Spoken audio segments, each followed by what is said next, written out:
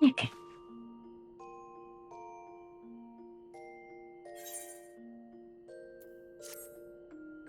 Time to stop nodding off.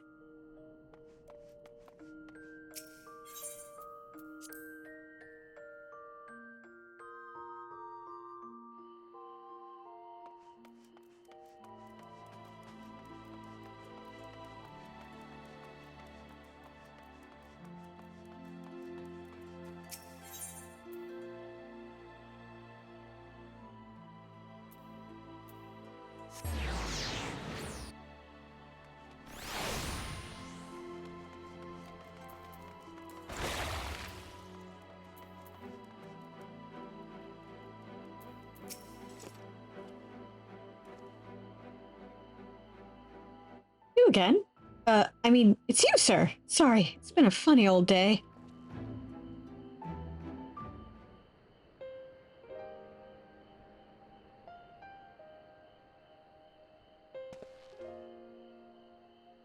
You can be sure we'll take those words to heart. Still can't believe it. You coming all this way just to speak to us. I swear we won't let you down. So long as it helps someone, we'll do what needs doing out there, no matter how small. When larger threats loom, we'll be ready to face them. You see if we aren't.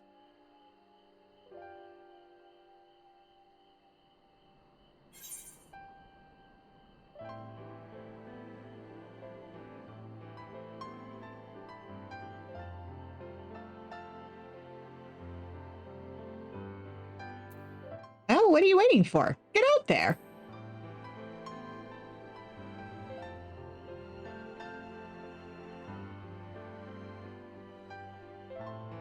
We'll be off then. Farewell, Warrior of Darkness, and thank you.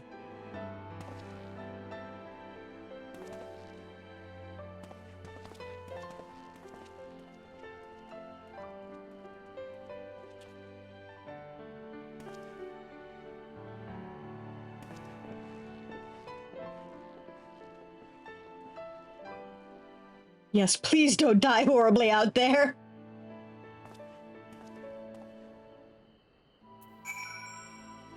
To be fair, the fact they both have names does help a bit, but that's not always a guarantee.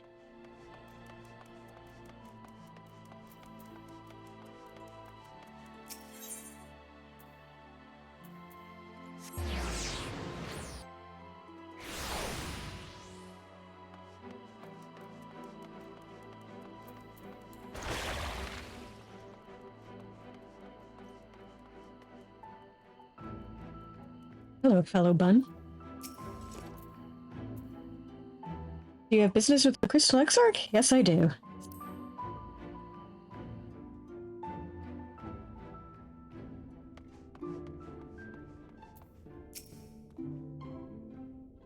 Thank you for making the effort. I'm certain your words will be a boon to them. While you were away, the others told me of your investigation. We have yet to discuss how to proceed, however.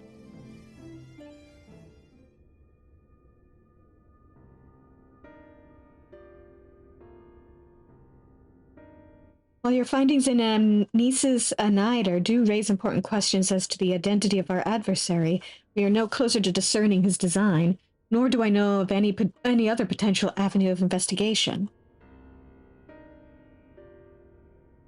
For which reason, we must needs trust to Ystrolla's ingenuity and wait for her efforts to revive the ancient's device to bear fruit. What if I were to attempt to follow the emissary? Elusive as he is, his plan compels him to court public attention. He shouldn't be impossible to find. Especially for one of your experience. It does seem worth the attempt. And I'll come with you. Safety in numbers.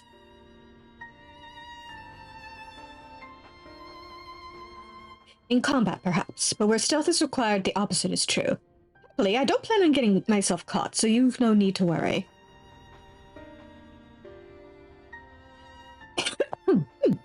All right, then I look forward to your return. It sounds like the rest of us should avoid doing anything which might prompt Elidibus to look too closely at our movements.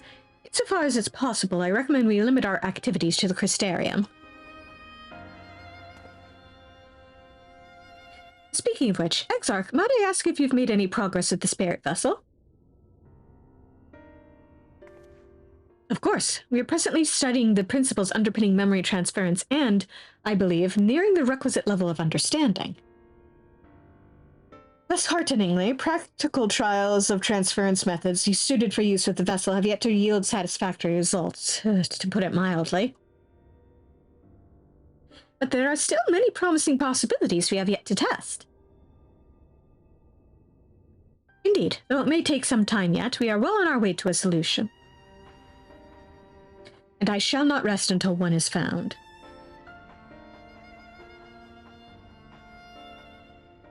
Though we are all grateful for thine unstinting efforts, thou needst not labor to the exclusion of all else. If it would serve to lighten thy burden, however little, I should gladly offer mine assistance. Quite. I, for my part, will do what I can to ensure that the Crystarium continues to run smoothly in spite of recent disruptions. Then perhaps I could help? There must be something I can do, even if it's just guard duty.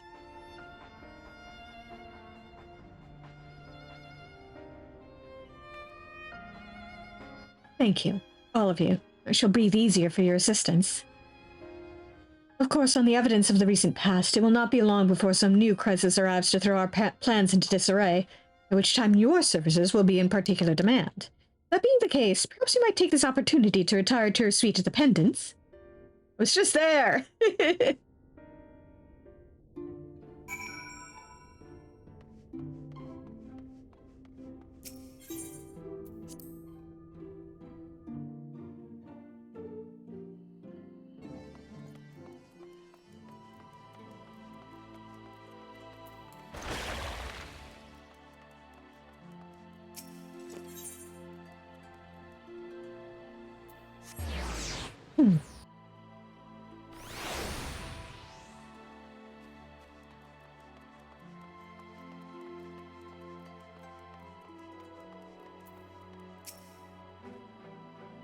A pleasure as always, Master Darkheart. I am relieved to see you were unharmed in the earlier commotion, though, if I may, you do look somewhat weary. I presume you will be retiring to your suite? Very good. Do let me know if there's anything you require.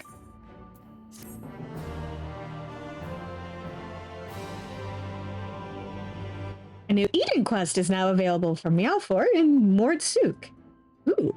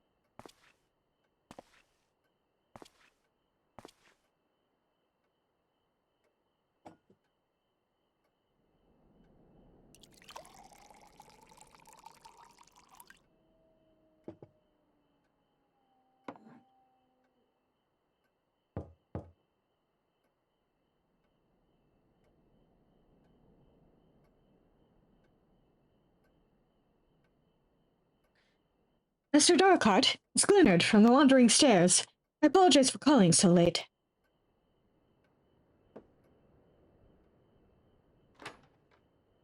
A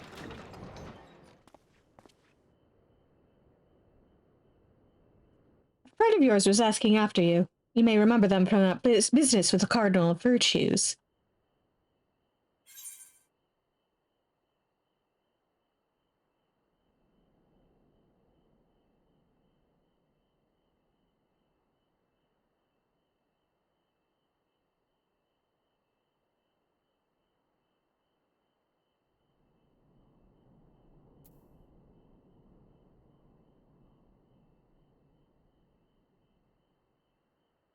Let's go with Ciela.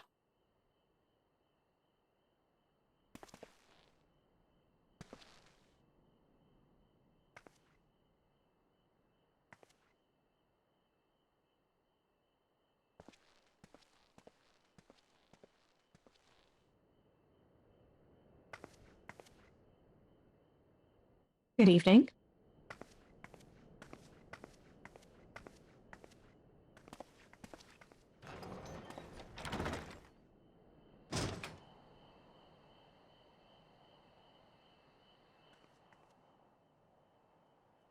I was in the XIV. I saw everything. That was Ardbert, and it was not. Twice now he has appeared, calling the people to arms, speaking of heroes.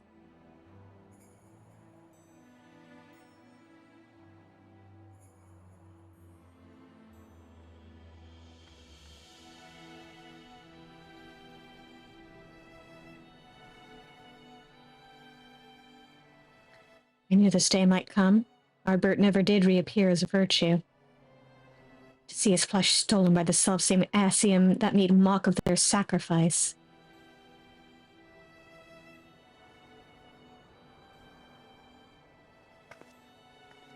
I spent years searching for a means to redeem their legacy. His legacy.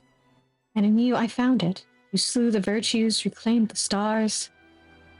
You spoke the truth and the people listened. When I heard our patron speak of how the warriors of light had been their saviors all along, I thought at long last.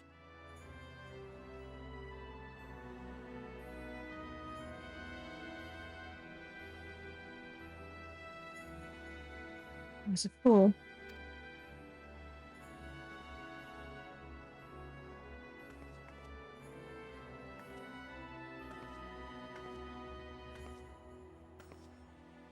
I cannot ask more of you, not after what you've given, but I must.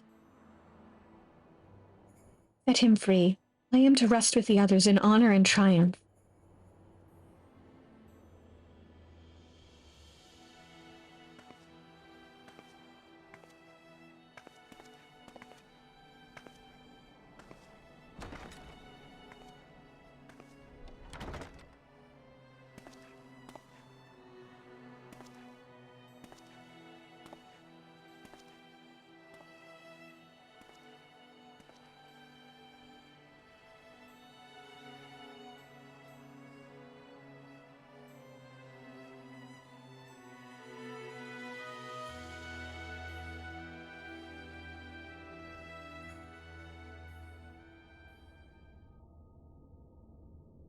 On the Crystal Tower's umbilicus.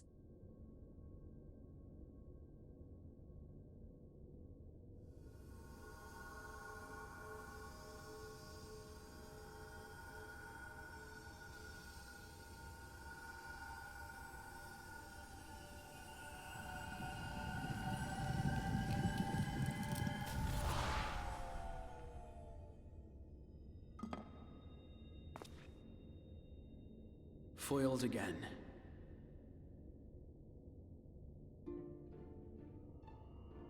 If I cannot imbue the infernal thing with my power via magical means, we may need to devise a way to infuse the vessel with my blood after all.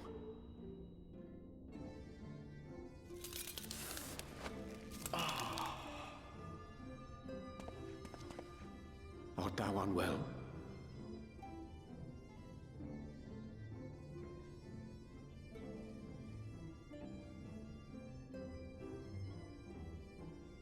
Or perhaps a brief respite? It wouldn't do to overtax yourself.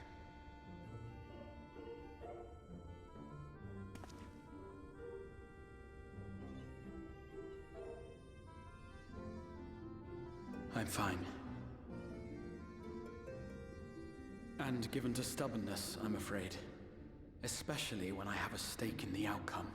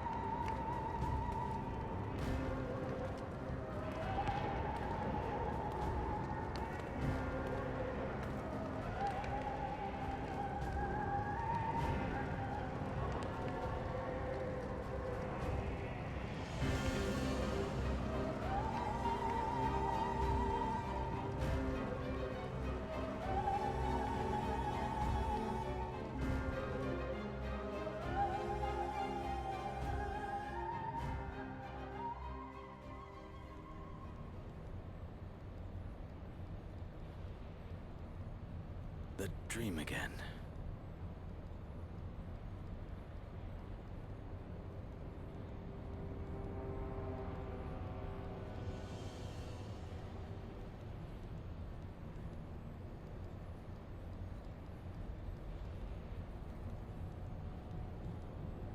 A recurring dream. They do so fascinate me. Might I trouble you for the details?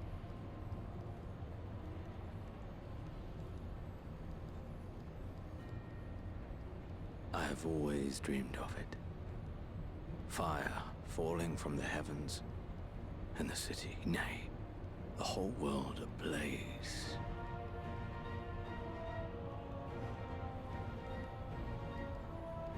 Indeed. Could Emmett Selk have found a way? Precious few possess memories of the final days. The final days.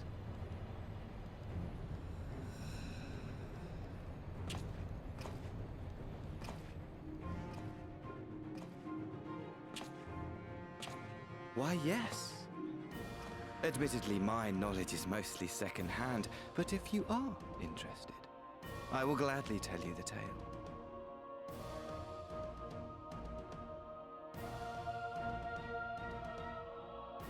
The tale of the world's end.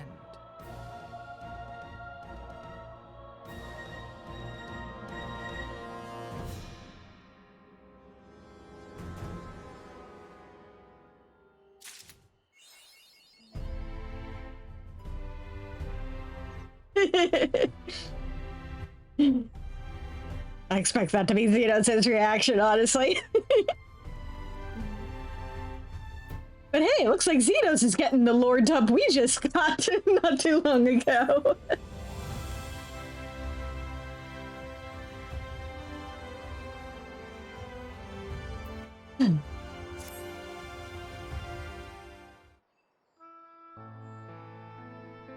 Master Darkheart, will you be venturing forth today? Do be sure to take care, so. Though they say the star shower was harmless, one can never be too careful. Fair? But I concede it is not for me to tell the warrior of darkness how to look after himself. Old habits, you understand. Svarn, how very opportune. Greetings, my friend. Do you perchance have a moment to spare?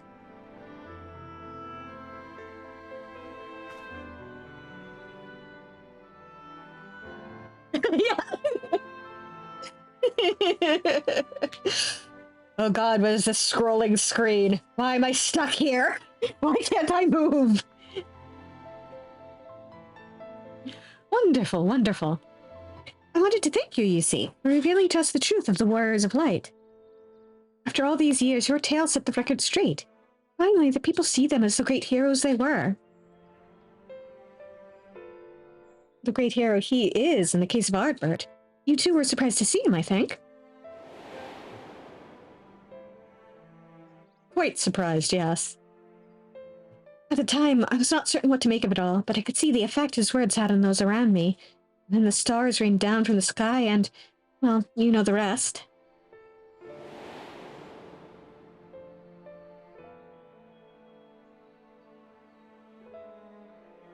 When the commotion died down, you were nowhere to be seen, but I was determined to express my gratitude. And so here I am. Yeah. Yeah, I was thinking he'd probably want to kill someone after being stuck in the forever credits. He just used the credits as a hit list. Thank you, Svarn, for giving voice to the truth and restoring the Warriors of Light to their rightful place in history. Should you, perhaps, wish to have your account of these matters committed to writing, I'll be more than willing to serve as your scribe. Indeed, if there is anything I can do to help, anything at all, you need only say the word.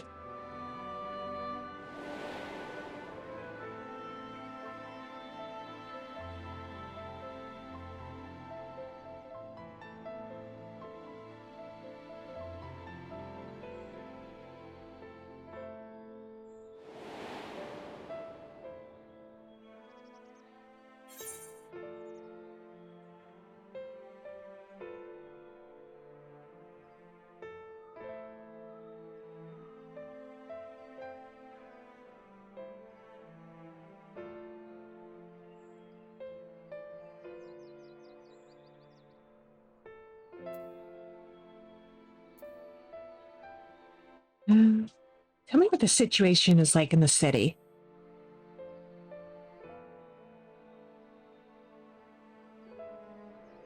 The situation in the city? Do you mean the people's awakening as warriors of light?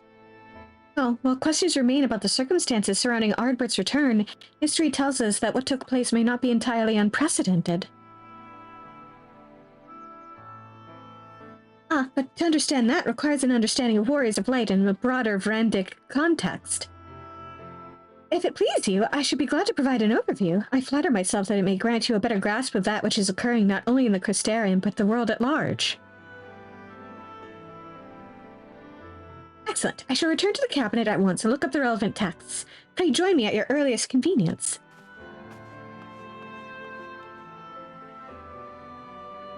No rest for the righteous, it would seem. Do not let me keep you, sir. I bid you a pleasant day.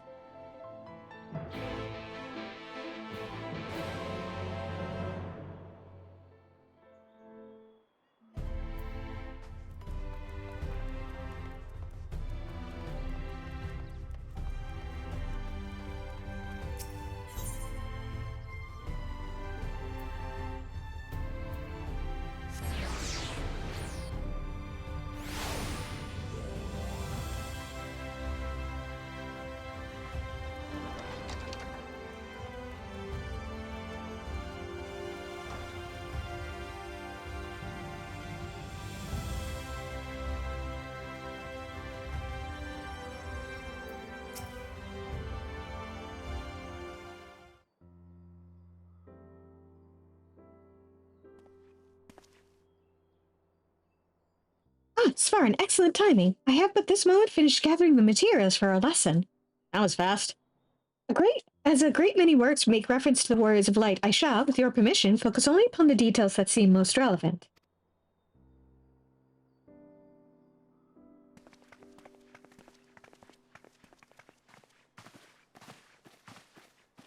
The Warriors of Light, you say? Forgive us, but we couldn't help overhearing. We've been out keeping watch over the Crystarium, but it appears to be business as usual. I thought I'd spend some time brushing up my knowledge in familiars, and Alfino volunteered to help. I actually came on a different errand, but I'd be interested in hearing about the Warriors of Light as well. May I join you?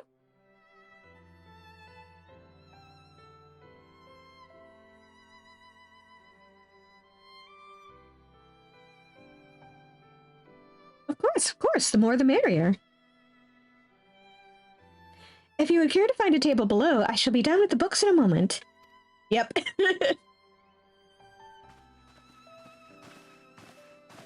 Full party of nerds. Well, then again, if we want a proper full party, we need 3 more nerds. But that's easy enough. Were one to pore over the annals of Vrandic history, one would note the comparatively frequent occurrence of individuals hailed as warriors of light. Ardbert and his comrades require no introduction, but many others bore the epithet long before them. To name but a few, there was Talthawil, legendary first king of Lakeland, Rodford and Salard, the fabled Drawn and Galgant duo of Vobert. And no list of Vrandic heroes would be complete without the archmaid Tiuna of Ranka. In older texts, she too was called a warrior of light.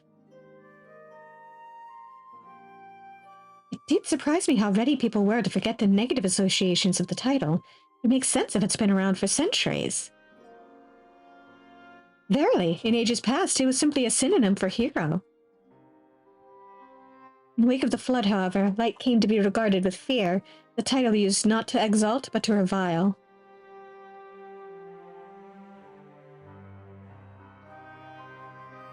A far cry from its beginnings.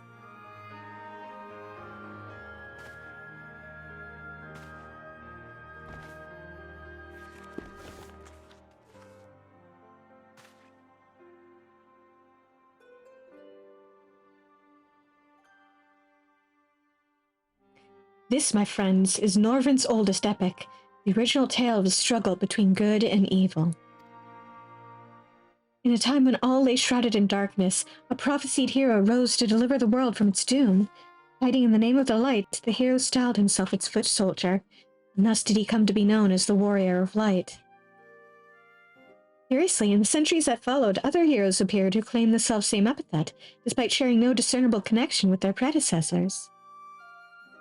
And in time, the Warrior of Light came to be a name accorded to all men and women of uncommon skill and valor.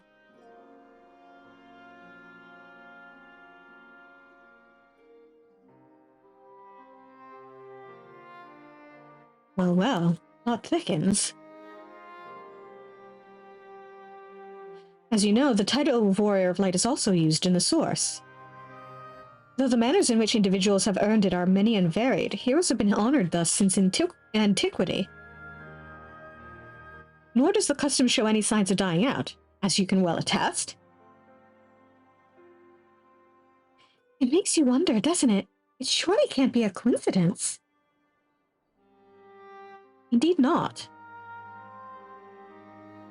Let us imagine a man who has awakened to the echo and is able to hear Heidelind's voice. As she styles him, so too does he style himself, a warrior of light. Of course, being blessed with the echo does not in itself make one a hero, and conversely, there will have been no few heroes who were not blessed with it. But such distinctions are immaterial to the masses, and over time they came to use the title Warrior of Light and the word hero interchangeably. Sounds about right. It would be interesting to see if the theory holds true in the other worlds, if crossing the rift were that easy. Well, one day...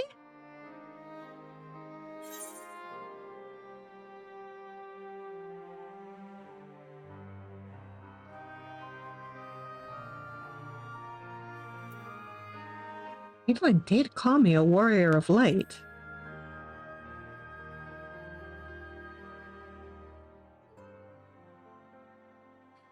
She did.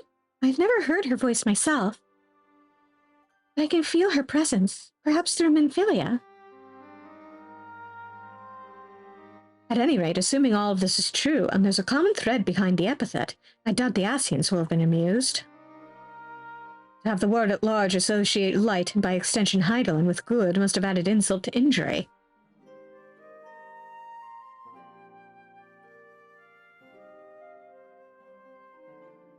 I have no idea what any of you are talking about.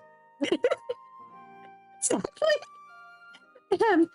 While this discussion is undeniably fascinating, I wonder, should I be privy to it? I hope it would be better if I excused myself. Oh, no need for that, my friend. Pray accept our apologies. Your lesson in the Warriors of Light has given us much to ponder. Oh, did someone say Warriors of Light?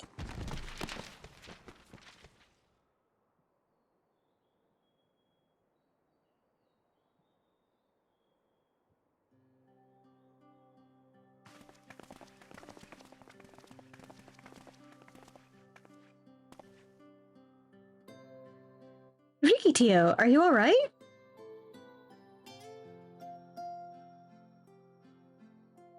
Ah, my precious tomes. Did I not say you must take care in the cabinet?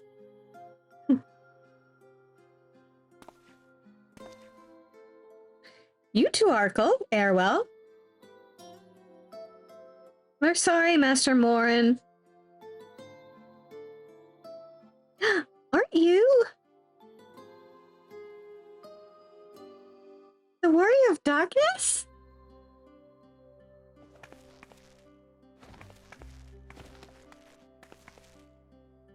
My name's Rikitio, and I want to help everyone.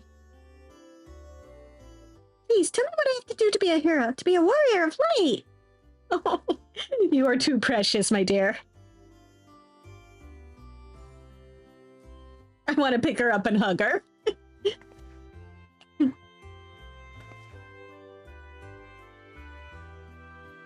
Oh, baby girl.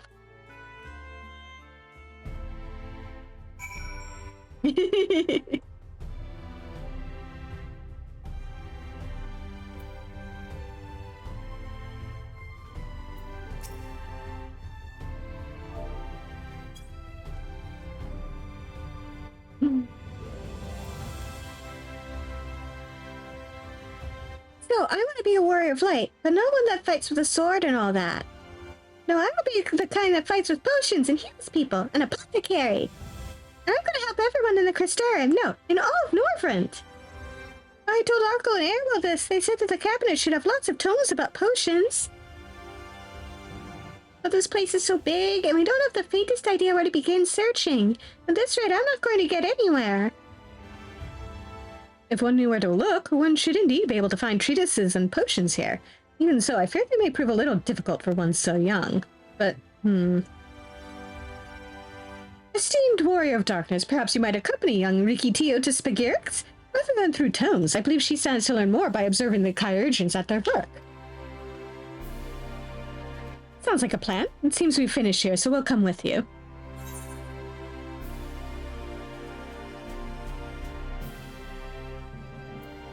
Last one to Spagirix is a rotten egg.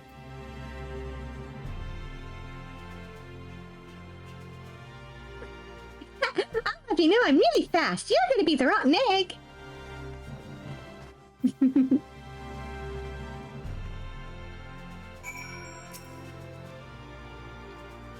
I shall remain here and tidy up. Maybe that today's lesson will be of some use to you.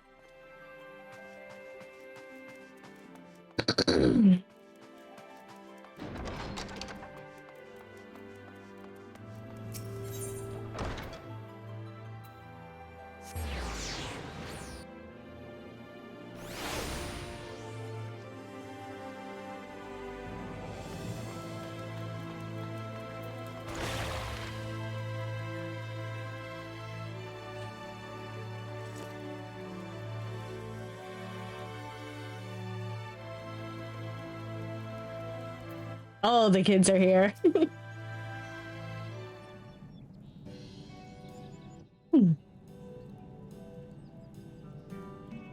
Well now, to what do I owe the pleasure of so many bright-eyed visitors?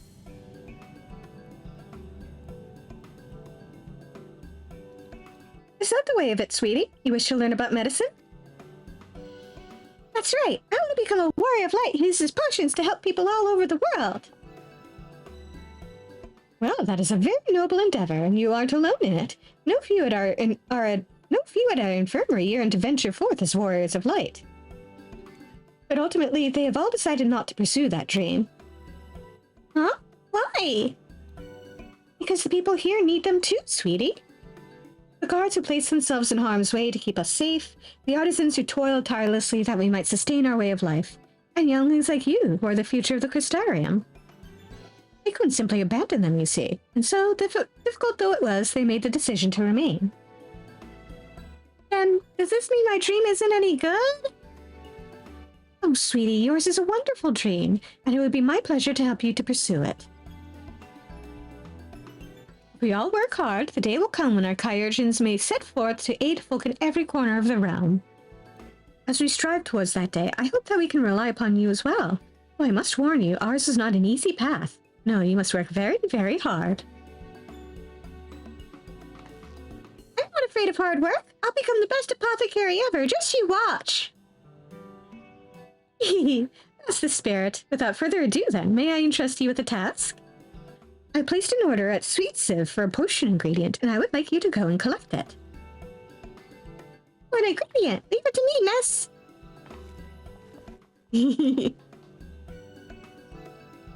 My, such an abundance of energy, though I can't help wonder if she'll be all right by herself.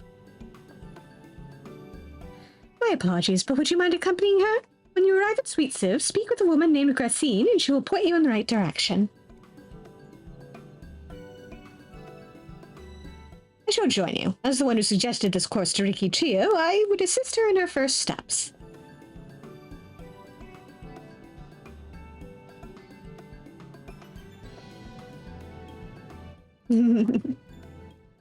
So teeny tiny. What about the two of you? Are you coming along too? Well, we do want to become warriors of light, just not the same kind as Riki. We'll wait for you here, warrior of darkness. When you return, please teach us how to fight. In that case, Reen and I shall keep them company and take the opportunity to ask about their aspirations.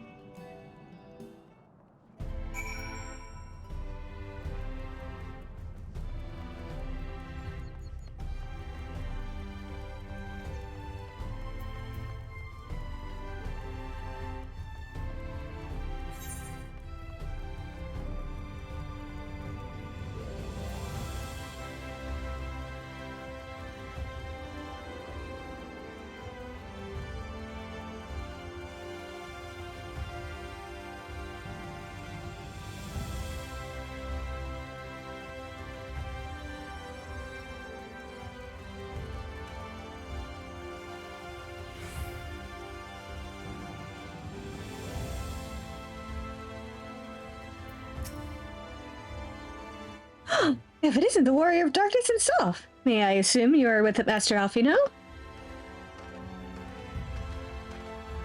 Right, lest you wonder, Chesimil's order is for grapes. As busy as we have been of late, however, I regret to say we didn't have the time to harvest them. So it was those apologies that I asked Master Alfino and his young companion to help themselves to the fruits on the vines. Perhaps you could lend them a hand? It's the undersized grapes you'll want to pick. They're too small for normal consumption, but suitable for making wine and medicine.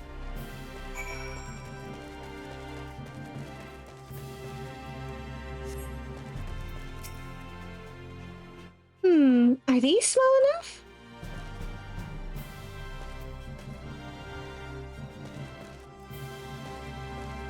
enough? Ah, grape texture. There you are. As it turns out, the ingredient still wants for harvesting, so we are going about that now.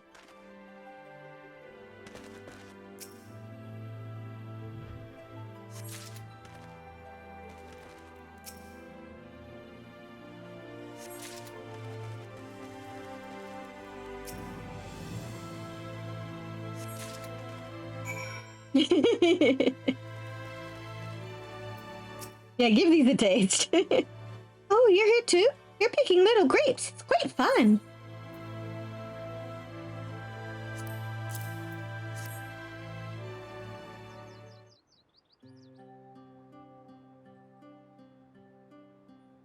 Wow, you picked this many already? Amazing!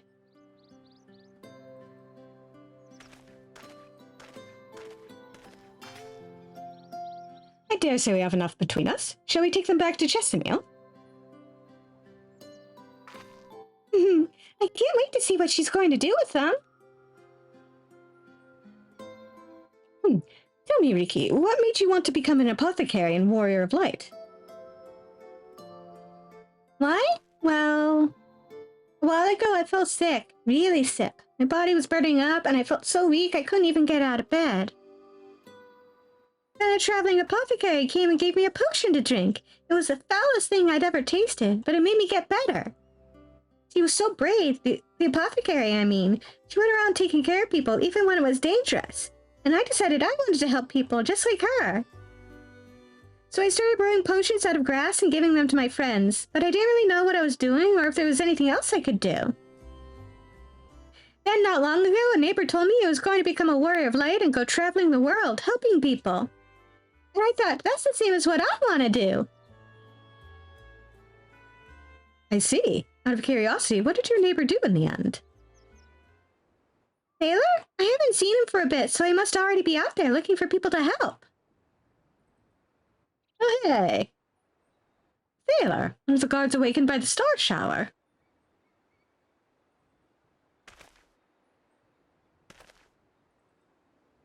Thank you for sharing your tale with us, Rikitio.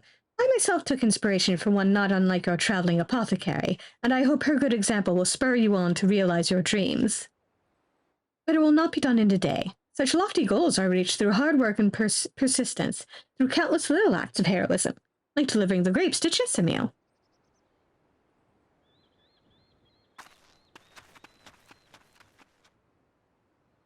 Please don't trip. It would seem I have been laboring under a misapprehension.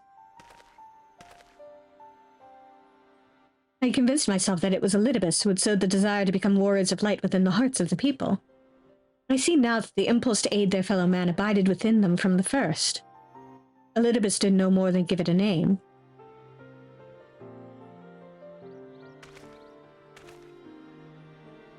And as he so kindly proclaimed, we must return to our own world ere long. With the Exarch laboring tirelessly, I doubt not that a way will be found. But I believe I speak for us all when I say I cannot leave in good conscience, not until we have dealt with Elidibus.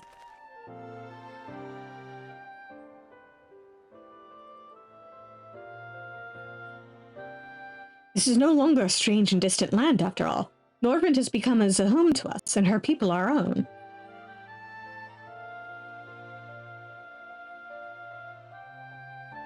Let us return to Spigirix. It won't do to keep your admirers waiting.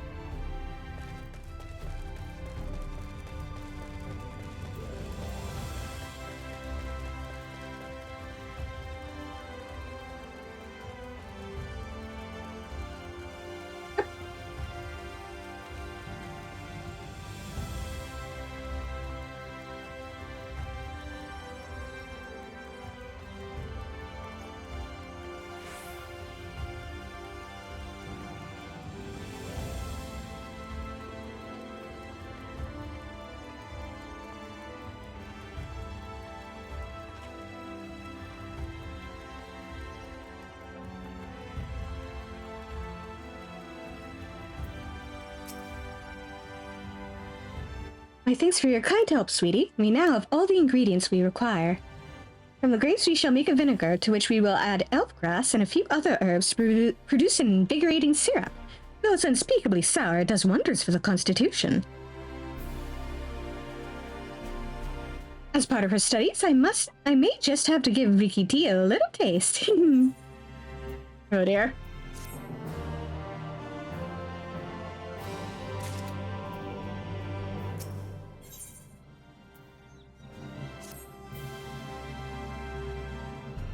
Warrior of Darkness, if you finish helping Riki, won't you show us some fighting? Not play fighting, but honest-to-gods fighting? We already have some enemies that you can deal with. Vampire bats. The guards say they've become a pest around the Crystarium of late. We tried to sneak out to hunt them, but the guards caught us and sent us home. But they shouldn't mind if you were doing the fighting and we were just watching. The Shun told us as much while you were away, and in preparation, Chisimil kindly furnished us with some lures for the bats. While the creatures won't give you any sport, bear in mind that the younglings will be watching. That's to say, put on a good show, yes? Right, let's head outside at once. Everyone, follow me. I may say, wait just a... Oh, come on then, children.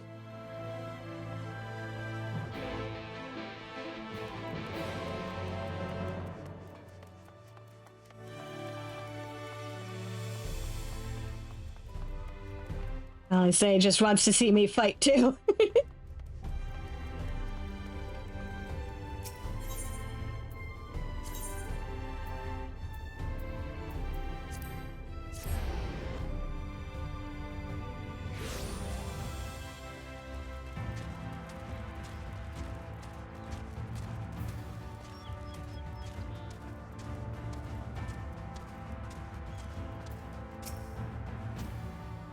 Everyone's here. Good. Let's get started, shall we?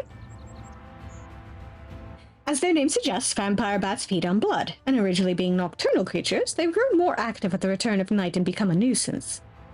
To draw them out, we'll use Chisimil's lures, which work by exploiting their heat-seeking behavior.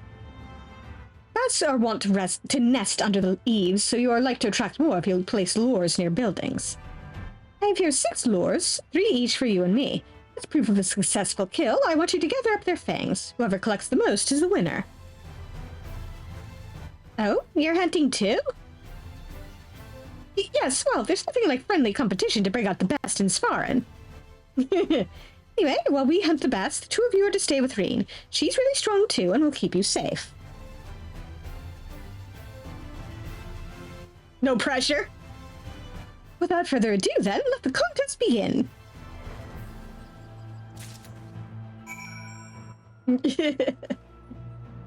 Oh boy. Don't mind us, we'll be watching from a safe distance.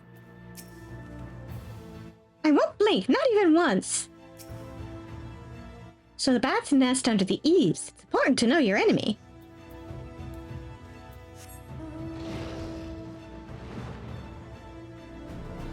Come on.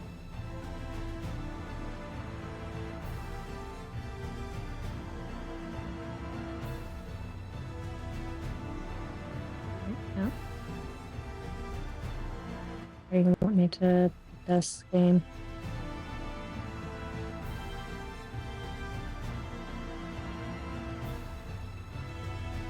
Oh, there we go.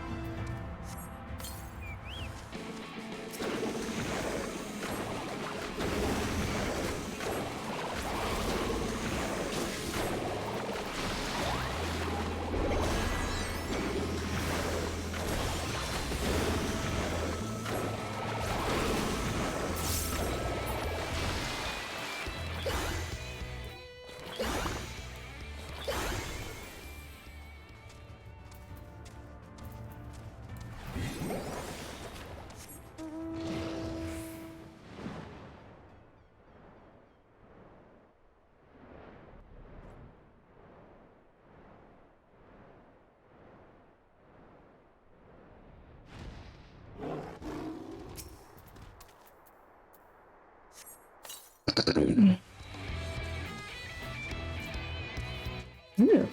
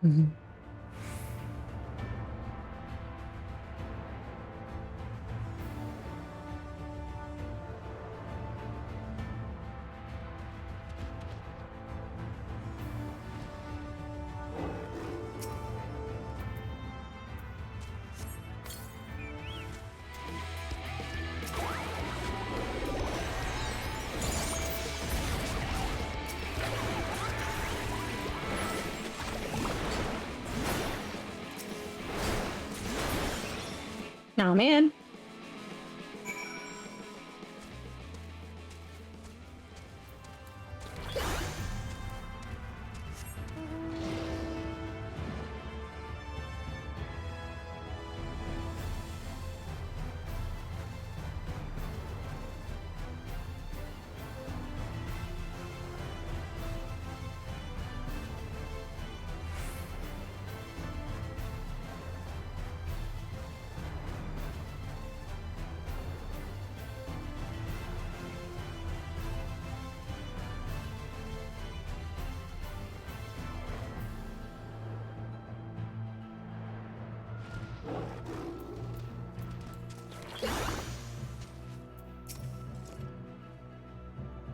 Well fought, Svarin. The children were hanging on your every move.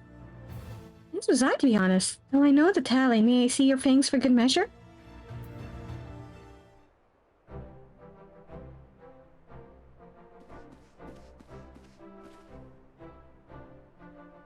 Apologies for the wait. My fangs. Not a bad haul, even if I do say so myself.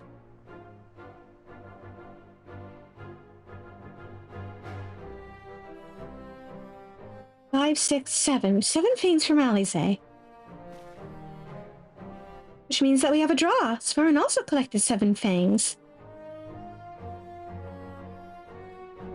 Ah, why did this feel even worse than losing? Just another measly fang, and victory would have been mine. Don't look so surprised. I have no intention of remaining lost in your wake forever, you know.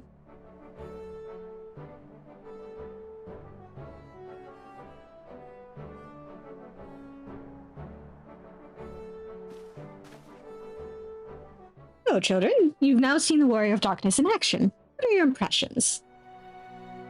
He's incredible, miss! The bats were down before they knew it! Our guards are strong, but the Warrior of Darkness is much, much stronger. Be just like him. Yeah, matches!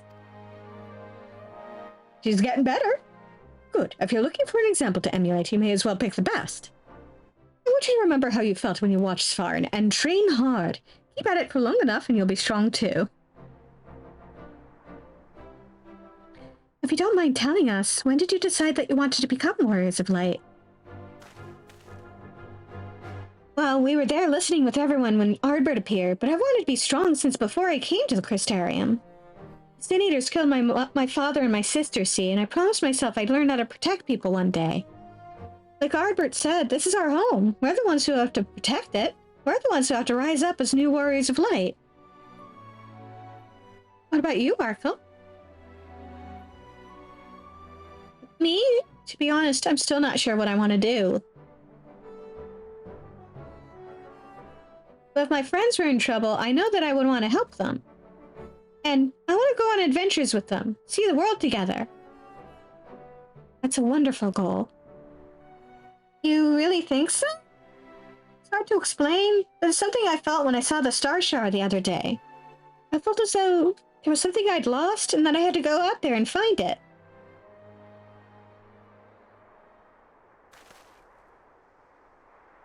Well, for the both of you, there's nothing for it but to train. When we return to the city, I'll teach you some exercises you can do by yourselves.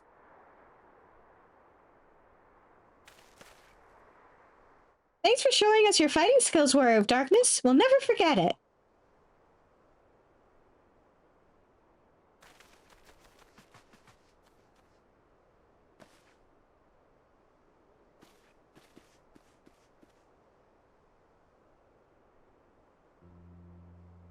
I understand how Arkle feels. The star shower didn't awaken me to Heidelin's voice. That vision of the final days of Amarant burning filled me with sadness to the very pit of my being.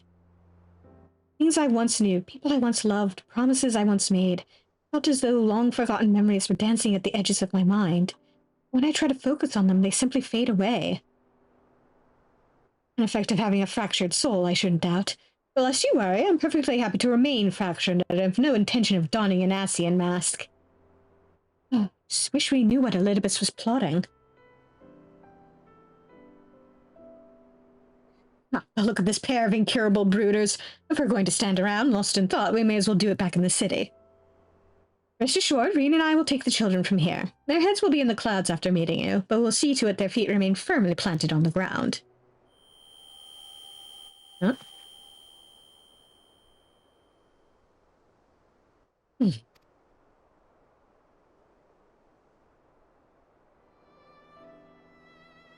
It's nothing, just a dizzy spell.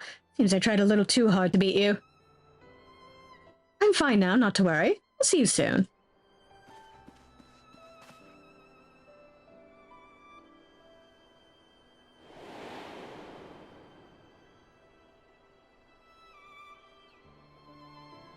As you ponder Alice's words, you are taken by an urge to revisit the scene of that fateful meeting.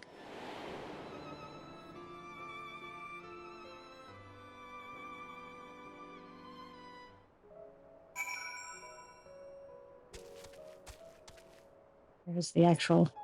There we go.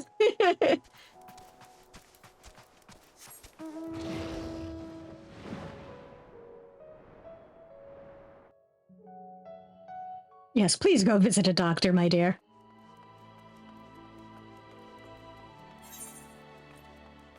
We are worried about you, Alice.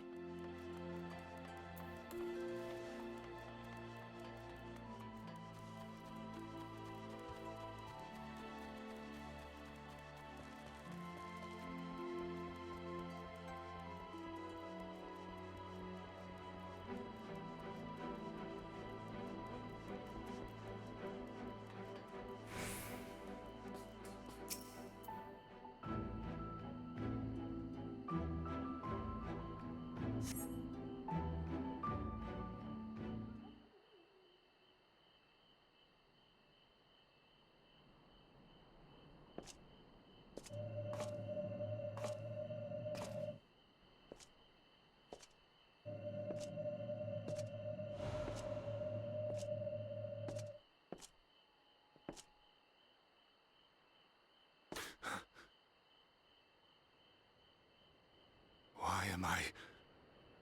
Was it you who called me here?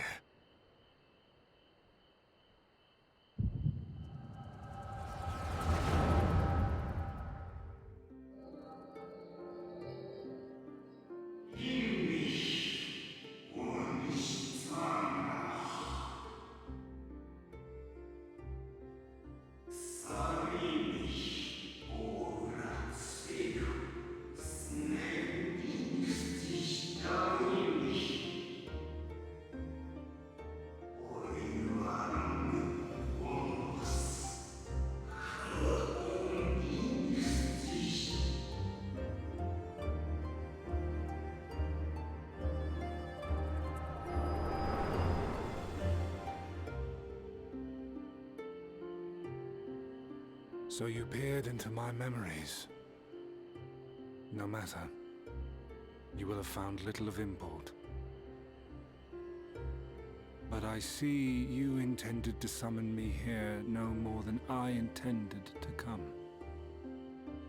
The fault is mine. Such is the burden of hope.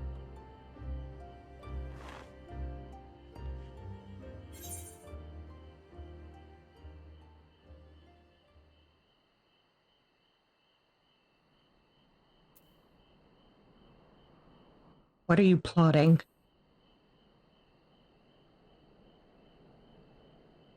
Come now. My plans are no mystery. That which I do is no different from that which you have done so many times, Warrior of Darkness. I arm myself, I hone my skills, I make ready to vanquish my enemy. You. You who have murdered my brothers, who have taken their selfless labors in service to the one true world and turned them to ash. I see you for what you are. You are death, and only in death shall you serve any purpose. The Convocation charged me to steer mankind and the very star upon their true course. As Elidibus, it is my duty, and I shall see it done. I will strike you down. Destroy you, body and soul. All else must wait.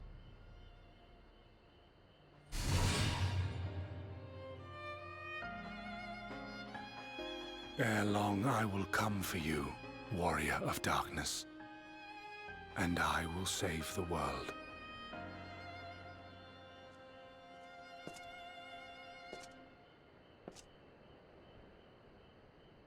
One last matter.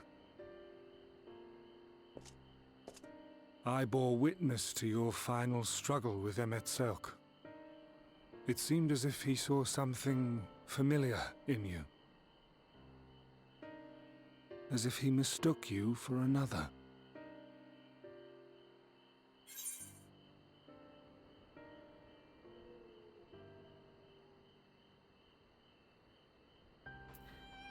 Deus called me his new old friend.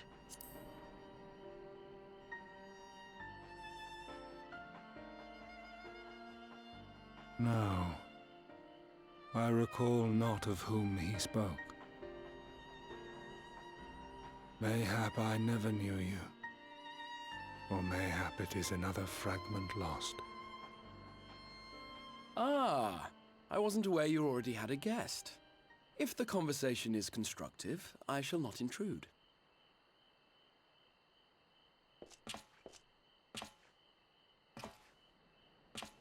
But if you seek to stir up trouble, Elidibus, then I must insist you leave at once.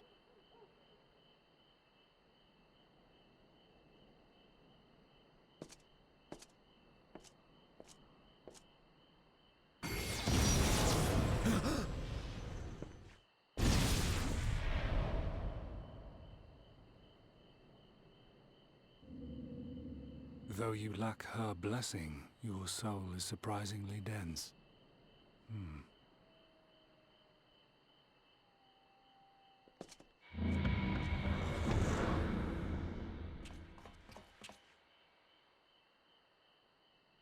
Worry not. I seem to be unharmed.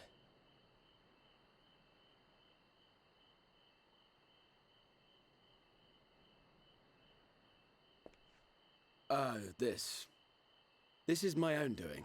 The consequence of my recent exertions. It is the Tower's way of compensating me for the demands I have placed on it.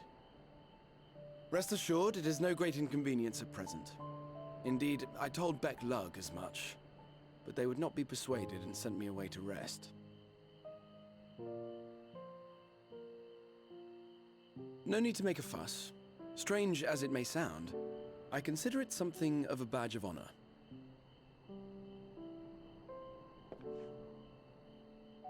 One of the brave souls who saw me delivered unto the first once said that the world shall ever have a place for tales of heroism so long as we have need of inspiration in our lives.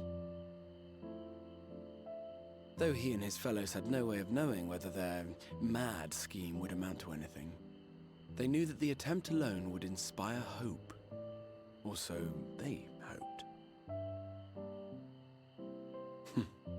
A more optimistic lot one would be hard-pressed to find. They said they would find a means to save our God's forsaken world, just as soon as they had sent me on my way. Said it with such confidence that, for a fleeting moment, I half believed them.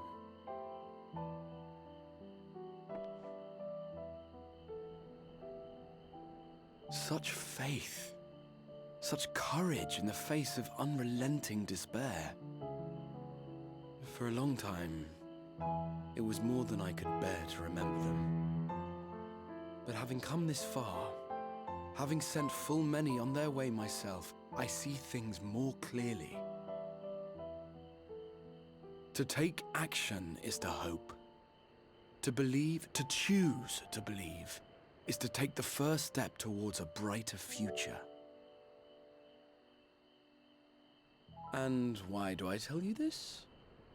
Because I want you to indulge me in a little recklessness. Needless to say, I have a plan. And when all is said and done, I will ask yet another favor of you.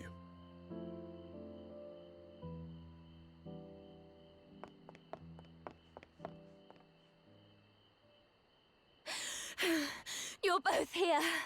Oh, thank goodness. What's wrong? It's Thancred. He's collapsed.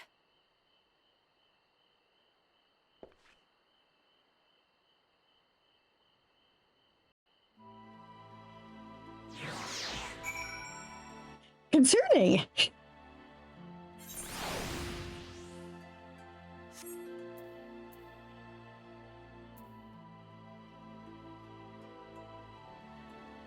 Man, everyone around me is doing concerning things. Having concerning things happen with their health. The fates seem determined not to allow us a quiet moment. Come, let us have the details from Reen.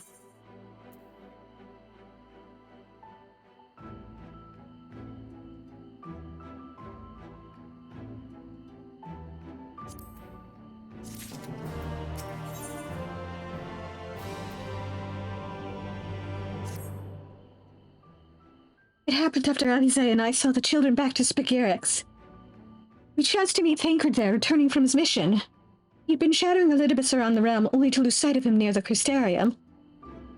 He was in the middle of telling us where he'd been when he just crumpled to the ground. The Kyurgins are looking after him now, with Alfino standing by, just in case his healing magics are needed. Since I couldn't do anything to help, I thought it best to find you, and the guard at the XIV told me where to look. I see. Cannot have been easy leaving Thancred's side. My thanks for bearing word to us. Come, let us hurry to Spagirix.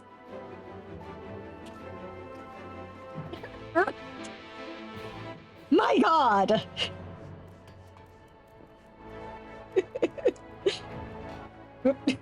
Let's not jump all the way off.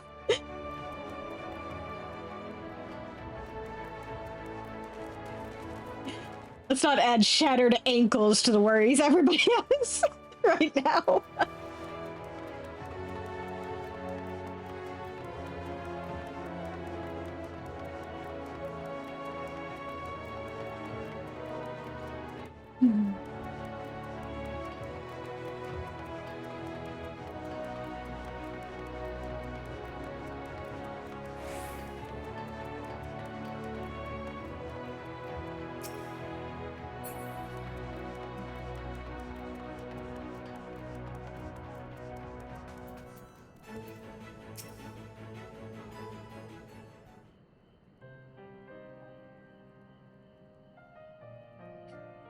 They dragged you here too, did they?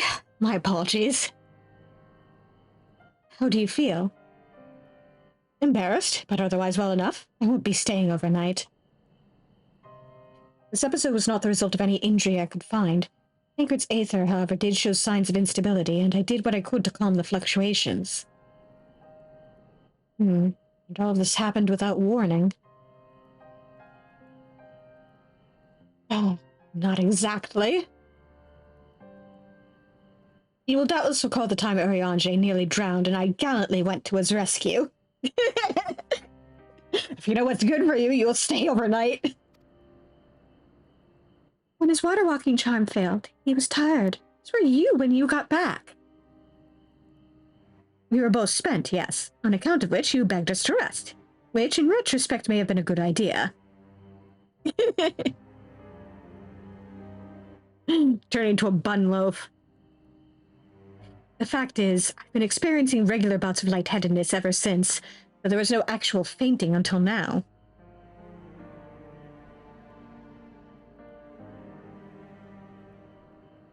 As Alfino observed, I have no lingering injuries, and it most assuredly isn't old age, which leaves but one likely cause. The link between body and soul is weakened further. Time grows short. We must complete the spirit vessel with all haste. To that end, Svarin, might I trouble you to make a trip to the source? In addition to looking in on our friends' bodies, I would have you consult Kryl about our plan. If she has any concerns, we should at least endeavor to address them prior to proceeding. Yeah, I guess I won't be able to keep him here. In the meantime, we should get back to laying bare Elidibus's plot. Thus far, I have learned this much, that in each of the places he has visited, there have been sightings of suspicious black-clad strangers.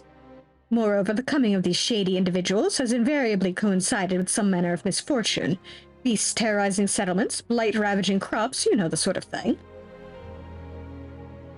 All of which serves, rather conveniently, to make Elidibus's call for new heroes reverberate that much more loudly in the hearts of his audience. Yeah. Rain, you're in charge of keeping Thancred here. And you think these black-clad strangers are Ascians? I do, and I fully intend to investigate further, though for that I shall require additional feet on the ground. You can count on mine. Gods know I've been itching to get out there for a while. Mayhap Urianger too can be prevailed upon to join in your efforts. He has already provided copious guidance on the matter of the spirit vessel's construction. It is for Beck, Luke, and I to wrestle with the rest. Well, if you can spare the old boy, we may as well make use of him. I'll go and give him the good news. You'll do no such thing. However heedless you are of your own well-being, if you care at all for Reen's feelings, you'll stay in bed until you're needed. Alfino and I will find Urianger. Yes! Let's get Gaia in on this.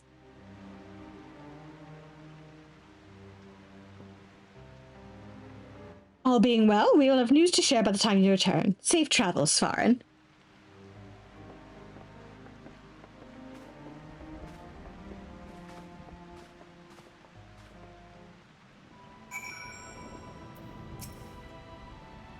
Plus, you must understand, I'm not averse to putting my feet up. It's being coddled like a brittle-boned nonagenarian that chafes.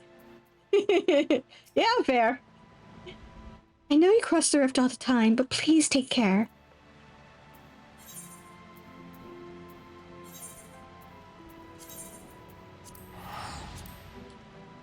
Off we go.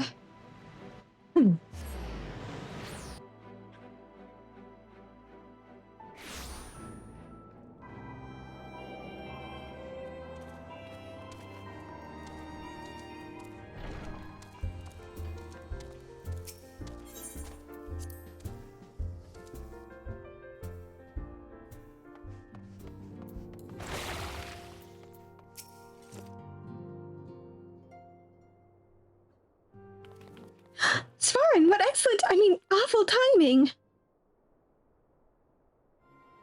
You see, our friends, they've taken a turn for the worse. Kryl's hardly had a moment's rest these past few days.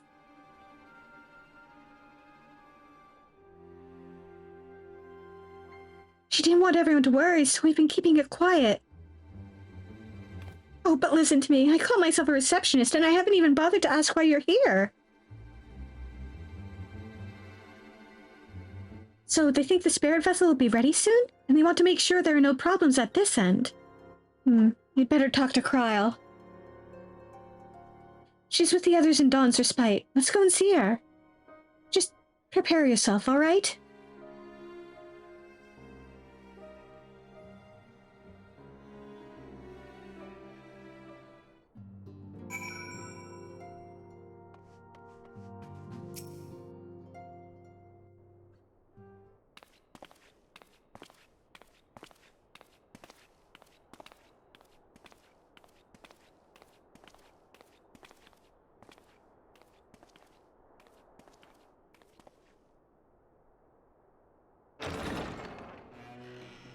Excuse us.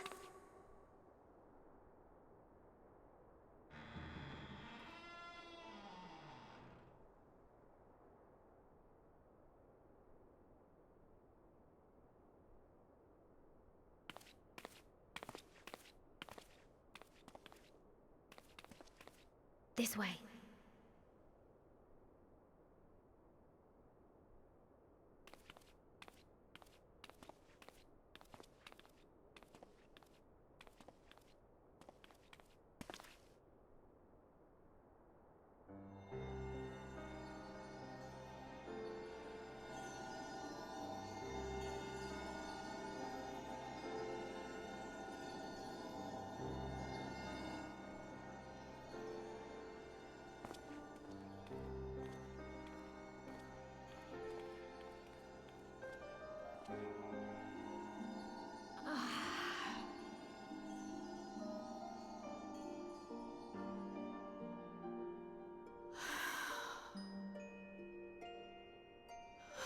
I would rather you hadn't seen this.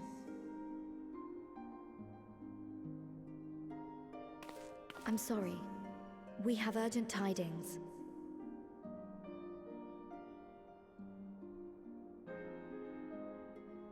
Oh, no, I'm not angry with you. On the contrary. I know full well how hard everyone has been searching for a way to return home. And I had hoped to afford you the time you needed.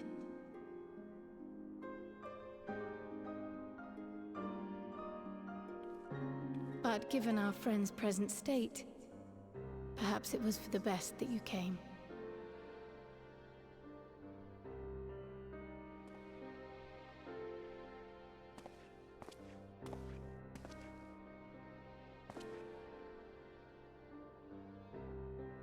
Stiff and cold, all of them, as if they were made of wax. Barely alive at all.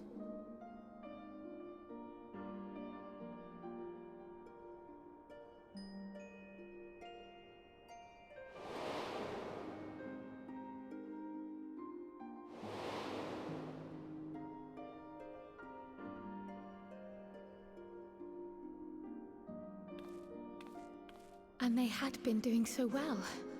Save for occasional signs of etheric instability, they appeared to be in passable health. Then, quite without warning, things took a turn for the worse. A change for which even Master Matoya could offer no explanation.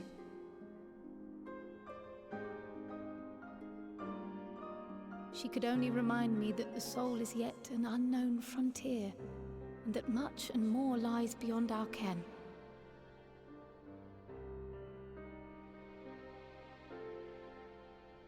But let's not lose heart just yet. At times like these, it is all the more important that we remain positive. Why, I but this moment succeeded in quelling a fluctuation in Thancred's ether. And while the others have weakened, they have remained relatively stable. I believe I may leave my post for a moment. So come, let me hear your tale outside.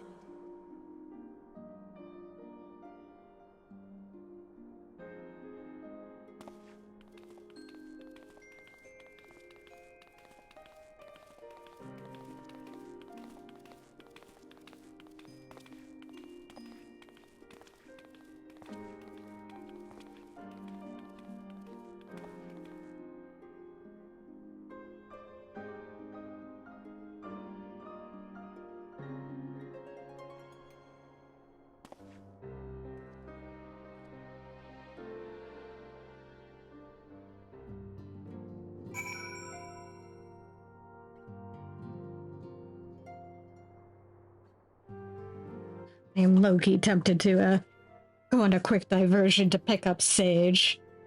At a more appropriate moment, maybe. What news from the first? I see. Work on the spirit vessel proceeds apace, but our friends begin to falter. They themselves have observed the link between body and soul is weakened. It's as simple as that. For now, I'm still able to quell the fluctuations in their aether, but it's only a matter of time. We'll lose them if we don't act soon, so if the Exarch is ready to attempt something, let him attempt it. As for the spirit vessel itself, if we seek to draw upon Allegan wisdom, we could do worse than consult an expert in the field. And I think I know just the man. Time being against us, it may be best if I go and solicit his aid in person, even if it does mean leaving my patients.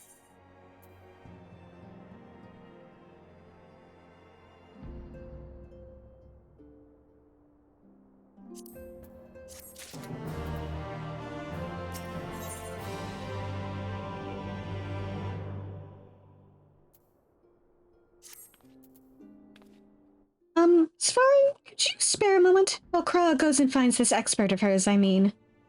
There's There's a gift I was hoping to send to our friends in the first, you see.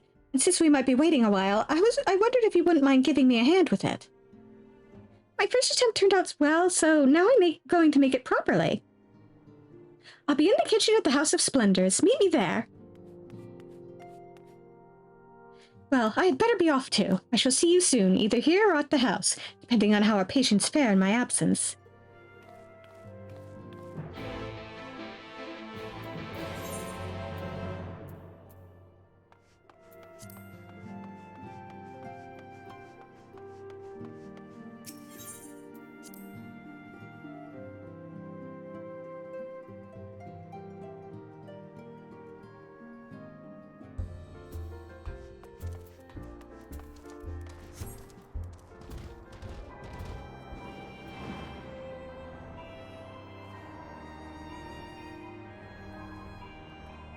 I can just fly straight up, can't I?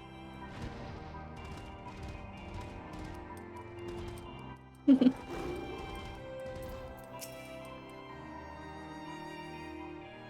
is a cute little apron you have on, Tataru. There you are, Sar. As I'm sure you've guessed, the gift is a bit of home cooking. Unlike Kryle, I can't do much to help our friends directly, but that doesn't mean I've been idle. No, I've been doing my best for the Order, taking on this job and that to keep our coffers full. I've even helped out with the Ishgardian restoration. And in the course of all of this, my culinary skills have come on quite a bit. So I thought, why not make something for our friends? It's baking in the oven even as we speak. Shouldn't be long now.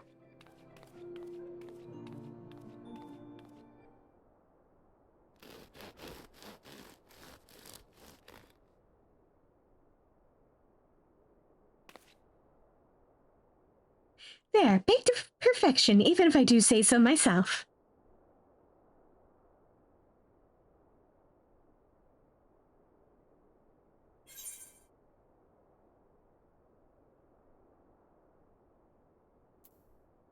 Smells great.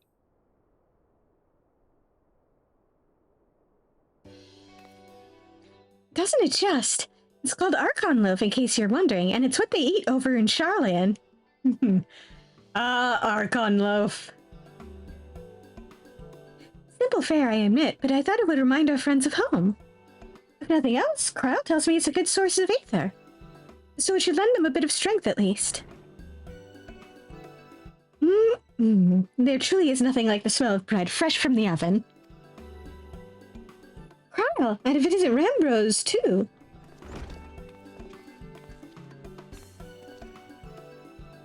I trust you require no introductions either, Svarin. Greetings, my friend. Oh, glad am I to see you well. I confess I have a long list of questions to ask you, but I will endeavor to contain my curiosity for the present. I understand our mutual friend is struggling with the application of certain Allagan technologies. I have been keeping Rambrose apprised of events in the First. Suffice it to say, he knows about the Exarch.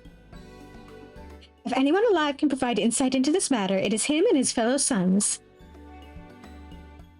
Loath as I am to disappoint you after so glowing an endorsement. Memory transference was the sole province of Allagan royalty, its mechanisms closely guarded secrets. If any record of them remains, we have yet to find it. To it, I regret that I can offer no solution to your problem. Which begs the question of why I bothered to come here, empty-handed as I am. The answer being, rather brazenly, to ask a favor. I would have you relay a message to our comrade. Tell him that we never doubted him. Never doubted that he would achieve all that he said he would. Those of us who remained behind have yet to play our part. When the time comes, he may rest easy in the knowledge that we will most assuredly do so. And then the tower shall shine once more as a beacon of hope in this world and beyond. So tell him that we consider his duty done, and that he should follow his heart now. Forgive me, but do you say this to discourage him from overexerting himself, or to encourage him to hold nothing back? That is for our friend to decide, but either way I dare say a certain someone will be unimpressed.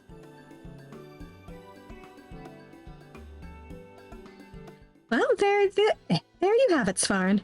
If you would be so good as to see Rambruse's message and Tataro's bread to their intended recipients, along with my report, of course.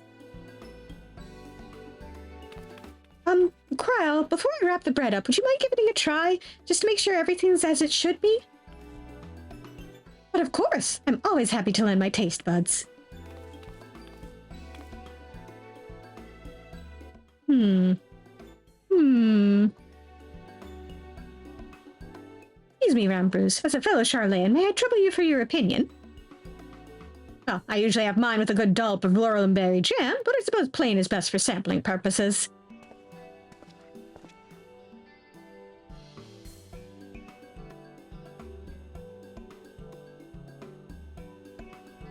Munch, munch.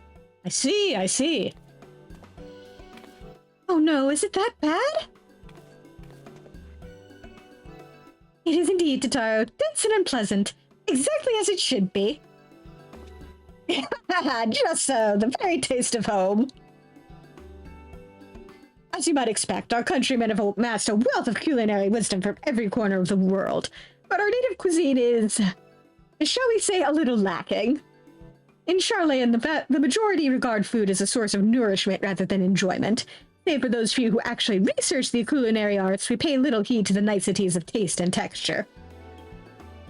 It was against such a gastronomic landscape that what is now called the Archon loaf was born, the creation of an Archon who devoted himself to the study of bodily sustenance. In order to maximize this nutritional value, he incorporated copious quantities of pulverized fish and vegetable matter into the dough, all with nary a care for those qualities which make bread enjoyable. The result is a flavor that continues to defy description. Archon loaf is the only food that Ernest Shaw will refuse to eat. Yet for its many shortcomings, the loaf's nutritional value cannot be denied, and being a damnably convenient way to cater to one's bodily needs, it quickly found an audience amongst busy scholars. Why, when I was a lad, nigh every meal was a sandwich made with this very bread and whatever ingredients happened to be on hand. I suspect just about every Archon could say the same. Having been away from home for so long, I thought I might have forgotten the taste. But no, it is all too familiar. Oh, it takes me back. Very healthy, apparently. It just tastes awful. If there's enough, perhaps you could spare some for the Exarch. He's certain to appreciate it. Oh, there's plenty to go around. I'll be sure to wrap up an extra slice. Svarin, when you deliver the loaf, please be sure to send everyone my regards. Tell them we're doing everything we can, and that we'll be praying for their safe return until the moment they get back.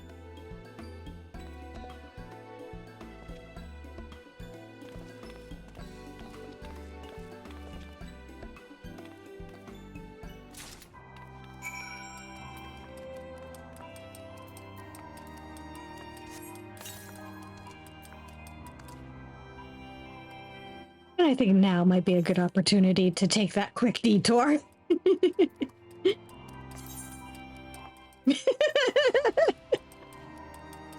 I'll pass, thanks.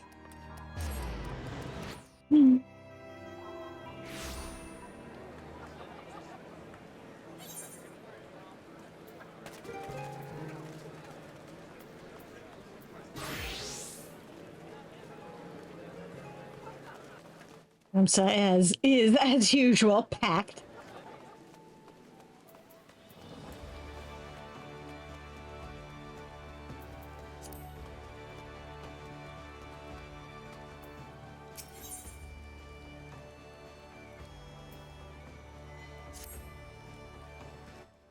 Minsa, former disreputable haven for pirates, now one of the realm's finest city-states, boasting a peerless shipping industry and an enviable culinary culture. Oh, how it bustles, the toes do not lie.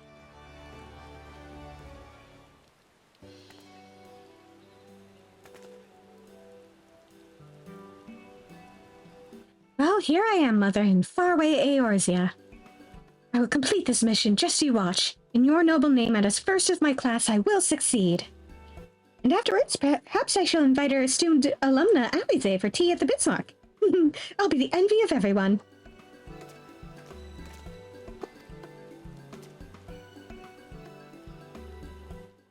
My apologies, good sir. I failed to notice you.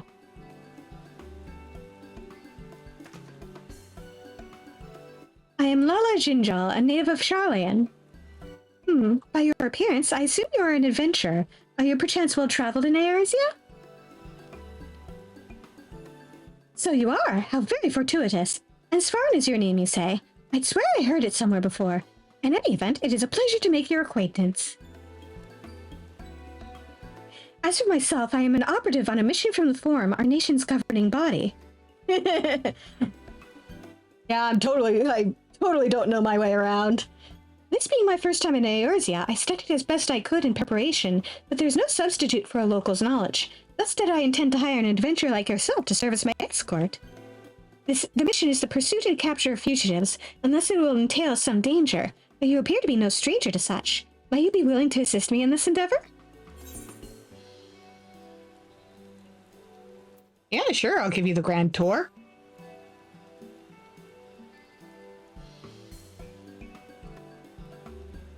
Wonderful. While I have some skill with a blade and can fend for myself, I shall be glad of your capable company.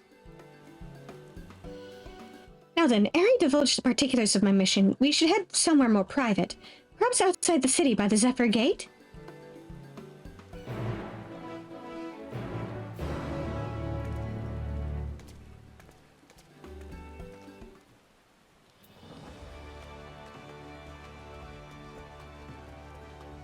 And of course, we get different quest acceptance music.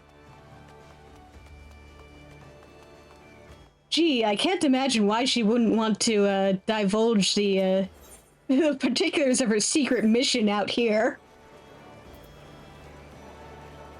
Zephyr Gate, right? Yeah.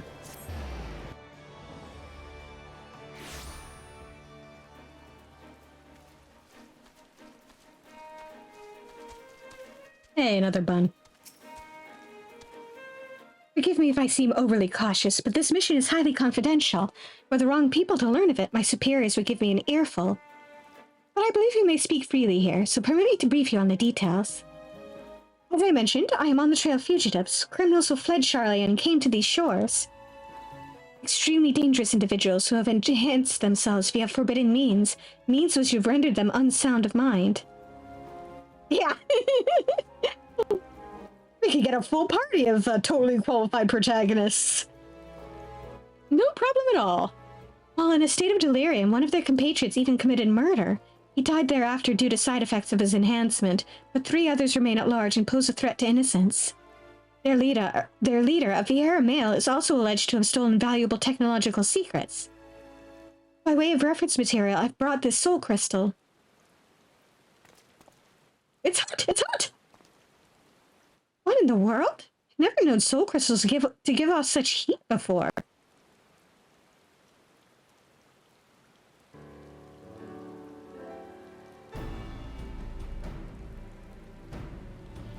Ew, it's finally cooled down. But what could have triggered that intense reaction?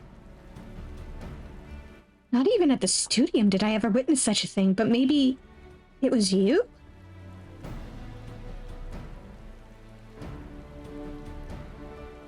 The technological secrets which were stolen were contained in a similar crystal.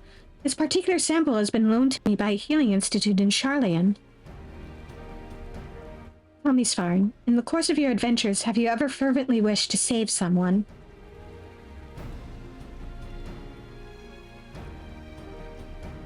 Yeah. Sorry, it might be my fault. But failed to do so despite your best efforts and afterwards cursed your own powerlessness.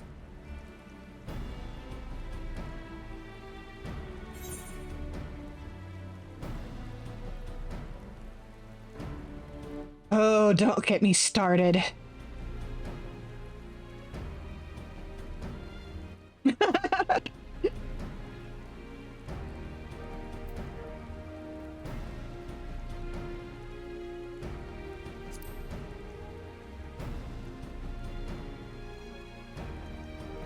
Forgive me if my question was indelicate, for there can be no doubt the soul crystal resonated with that desire within you. Or lack of desire. When I received the crystal, I was told that, should it respond in this manner to my Eorzean collaborator, I should entrust it to them. For the knowledge it imparts, the knowledge of Somanutics would surely avail me in my mission. Developed at the Studium, Somanutics is a discipline which combines the wisdom of medicine, aetherology, and sorcery, and those who have mastered it are called sages. Through medicine, a sage grasps the workings of the flesh. Through aetherology, he unlocks the secrets of the soul, and through sorcery, he learns to manipulate the two. Thus trained, a sage has the ability to both strengthen and heal, yet by the same token, he is also capable of the opposite, causing harm. Not just anyone can take up the sage's art. No, one must be prepared to hold the lives of others in one's hands. Are you willing to bear such a burden, Svarin? If you are, and would swear to use the art for good, then I shall entrust this soul crystal to you.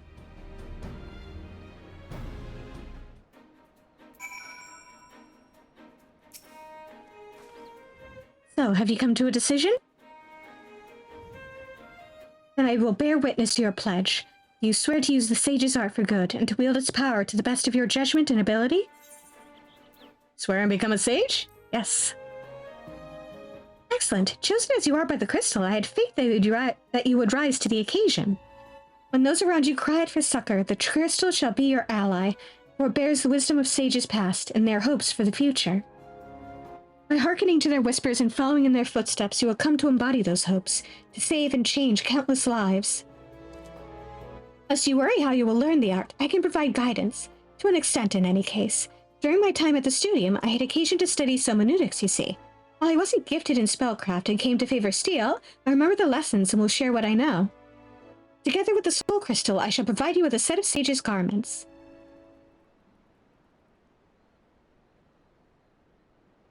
So go on, take up your crystal and don your attire, and we shall begin your training.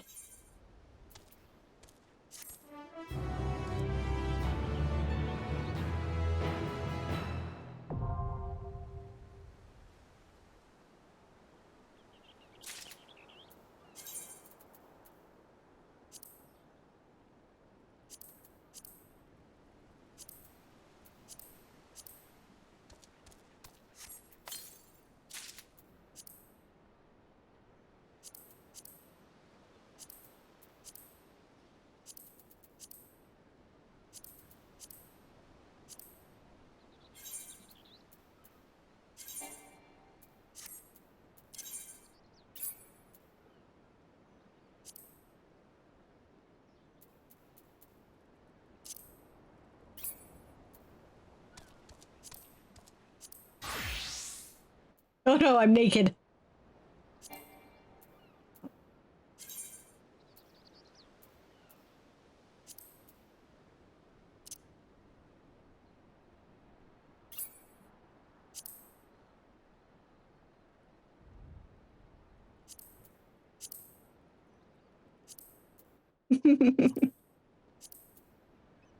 Yep.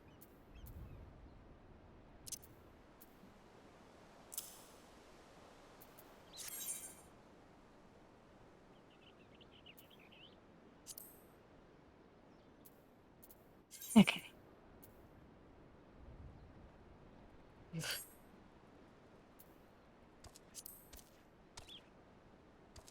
I need better gear, stat. But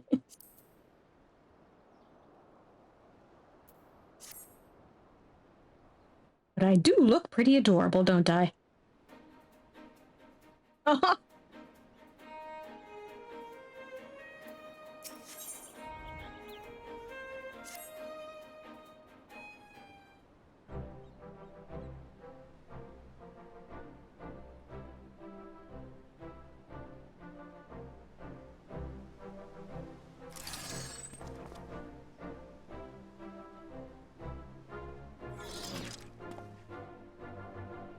I see the crystal has imparted to you its knowledge, as expected. Excellent. You are ready to embark on your training, and naturally it begins with the armaments, a set of short staves known as nolets. Nolets trace their roots to healers of Eld, who employ naturally occurring objects of power known as adder stones. These stones, which harbor spiritual energy, were placed around the sick and ailing to create an etheric confluence through which the healer channeled his magics. From this primitive design, nolets gradually evolved into their present form. While their construction is far more sophisticated, the basic principle remains unchanged.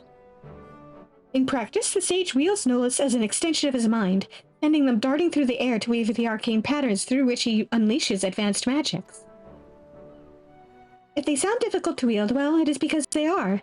Even the studium's most talented require years of training to become proficient.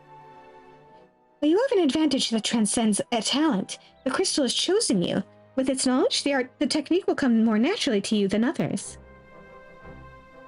Now, as much as I would like to have you try your hand with the Nolus at once, I've just received promising intelligence from Command. Apparently, our fugitives have taken themselves to Idleshire in the Dravanian hinterlands. Let us make our way there at once. Yeah.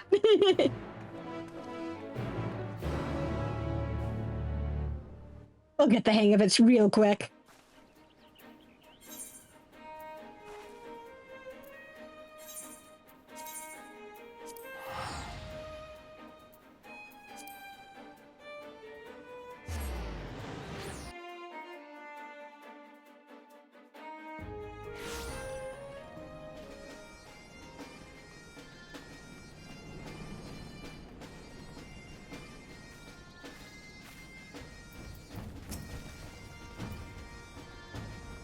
Jeez.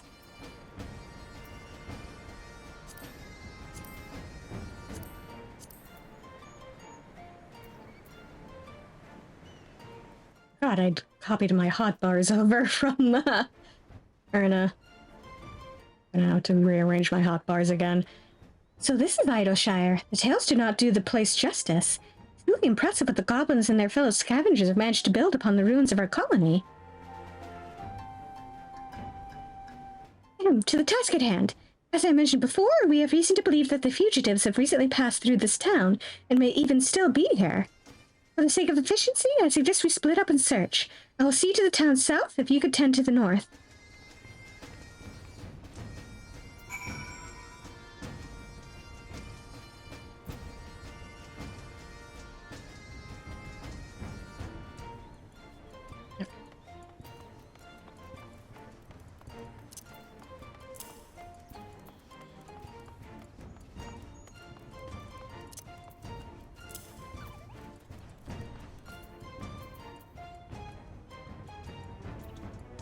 Right, I am going to want to remake that particular macro.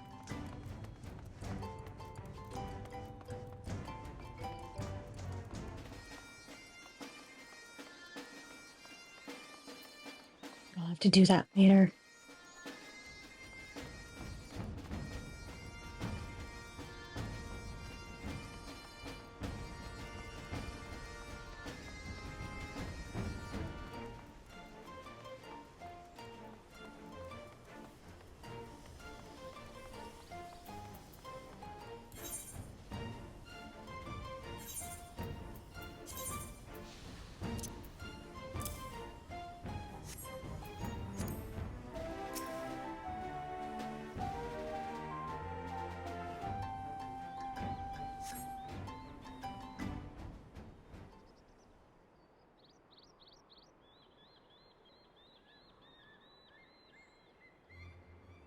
Help! Somebody please! I need help!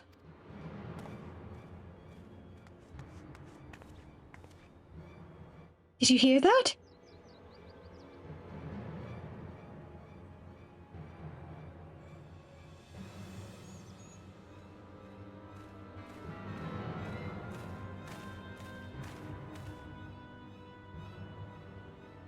That man is in trouble.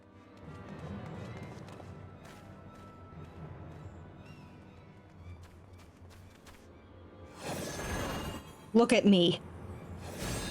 When I'm talking to you.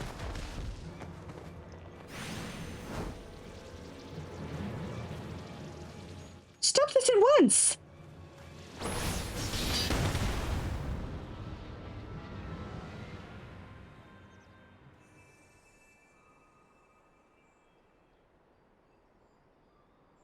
A sage's barrier?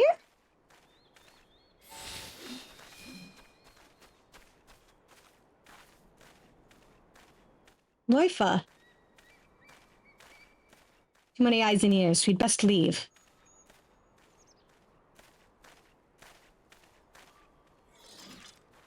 Hey there, fellow bun. I don't know who you are, and I don't care. Do not get in our way again. You've been warned. Wait! I mean, we could have interrupted him. Teleport has a really long cast time.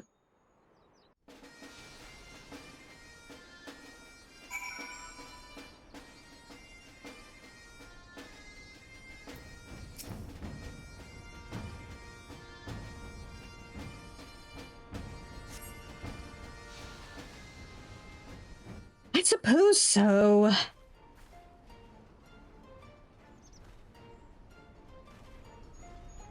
Thank you. I do not intervene when you did. I dread to think what might have become of me. Permit me to introduce myself. Valdrene of Charlayan at your service. Truly? I am Charlayan too, a recent graduate of the studium, in fact. Would you mind telling us what happened? Oh, that an alumna should come to my rescue. Daliak watches over his own. As to what happened, what is there to say? I was going about my business when they set upon me without warning or provocation. I see. What is your business, if you do not mind my asking? Healing. The provision of it, that is. I am a sage, you see, and I travel the realm, providing treatment gratis to those who cannot afford it. A sage besides? Speaking of which, one of your assailants, the Vieira man, also wielded sage magic. Was he known to you? No, I never so much as laid eyes upon him before. I do have an inkling, however, as to why the villains have come here. If they use the sage's art for ill, then their destination is like to be St. Mosian's Arboretum. Nah, he smells perfectly fine. That's just the sulfur from some of the other stuff, around here. Totally. The Arboretum? What could they possibly seek in that abandoned place? Following the Exodus, the cultivation of certain plants became forbidden in Charlayan, but that which can no longer be found in the motherland still grows freely there, among which are potent but dangerous herbs. I see, that does stand to reason, and I dare say it was for your knowledge that the fugitives attacked you. You too are a sage. You do not appear to be Charlayan. How did you come by your soul crystal? The good people of Physis Technon had entrusted the crystal to me, and when it exhibited a strong resonance in Svaran's presence, I, in turn, entrusted it to him. Then you were chosen to inherit. Is aught amiss, Master Valdrene? No, 'tis nothing. I was but struck by the remarkable providence to have crossed paths with sages so far from home. Ours is a reclusive nation, after all. Our policy to observe, not intervene. This did not sit well with me, and so I left Charlayan behind, as the great Master Louis Sois once did. And though I would never dare equate myself to him, I too believe it my duty to alleviate suffering in the world. So that's what brought you to Eorzea. You are a noble soul, Master Valdrene, and I commend your resolve. Well, I must return to the road. I thank you again for coming to my aid. Till next we meet, let us both endeavor to seek out new knowledge and possibilities for the betterment of mankind.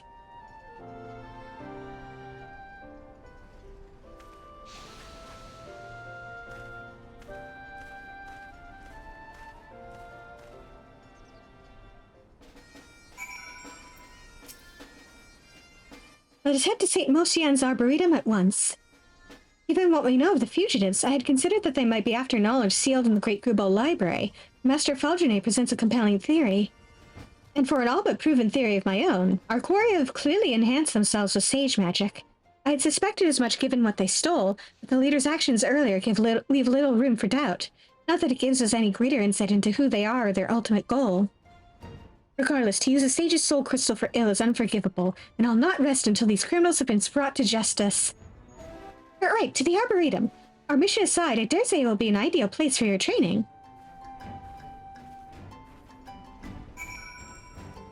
Let's hope that there isn't a minimum eye level requirement. Otherwise, I may have to take a detour to a market board.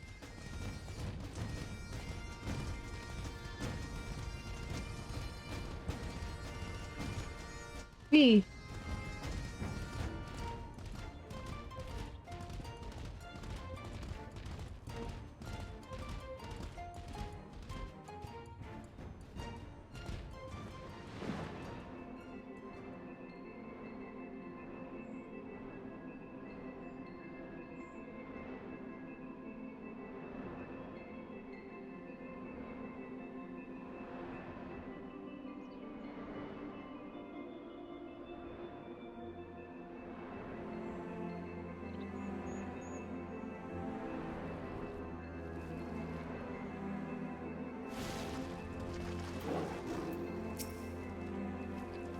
By the scholars, this is St. Mosian's Arboretum.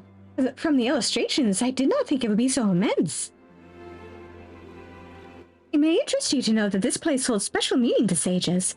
From ancient streams to crossbred creations, myriad medicinal plants have been cultivated within its halls. Alas, in the wake of the Exodus 15 years ago, this once magnificent institution has fallen into ruin. Still, there's a certain charm in seeing nature reassert her dominion. Why, it must be a veritable menagerie of rare wildlife within. I should like to spend a day studying them, field guide in hand. Forgive me, this isn't a field trip but a mission.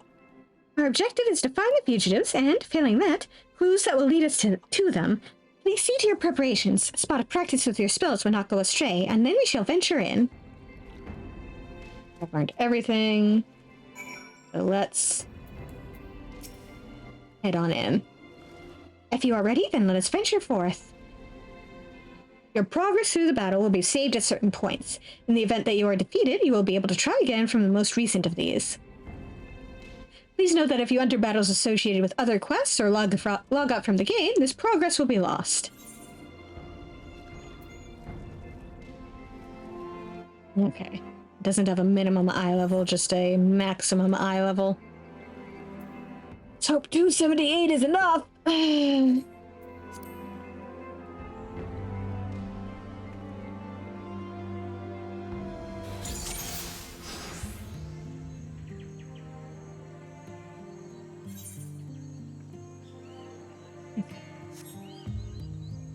If our assumption is correct, the fugitives have come and may still be here. Keep your eyes peeled and your guard up. These halls are home to dangerous creatures. I'll draw their attention that you may focus on applying your techniques.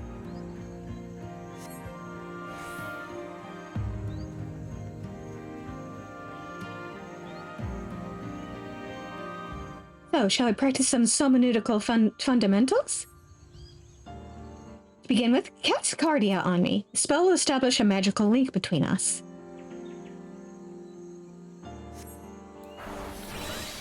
The residual aether of your attacks will be channeled unto me, healing my wounds as you deal damage to our foes.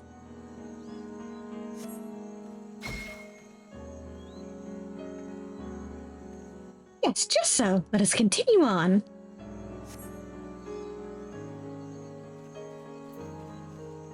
Go to the next.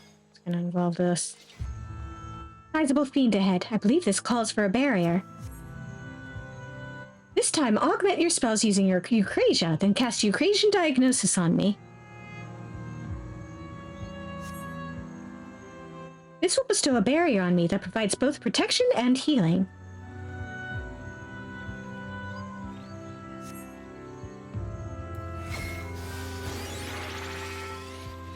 Excellent. Now we may proceed with confidence.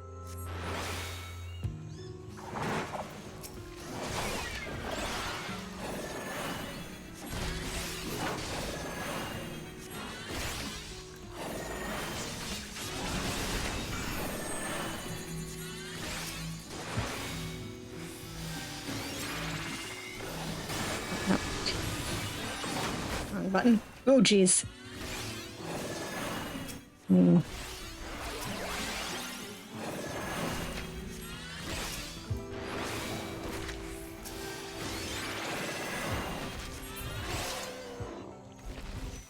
Nothing of note here. Let us head deeper into the Arboretum.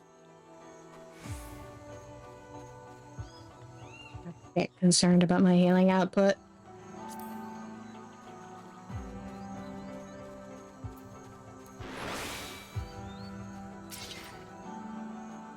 Fiends ahead, please watch my back.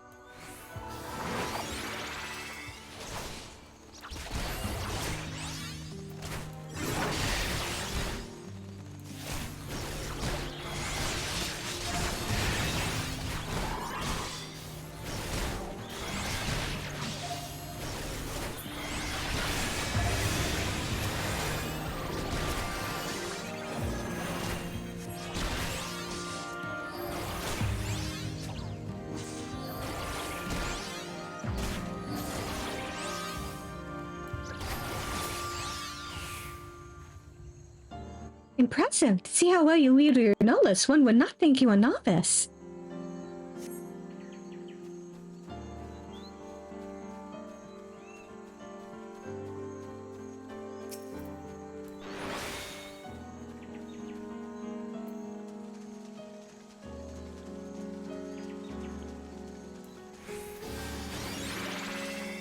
No fiends here, but what might this be?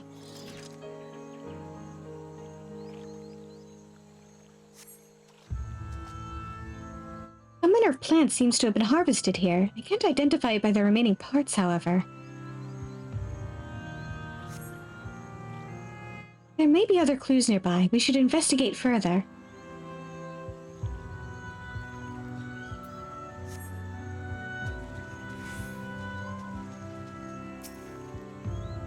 Flurries of teeny bubbles break the water's surface at regular intervals. Some manner of creature may be hiding under the lily pad, perhaps. An impression on the edge of the lily pad suggests someone knelt here, perhaps to draw water.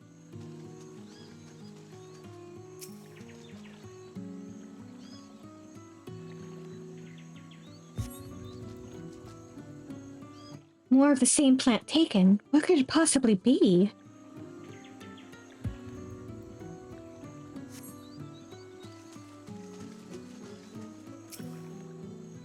Resting at the bottom of the pool is an animal carcass overgrown with plant life. Perhaps it fell in while foraging for food.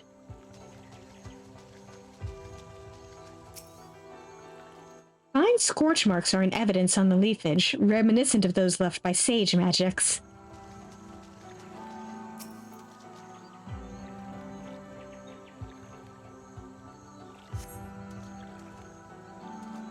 Traces of ice. Someone recently fought here, a proficient wielder of magic. The fugitives may be close. Be on your guard.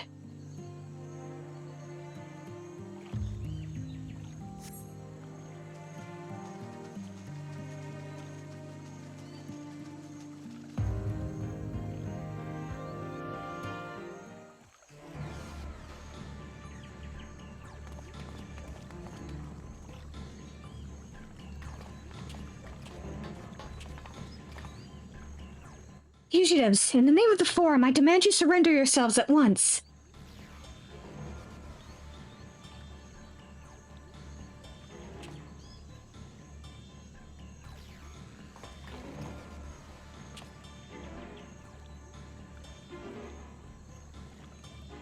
Of all the weapons to bear against us.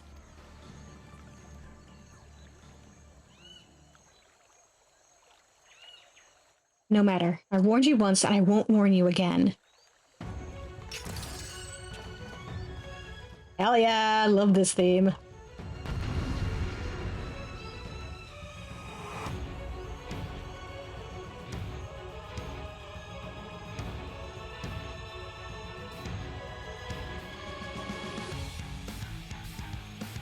I've got this. Stand back.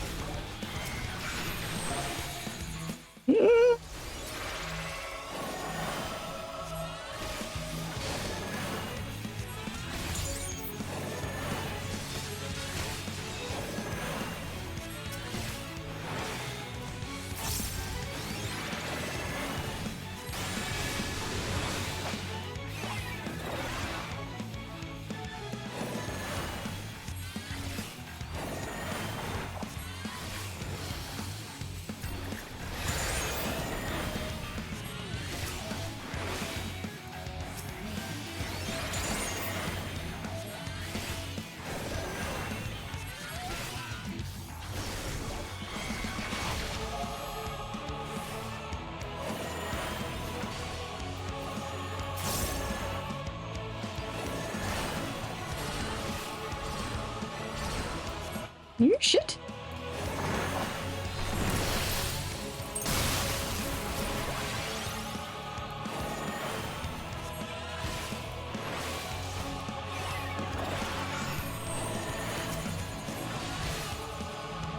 Come on.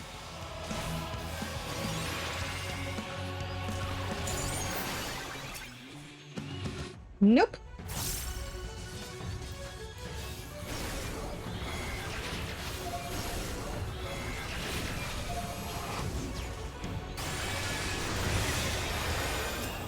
Shit.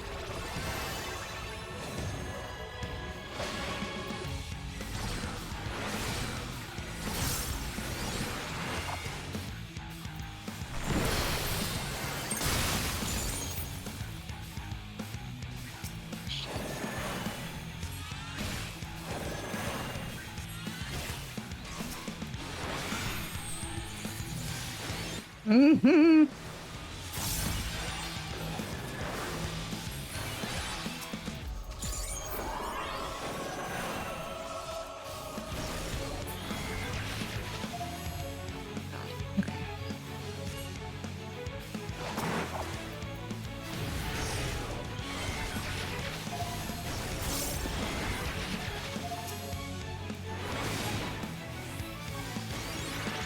Actually, you know what? Fucking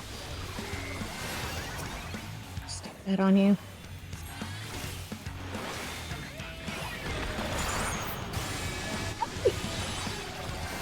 I need to heal myself!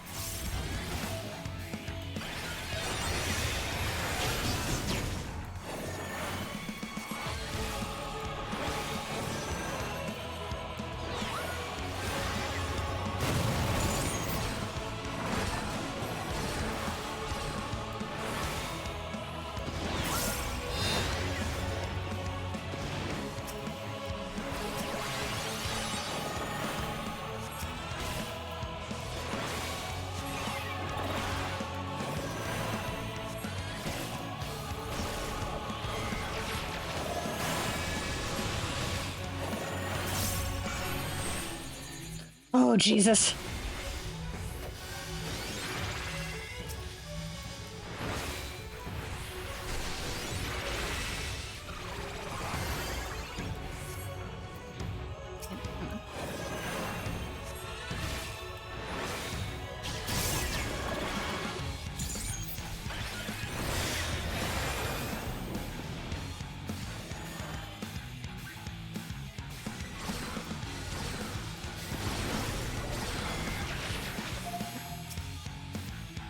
Voila.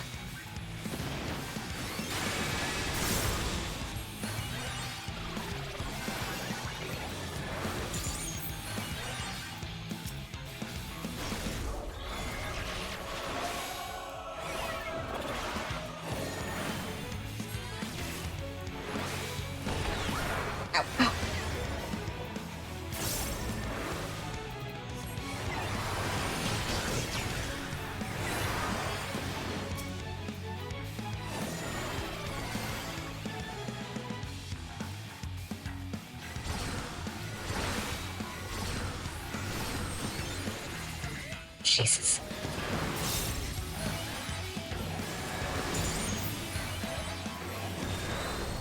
Ah, damn it. Yeah, I should go get better, I should go get better gear. This is not gonna work.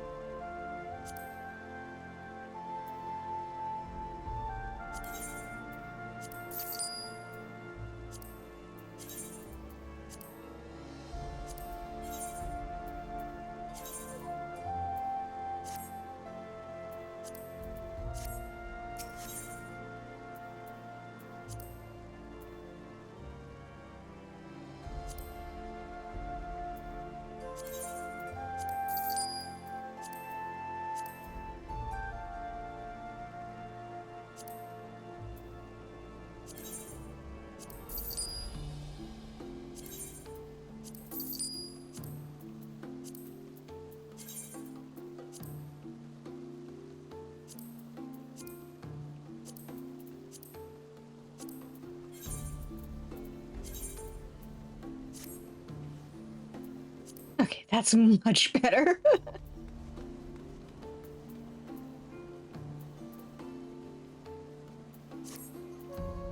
So much better.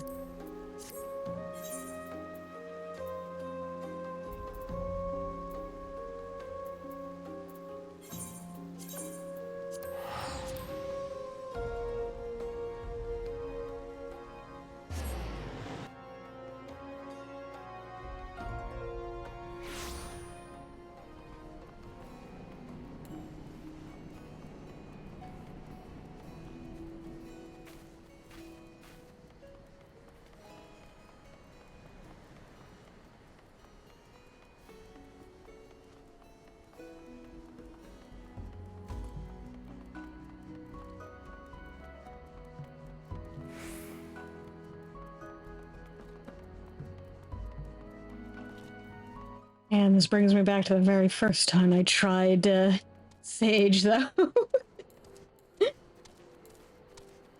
It took me multiple tries to figure it out.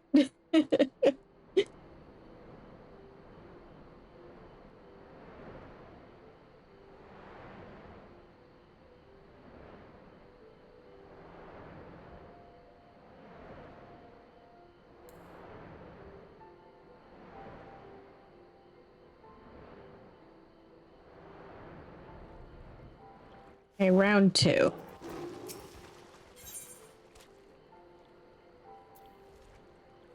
Let's pick up from where we left off.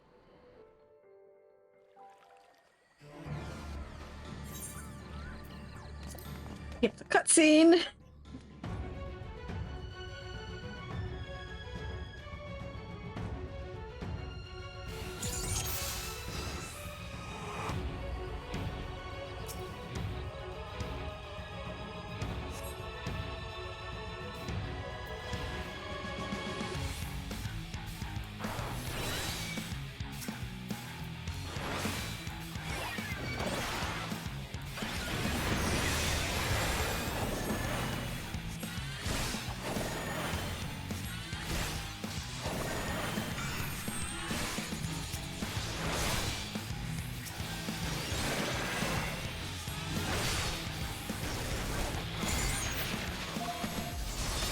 Yeah, that's a bit more impressive.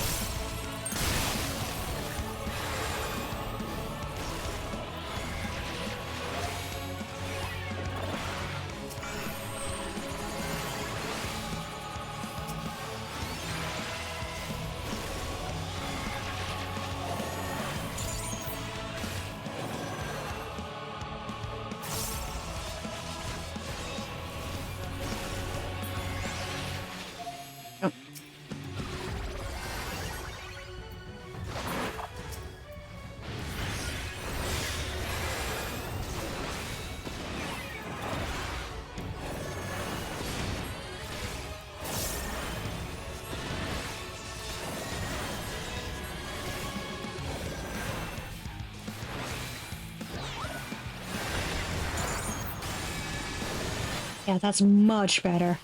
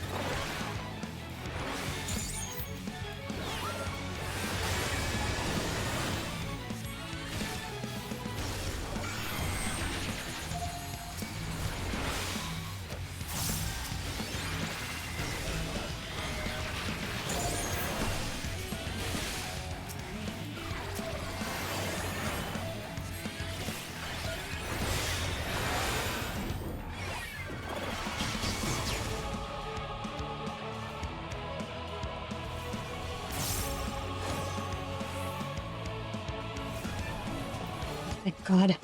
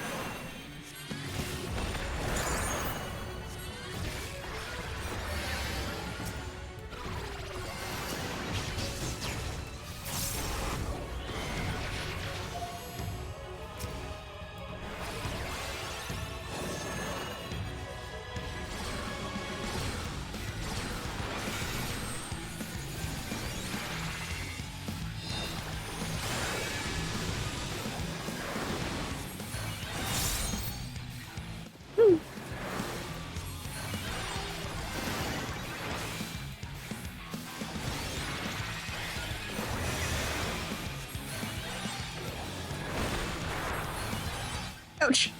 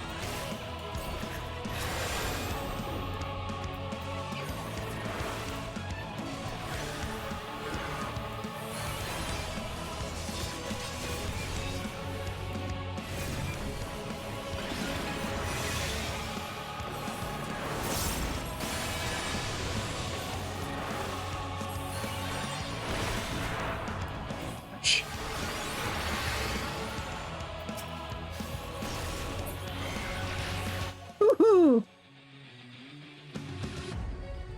Still got a little bit scary at moments there, but...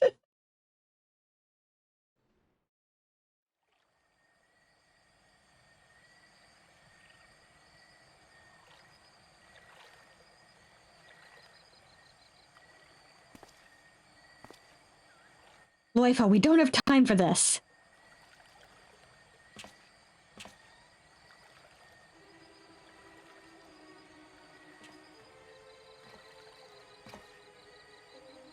You held your own against the enhanced. Victory!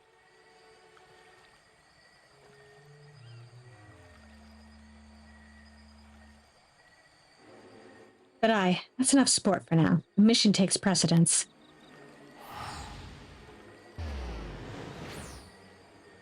Confound it, not again!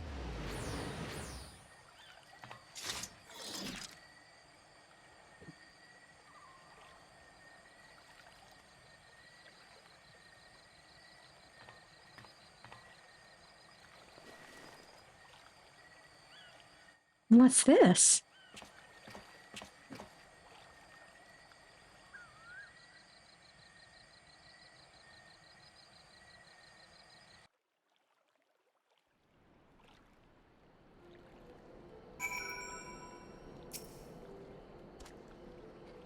Pouch they dropped to contain a plant. What they came for, I shouldn't doubt. 'Tis some manner of herb, but none I've seen in the course of my studies. And as I made my way out, I also stumbled upon what appears to be a diary by the entrance. Though much of its contents are magically obfuscated, I could make out some hermeneutical terms, though I may assume it belonged to a sage. As we continue our pursuit, I will work on lifting the enchantment. When you have a moment, please feel free to peruse the contents in Idleshire. On that note, let us head back to the settlement.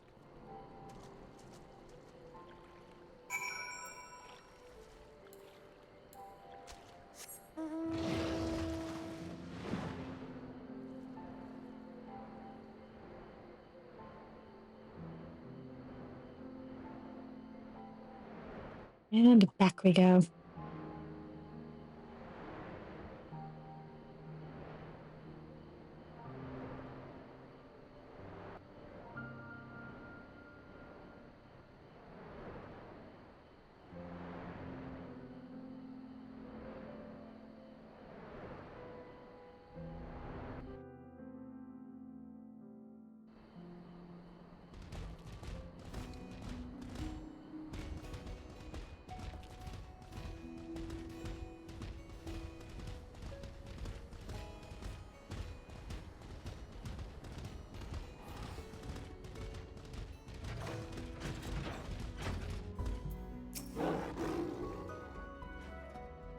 I dispatched the plant to Charlene for identification.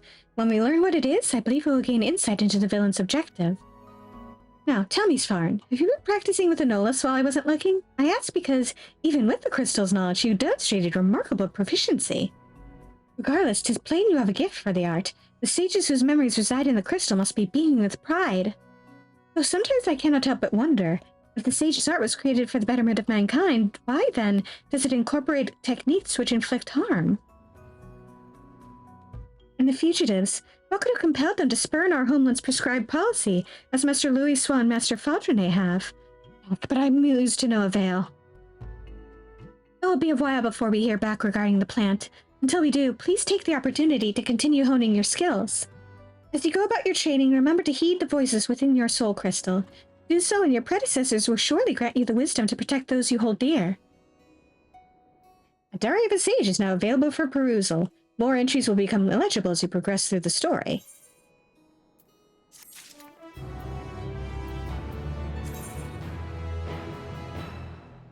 And I don't have nearly enough tomes to properly outfit myself. So we will have to come back and work on it some other time. By which I mean I'll level it up off camera.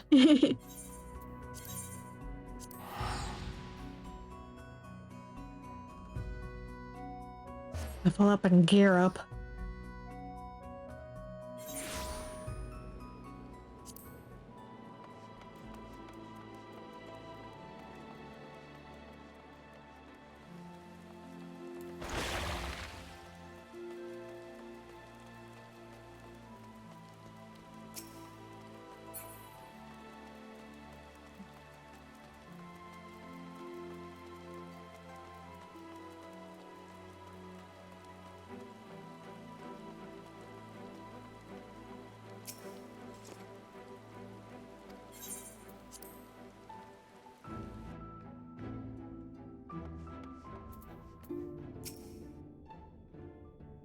Welcome back, my friend. How was your journey?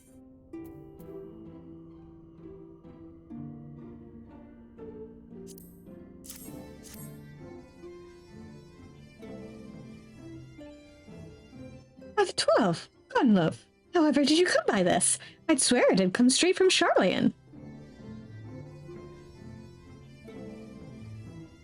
Ambrose said that, did he? His words are very nearly as heavy as the bread, but I appreciate the sentiment. Should you have the chance, you may tell him that he needn't worry. That which I seek to do, I do of my own volition and with all my heart. In pursuing this path, I fully expect to earn the censure of our friends, and to deserve it, but I shall forge on regardless. Forge on as you yourself did when we faced with a similar predicament, though I ask that you have faith in me, in what we do. But we were talking about your journey. Before the others arrive, I would hear how their bodies fare. Oh, and the bread I shall save for later. Though it has been many years, I have not forgotten the feats of mastication required to consume it, nor how unconducive they are to conversation. Yeah, don't talk with your mouth full, buddy.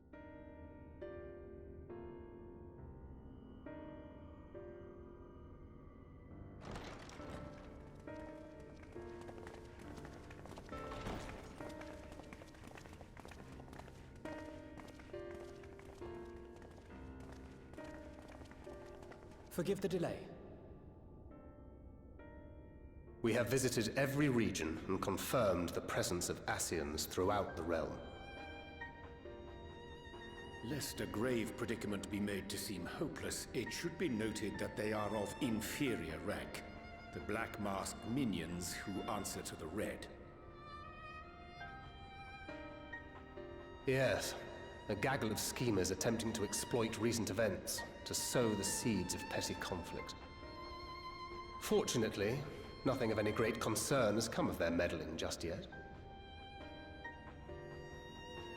We also encountered a number of the Crystarium's former defenders, busily solving this problem and that in a bid to become warriors of light. Their zeal is to be applauded. 'Tis but a pity I cannot encourage them on their cause. Not knowing Elidibus set them upon it, no. Both the troubles to be solved and the villains to be vanquished are his doing too, like as not. And so, with apologies to the aspiring warriors of light, I believe it best that we deal with the Ascians quickly and quietly. I quite agree. But tell us, what news from the source? How fare our bodies?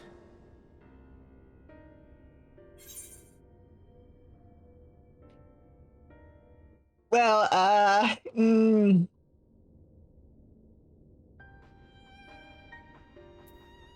it's not looking great. Oh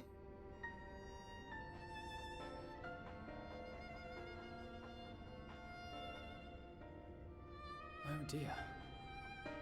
Then we must redouble our efforts. Not that we've ever stinted in that regard. This would seem an appropriate moment to ask about the spirit vessel. Tell me you've made some progress. We have, as it happens. One moment.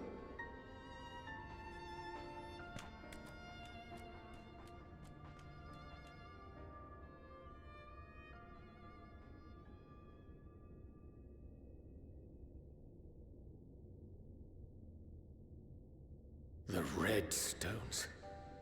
Then this doth mean... For the benefit of all, permit us to explain. As you will recall, using white auracite as our starting point, we fashioned a vessel for mind and memory both. Yet, though it served this purpose admirably, the process of imbuing it with one's complete essence proved a somewhat thornier proposition. Simply put, the memory would not accompany the mind, and so we looked to the Alligan's mastery of memory transference for a solution. This approach was not without its own complications, however, relying as it does upon blood, which inanimate objects, notably, do not possess. We duly explored methods of suffusing the vessel with drops of the aforementioned. Alas, our painstaking experimentation succeeded only in making me feel faint, and singularly failed to imbue the crystal with the necessary properties. It was then that an idea occurred to me, namely that we might fuse the vessel not with normal blood, but with my crystallized essence.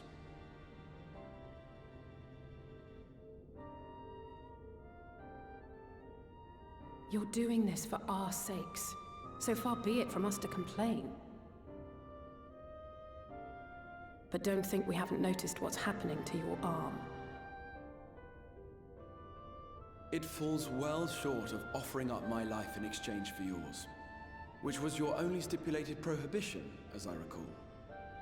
And it is but a small price to pay for delivering you home. Assuming it works. We shall soon know if this grisly addition will serve as a suitable conduit for the subject's memory. Though not soon enough to warrant your waiting. The test is like to take a while. Let us be off then. We have Ascians to attend to, among other things.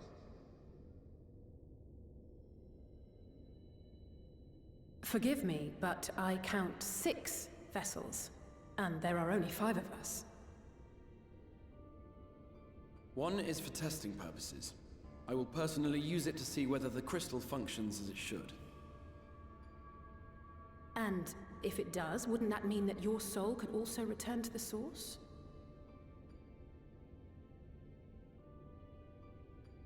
Yes. In theory, at least. But there is a distinct difference between your circumstances and mine. While your corporeal forms want for souls, my past self does not. Mayhap our essences would blend, or mayhap they would curdle. There is no telling what might occur.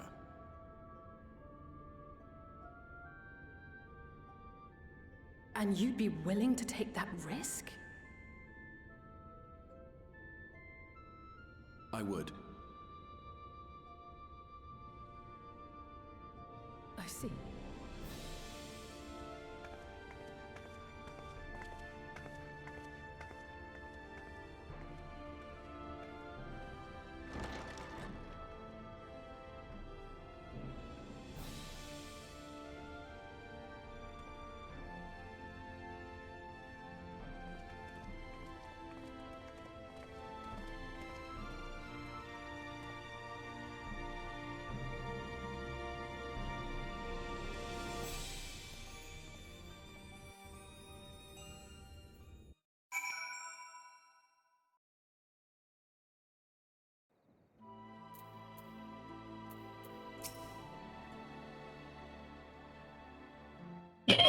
Right?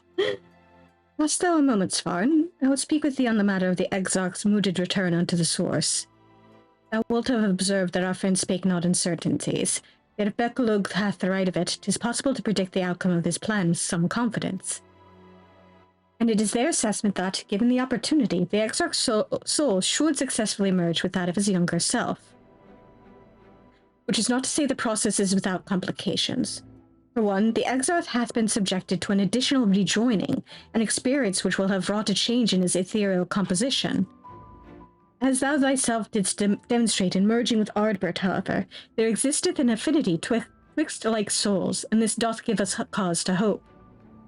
Yet there remaineth one immutable condition upon which success doth hinge. The Exarch must needs recognize his past self as simply that, himself. As our recent travails have demonstrated, memories are essential to the soul. Any discrepancy in the former may feasibly cause the latter to spur in its former flesh. It is a seemingly simple yet complex problem. For nigh on a century, our friend hath striven only to deliver this realm, to deliver thee, and to that singular end did he cast aside his very name, that he might assume the mantle of the Crystal Exarch. Henceforth, none can say what choices our friend will make, but I thought it only right that thou be made aware of these truths.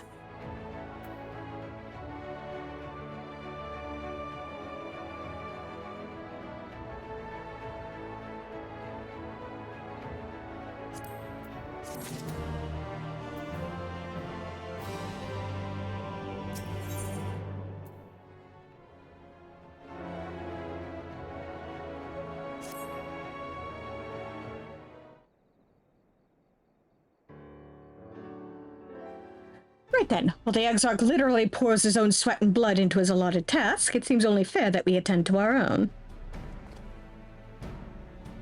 Dealing with Elidibus and his minions. Just so, and there's one other matter.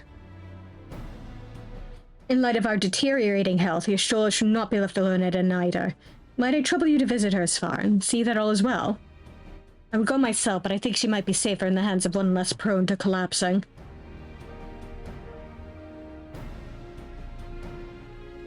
My thanks. You may leave the Ascians to us. Once they are out of the way, we will retire to Yulmore, and when Y'shtola has finished plumbing the depths, I'd like the two of you to join us there.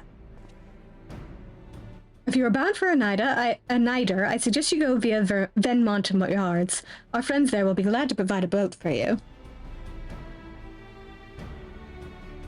Let us be on our way then. Don't do anything I wouldn't do.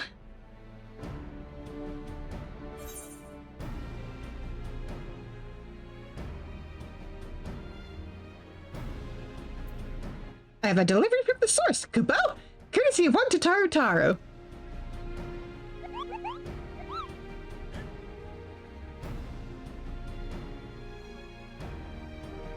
You're a long way from home, Moogle. And this is from Tataru, is it? Whatever could it be? Archon love, thou sayest. Why, even to hear the name doth transport me to times long past. Bread from another world? May I try some? Mayest thou, child? Thou must! That said, though I personally disagree with the consensus, I do nonetheless advise thee to temper thine expectations.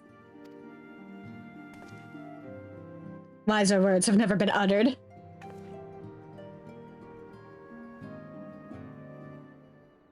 Though it rarely darkened our dining table at home, I can attest that it was standard fare at the studium. Indeed, a slice was never far from our peers' hands.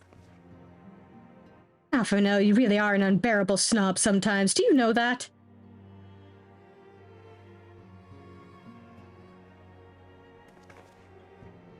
What I believe my colleagues are trying to say is that we appreciate the gesture.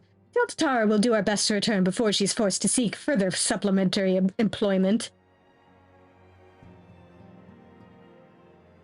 Right, let's really be off now. We can find a drink to wash down the bread on the way.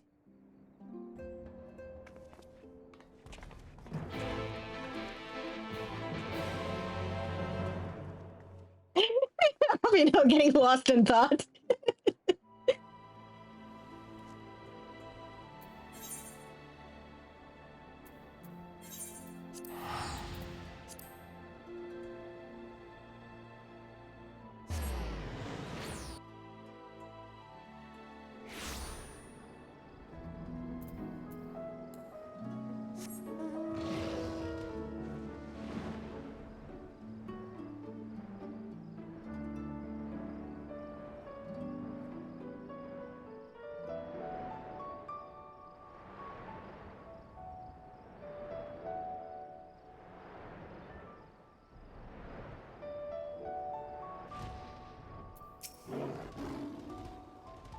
Oh, if it ain't the Warrior of Darkness himself. What brings you to these parts? Heading out to sea, eh? But of course we'd be happy to help. Just say the word and I'll ready a boat.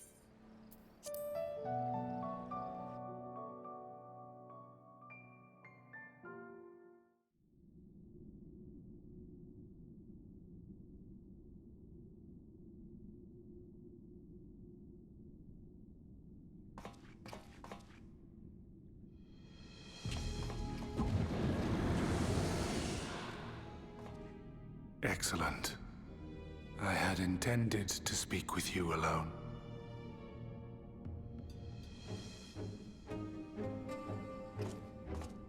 None of my doing, lest you misunderstand. The link between her body and soul wavers.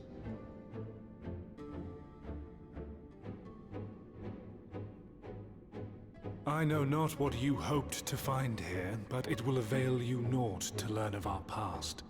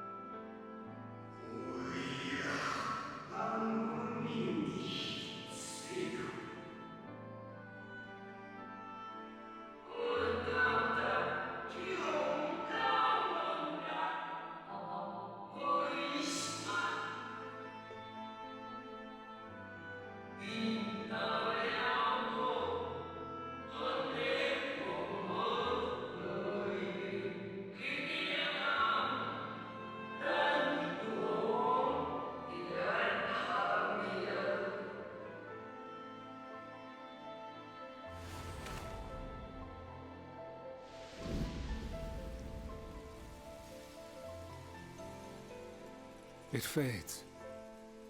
fades away into oblivion. Does the world no longer have need of me? No, I am Elidibus, and I will fulfill my duty.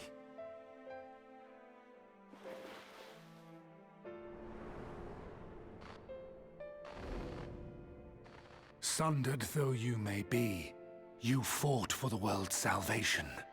For hope. Hope.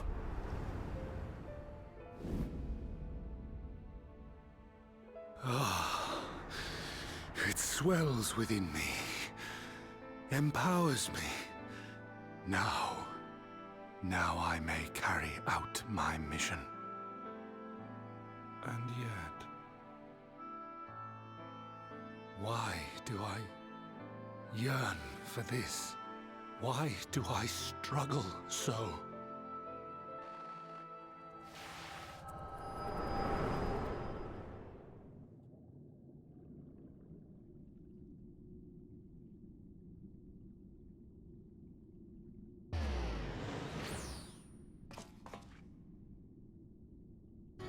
I shall take her into my safekeeping.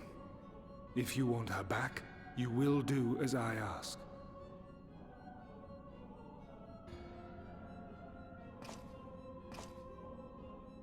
show me your strength, I would take your measure.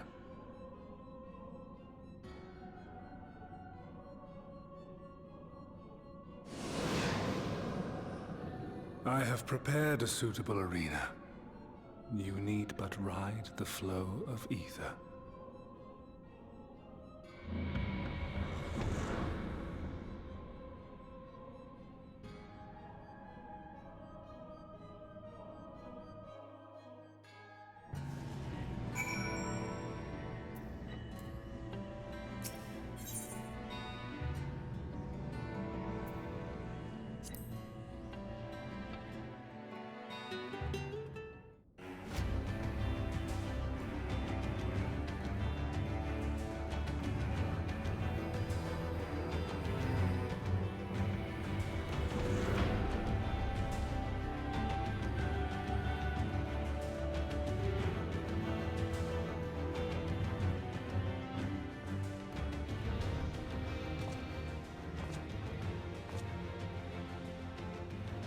You are familiar with this place, I believe.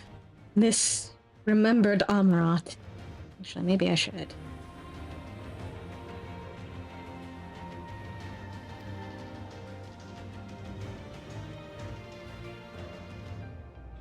Proceed to the capital. I shall return your comrade to you there.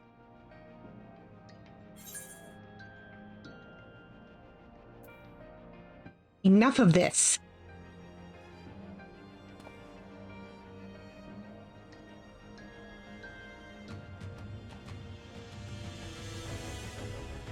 You speak as if you were disappointed in me. Why?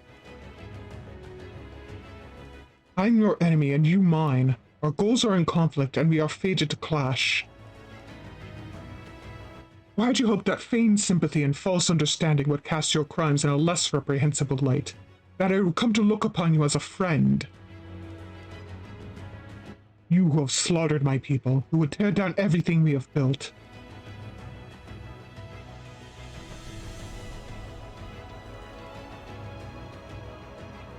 You do not deny it, then? Very well, let us change the cast of this trial. You will know what you have stolen from us.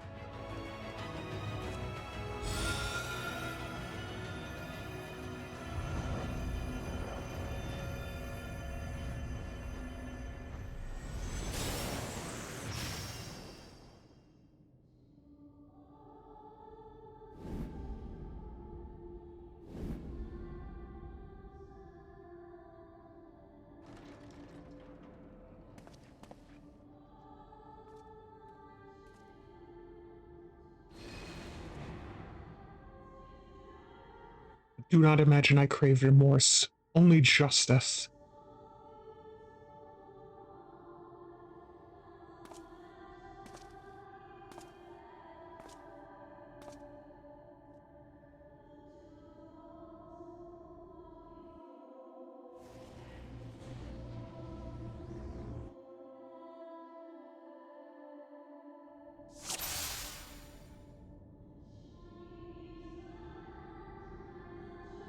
Oh, forward, hero. We shall see how strong you have become.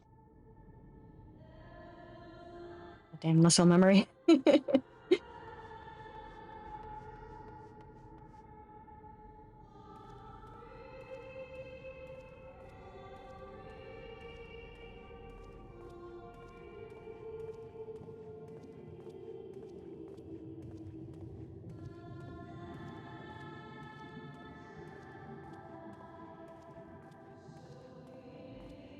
Let us begin. Rest assured there are no tricks. You need but defeat the enemies before you. First, something easy. Those whom a budding hero might encounter at the beginning of his tale.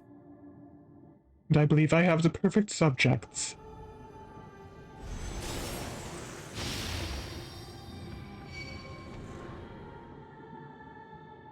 Let not their appearance stay your hand. Beneath the facade, they are merely monsters.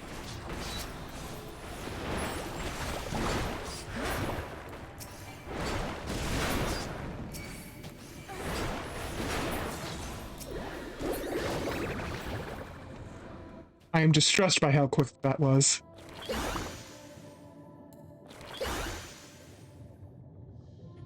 Elidibus is mad at us for killing his friends.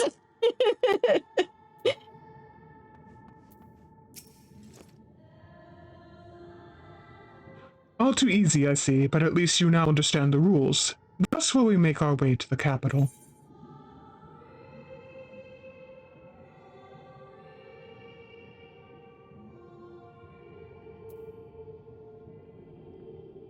Are you trying to unnerve me? Because I deal with dead bodies for a living. It's kind of hard to unnerve me. Come now, I made it plain that they were monsters. Be that as it may, even a monster could be someone's beloved. That is what I wish to impress upon you.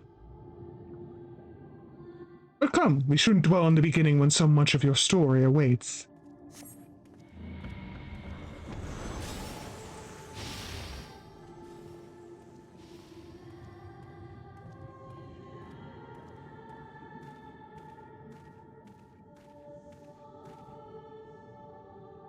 Hey, Minfilia. It's been a while. And Moonbrita.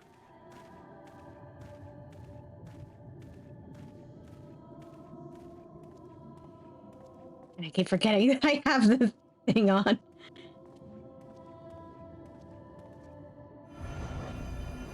Every tale requires villains. Defeat them and claim your place as a hero.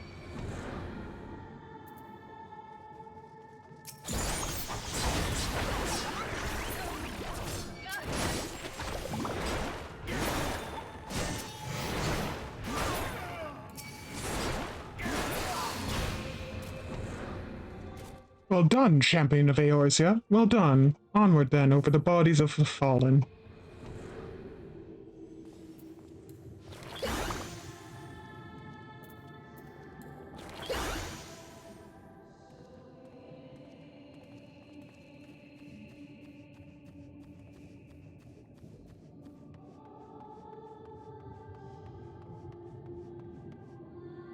You tasted many sweet triumphs, yes, but so too did you taste bitter tragedy. Who could forget the Crystal Braves, that idealistic, pathetic dream born from a malformed creature? Faces you know and loathe all. Let your hatred burn and strike them down with all your might.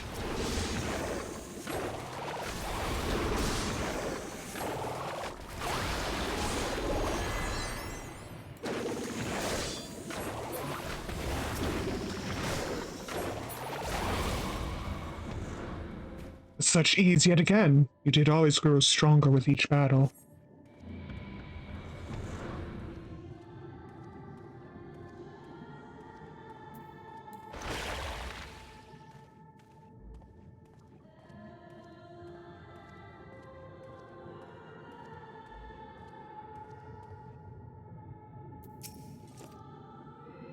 It seems it will take more than those monsters to leave an impression upon you. Or mayhap you simply failed to understand my meaning. Not that it matters. No, I've dealt with countless heroes, and always it ends the same way. No amount of reasoning will bridge our differences, or result in happiness for all. Whatever your reasons may be, I cannot be bound by them. I can but put faith in my own beliefs and fight for them with all my being.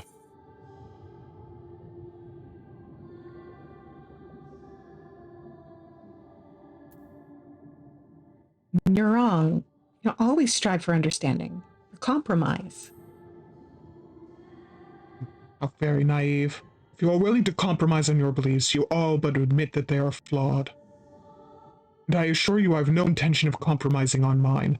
Come what may, I will fulfill my mission as Elidibus. But enough talk. It is not your assertions that I wish to know, but your strength.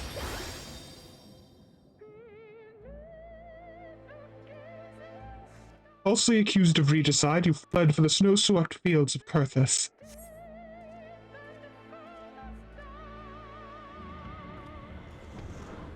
Had you and the Scions met your demise that day in the Sultanate, La Habrea might have been spared his. But not only did you stubbornly live, you hurled yourself into the thick of the Dragonsong War.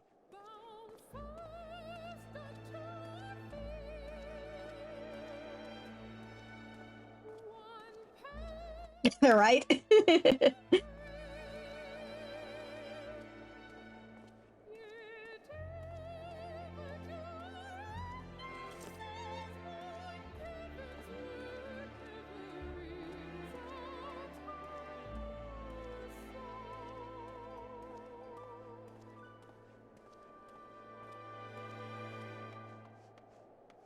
Swept along by the tide of events, you pursued and slew those who sought to stop the unending conflict, just as you were bid. Or was it a thirst for vengeance that drove you?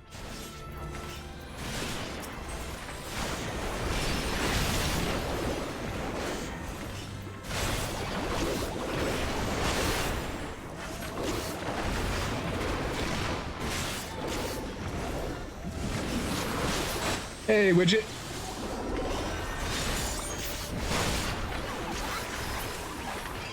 Nope, nope, not looking at that.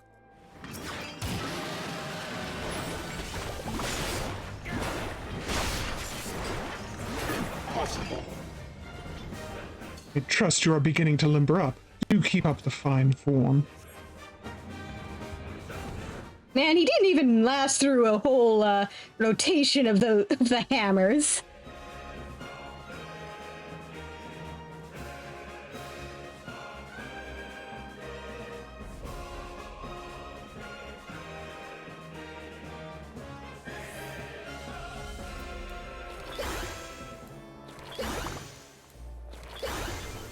Yeah. Around heroes, people are wont to flock. People who harbor all manner of motives, each baser than the last.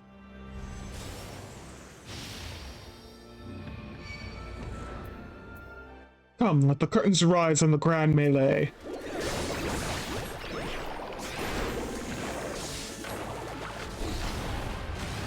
Don't like that.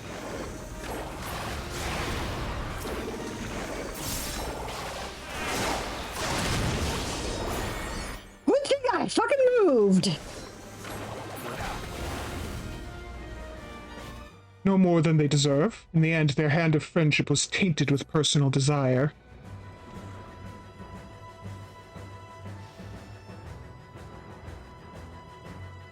Yeah, he sure does have moody teen energy, doesn't he?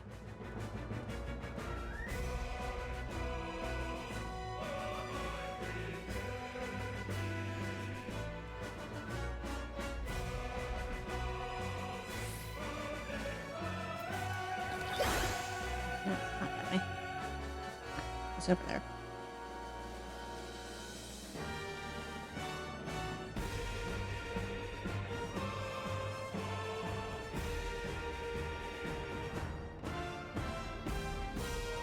You know what comes next. You put an end to the Dragon Song War.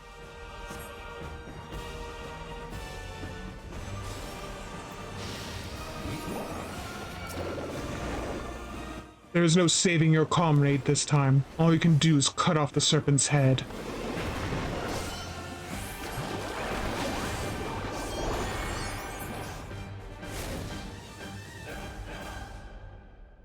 Yep. Nope, nope, nope, nope, nope, nope, nope.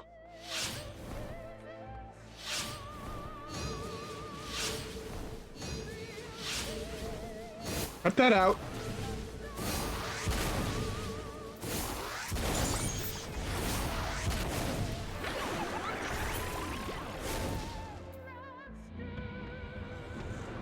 And as simple as that, 1,000-year war's brought to its conclusion, with Mughals apparently. But every end marks a new beginning, and for heroes such as you, there's only ever conflict.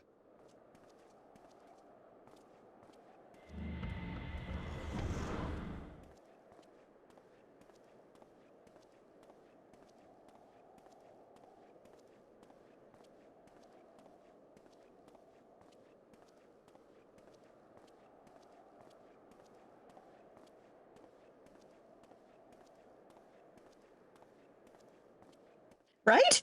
I mean, sometimes I have downtime. Yeah, usually it's just fetch quests, isn't it?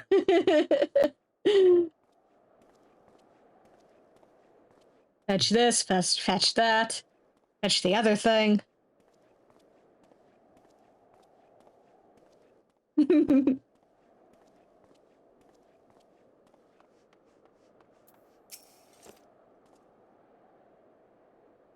How are you enjoying the walk down memory lane? I dare say there will have been a few individuals for whom you'd harbor deep feelings, whose passing caused you keenest grief. That is what our people are to us, an irreplaceable existence that can ill be lost. I will save them. They're my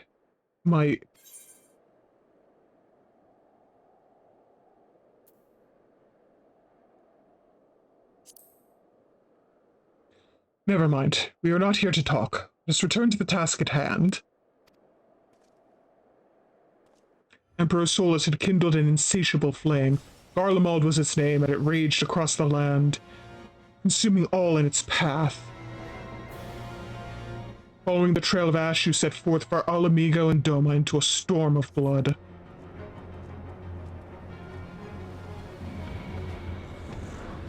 Again you fought, and again you grew stronger. So strong that we could no longer control you. Yours is an unnatural, beastly strength, and we shall lay it bare.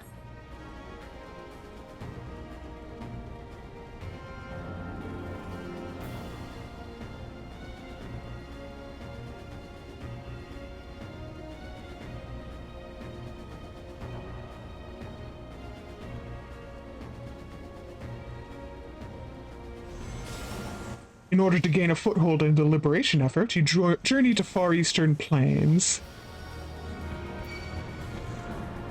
There you encountered the land's greatest warriors and sought to win them over to your cause.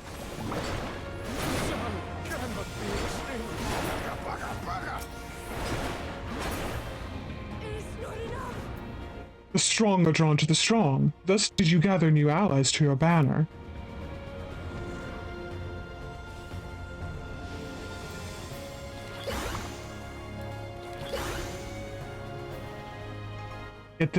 Yet where ardent souls gather, so too do fires burn. In this way do you consign those around you to the flames. Burn them all, hero. Reduce them to nothingness like the ephemeral morning dew they are.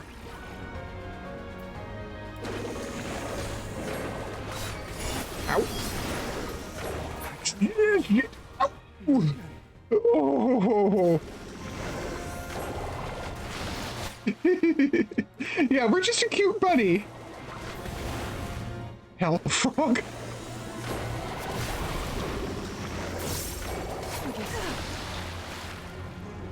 You did not hesitate, or perhaps could not. No matter, let us turn our attention to the finale.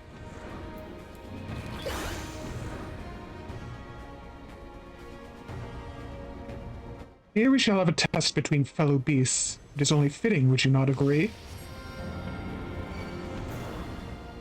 When I fought you in this flesh, 'twas I who triumphed. Will you turn the tables this time?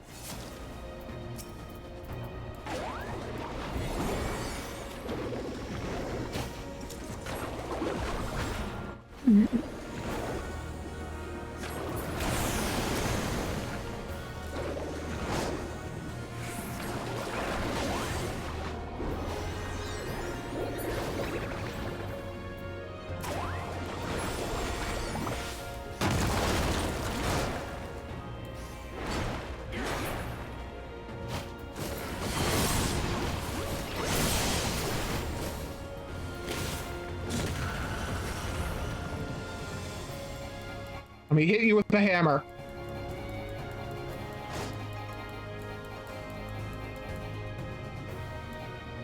Man, I want to hit you with the hammer. My creation appears to have lost its form. It is no easy thing to see through the eyes of a beast such as him. In any event, there's only so much to be learned by taking your measure this way. Let us try something different. Come. We continue this within.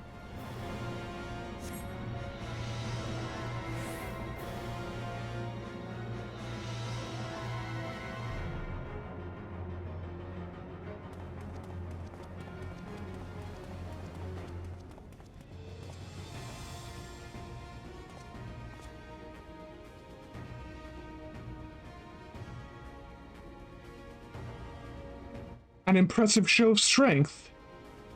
But surely no more than a foretaste of that which Emet-Selch's conqueror is capable.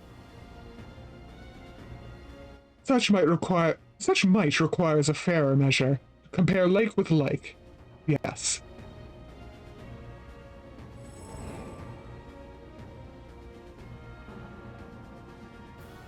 I shall just have to test you myself.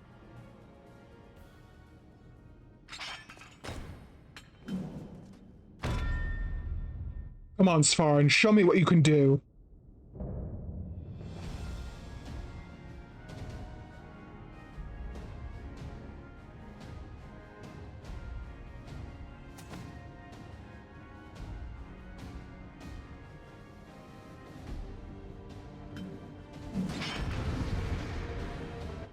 Minions, plural, we should say.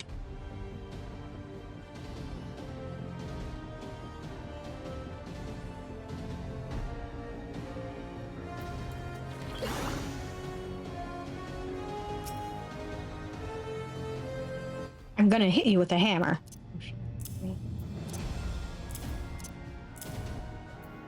Move you closer.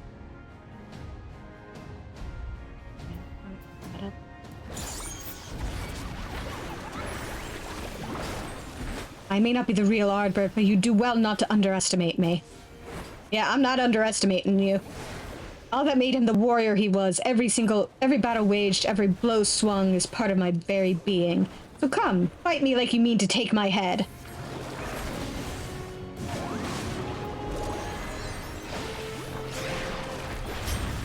Good, good. I sense your murderous intent. You'd kill me given the chance. Mayhap you think to recover this body. So prove that it's no use to me. Prove that I can't best you with it. Oh, I will. Come at me with everything you've got. I'm throwing everything I've got at you. Son of a bitch.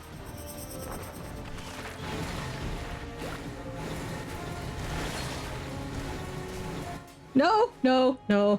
Ow, ow, ow, ow, ow, ow. Okay, that hurt. Not like that.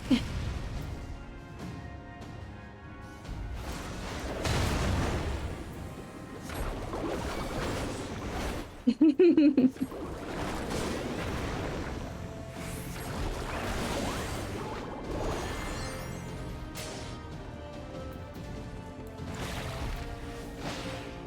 me alone.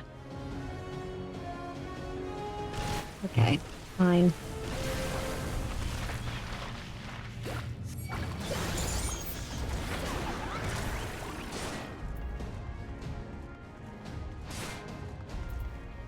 Man, I ain't going up against melees as a mage.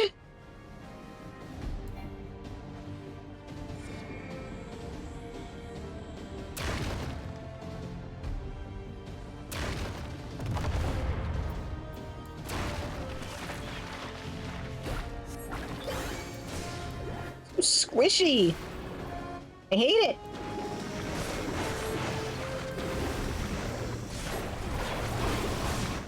Minutes! Oh goddamn!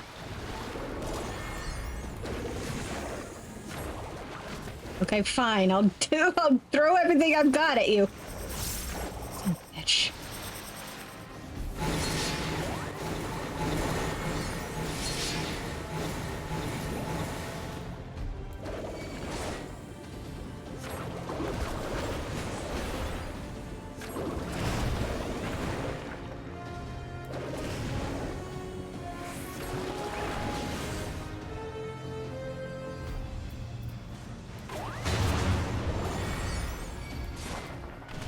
Come on.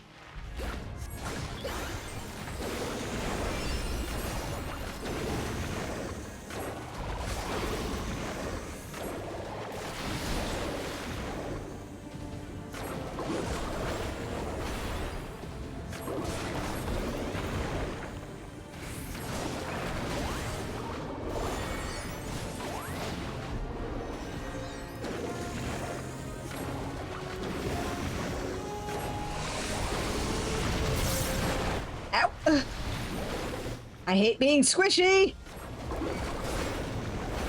I've been throwing everything I have at you.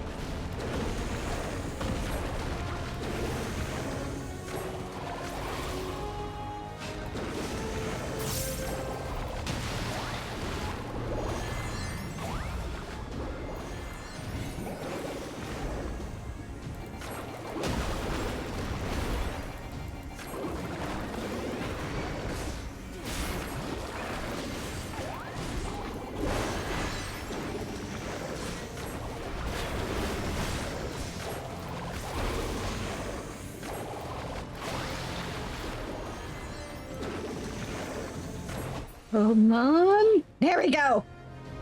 Oh.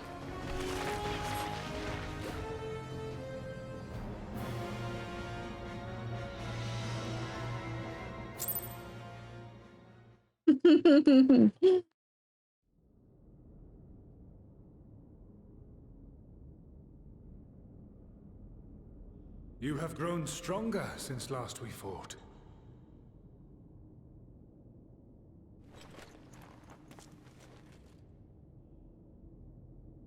The result of your trials in the first, no doubt.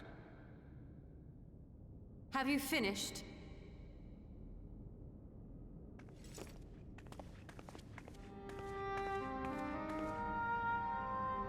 My apologies. I freed myself as soon as I awoke, but rather too late, I see.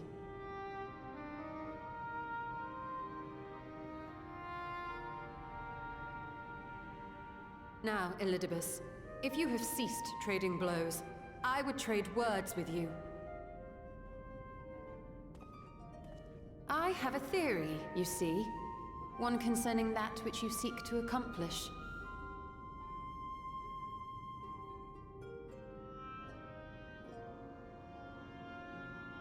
It stems from who, or rather what, you truly are. A primal.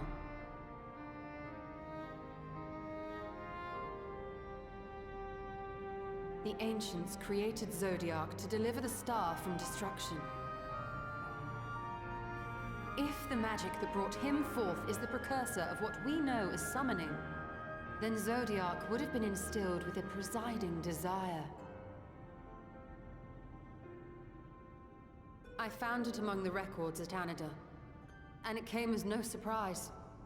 Were I faced with the world's destruction, I too would wish for the same. Salvation.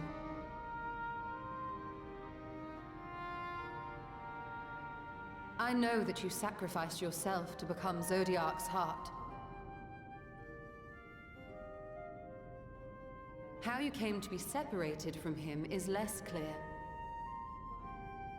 But if you are a fragment of his being, it stands to reason a desire for the world's salvation would drive you. And thus did you seek to inspire the masses to rise up as warriors of light, going so far as to use Ardbert as a symbol of hope.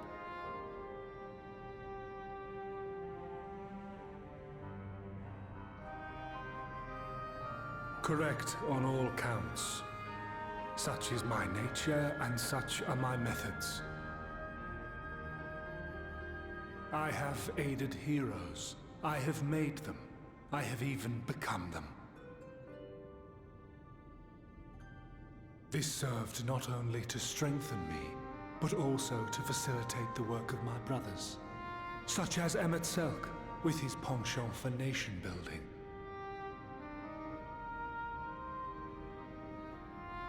Then you will be all too familiar with the fickleness of mankind.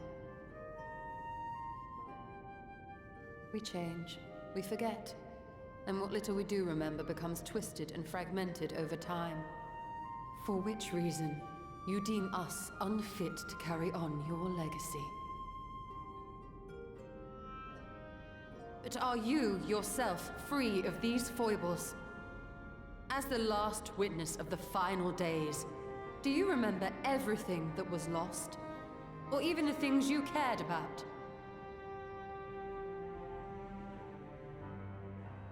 Get to the point. A primal is shaped by the hope that fuels it. Even should this hope be something as simple as the world's salvation, it is the collective desire of innumerable disparate souls crying out for deliverance. Having drawn your strength from such a cacophony of voices, can you truly be sure you still speak with your own?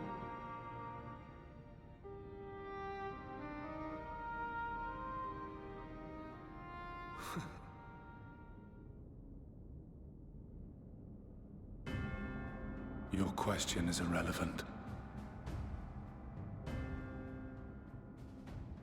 No matter how much I should change, no matter how much I should forget, I shall ever remember my duty. At times I stand with my brethren. At times I stand against them. All that I might steer mankind and the very star upon their true course. For Elidibus is my name and my mission, guiding my every deed.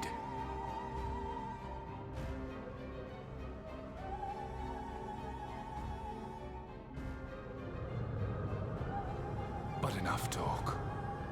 You have shown me sufficient proof of your might. As I am now, I would struggle to defeat you. Yet I have still to play all of my cards.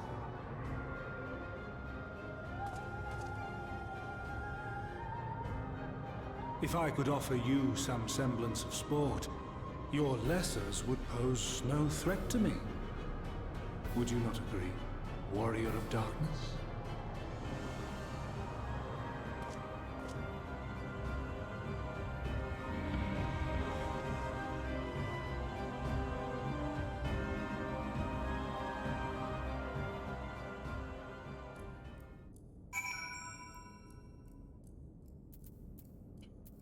Now he can't take on a god form. He's been separated from that one.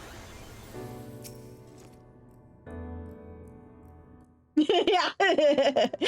It has been an eventful morning. Indeed, it is morning. I've no idea how long I was unconscious. Regardless, I'm gratified to see that my efforts at Anider have borne fruit. We have confirmed the nature of our foe and his plot. Now then, what news from the surface? Oh boy, you've missed a lot. I see. Then let us make for you more at once. We have much to share with our comrades. Elidibus' parting threat not least of all.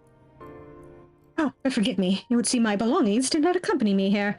We'll need to retrieve them from neither. With luck, the ethereal stream you traverse still lingers. I won't be long.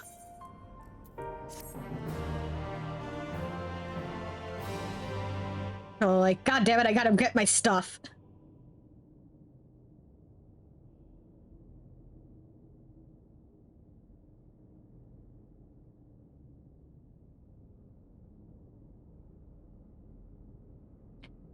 Oh, what's this?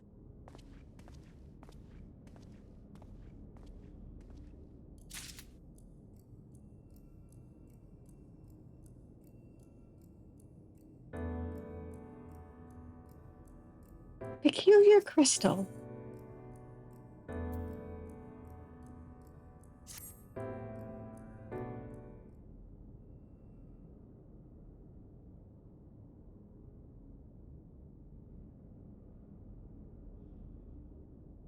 Peculiar crystal lies on the floor. On its surface, an array of lights twinkle like a tiny constellation of stars.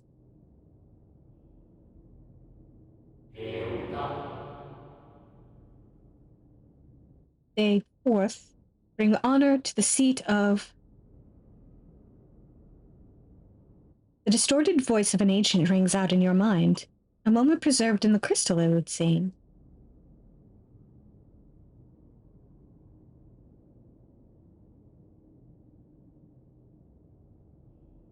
You notice something else glinting up ahead.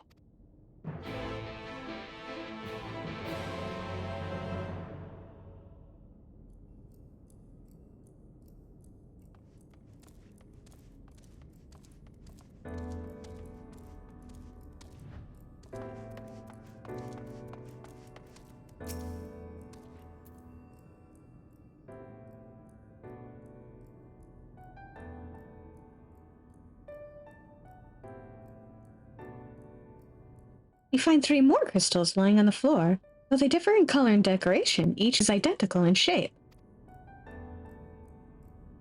You focus on the crystals and find that the words they hold ring clearer than before.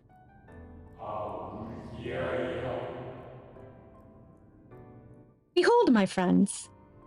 Embraced by the earth and caressed by the wind, vibrant life flourishes. All is right in creation. There can be no greater joy than to use our wisdom for the good of our people, no greater pride, May all know happiness now and forevermore.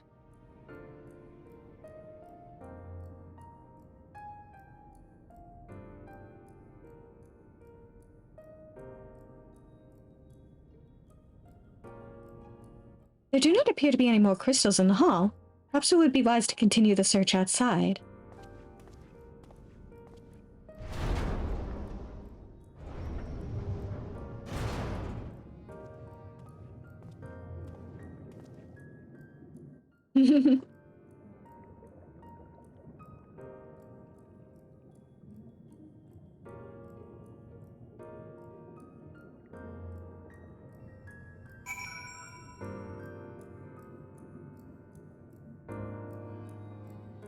Listen, they didn't mean to break it.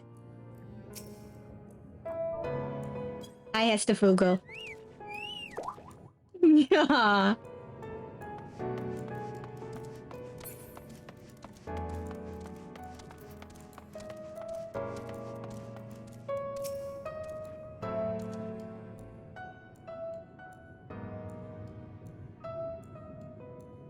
Your instincts serve you true, and you discover another 2 crystals. As you reach out with your consciousness, new voices begin to echo in your mind. The heavens are ablaze and land rent asunder. What will become of the world? Is life itself to be denied? Come what may, we must not surrender to despair. If we but hold fast to hope, we may yet find a path to salvation.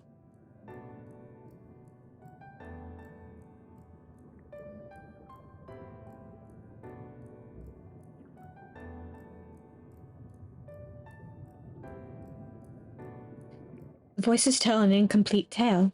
Might more remain to be found?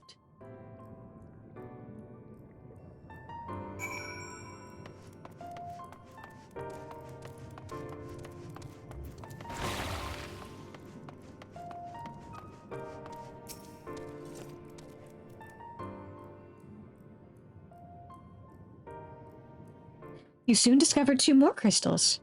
Another 2 soon, in fact. As if someone wanted you to find them. Everything burns, crumbles, decays. I hear the lamentations of my brethren. Soon there will be only silence.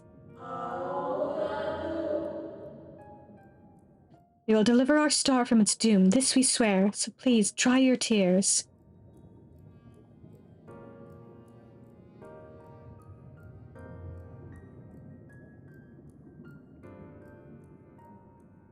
Whatever awaits at the end of your search, it is plain you have yet to find it. Yeah, sure is lucky.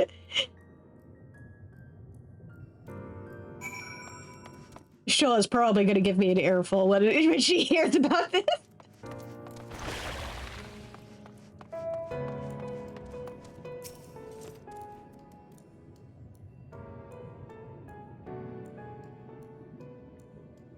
Sure enough, your persistence is swiftly rewarded, this time with 3 crystals.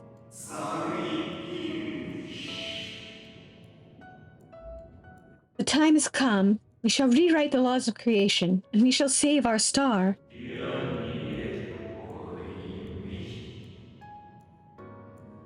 From this life our Savior born, may I be worthy of the honor.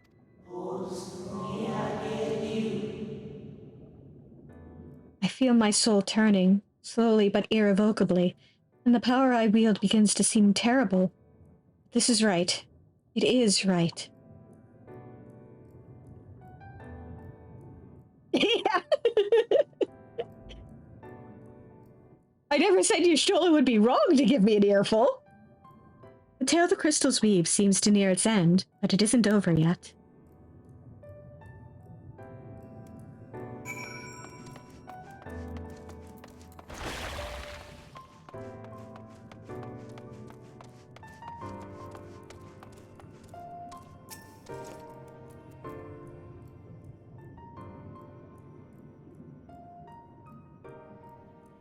Yep.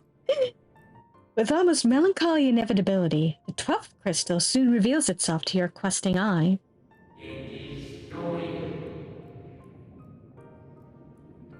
Though salvation is ours, it came at great sacrifice. All that remains is to pray. To pray that we will one day meet again beneath a blue sky.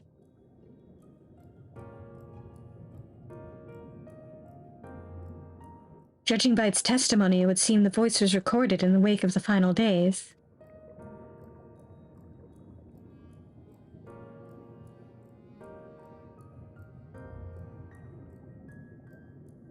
As you scan the area, another glint catches your eye.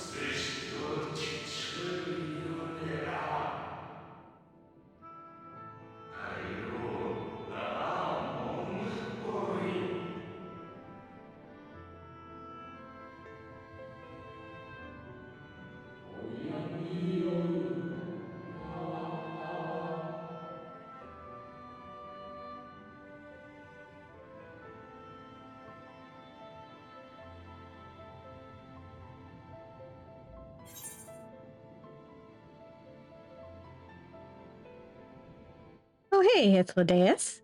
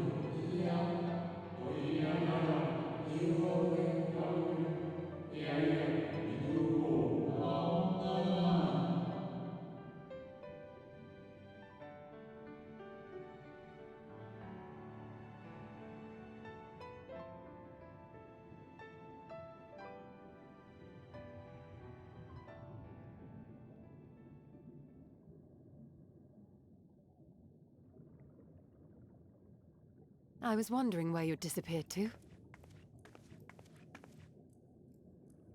Is something troubling you?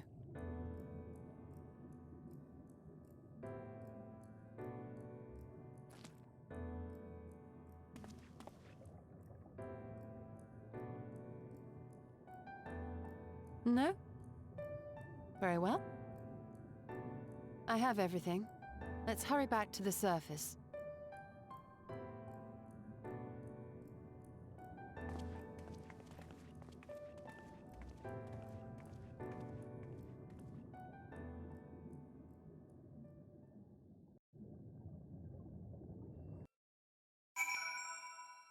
We found a trail of candy and followed it.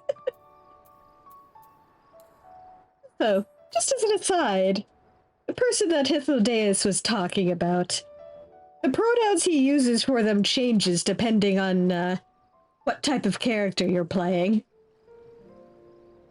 Yeah. As we are wont to do. Fresh air at long last. I would celebrate my return to dry land with a pot of tea, had we the luxury of time. But we must be prepared for Elidibus. Given what we know, it is plain he will not be deterred from his course. And nor would I were I him, not if it meant forsaking everything I loved. He did that before. When we first met him, he called us his new old friend. And that has kind of been bugging us, technically.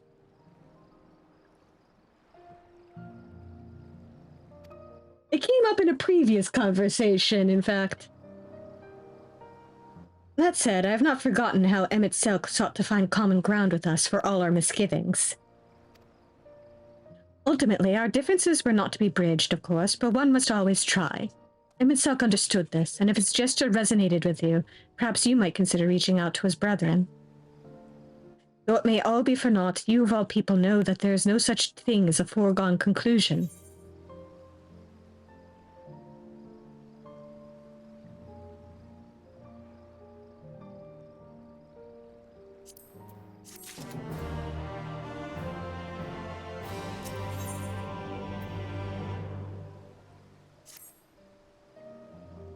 Right, no more musing. We have taken far too long as it is. Our friends await us in Yulmore, yes? Let us hurry and join them. We might be about to hit a dungeon, in which case I might decide to go over time. Actually.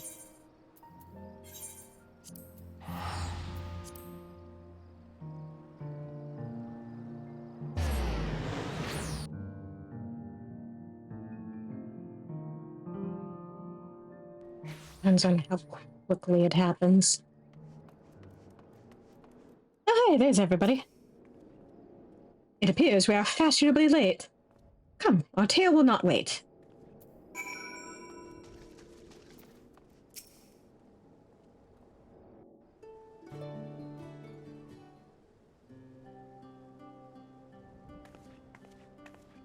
Forgive us our lateness.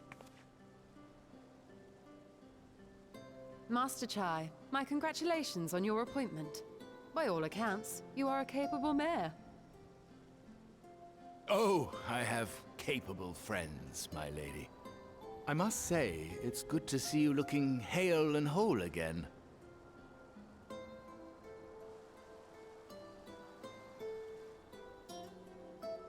The credit for that lies with my own capable friend, without whom I might never have escaped my abductor.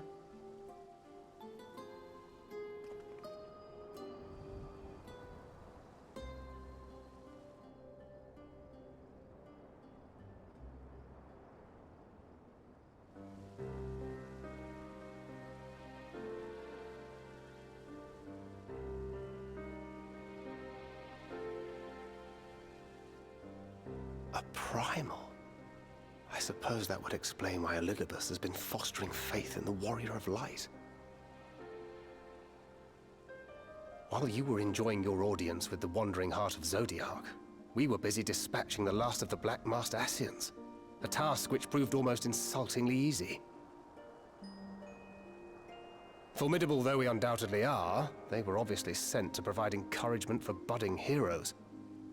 One cannot help but wonder how many times the ploy has been used before. Master Chai, you mentioned that the people of Calusia are similarly enamored of the Warrior of Light. Indeed, though it's hardly surprising given the state of the world. Many are still struggling to find a purpose, and it's only natural that they should take comfort in the tales. Then the fever has spread to every corner of Norvrent. We may have dealt with his black-masked minions, but it is plain Elidibus has yet to show his hand.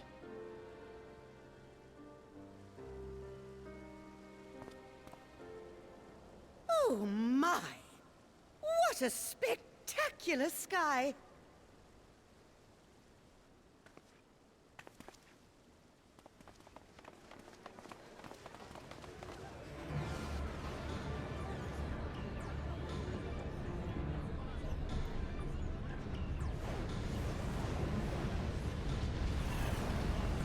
Another star shower.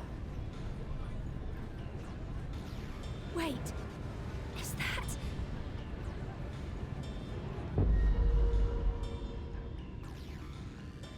Amaranth?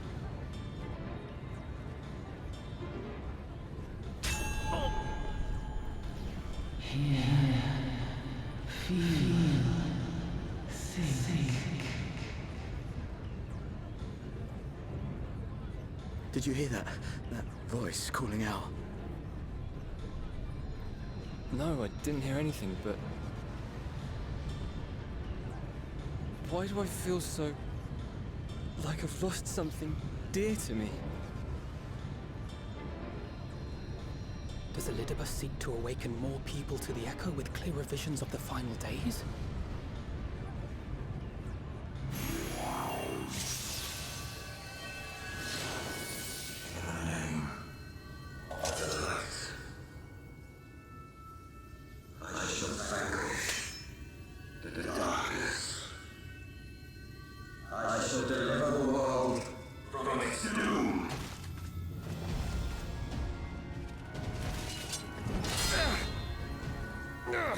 And who might you be?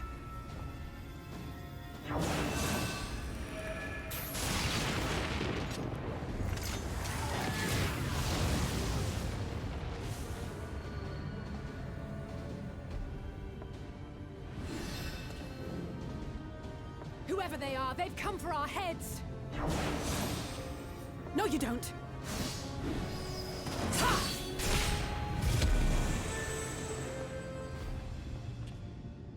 They are not of flesh and blood.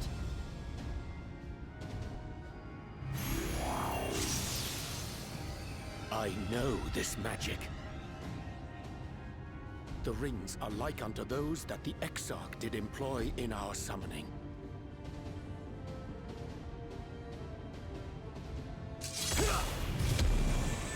Are you saying the Exarch is summoning them? Nay, yet the similarity can be no mere coincidence.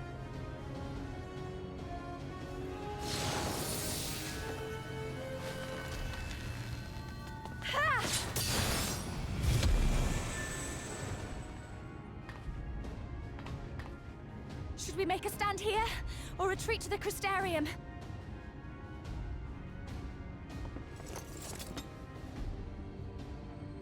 The ether churns around us. More of them will appear ere long. To stay would only place innocents in harm's way. We must fight this battle elsewhere. Wait!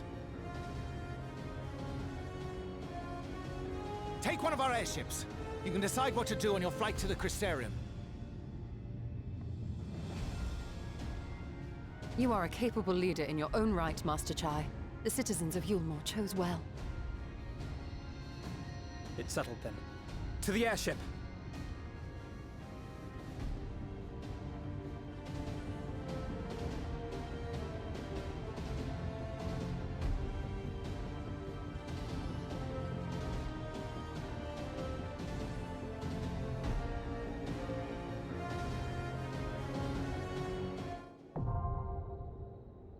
Yep, I knew it.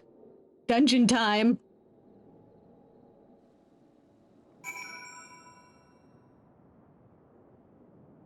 So we're completing this dungeon no matter how long it takes.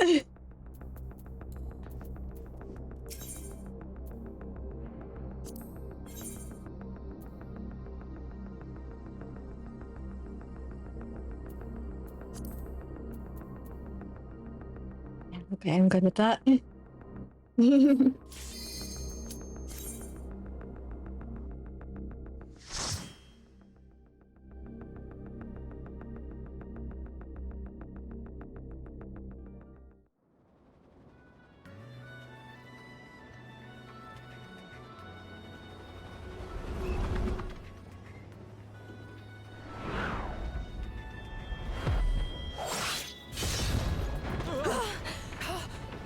Damn it! Hang on to something!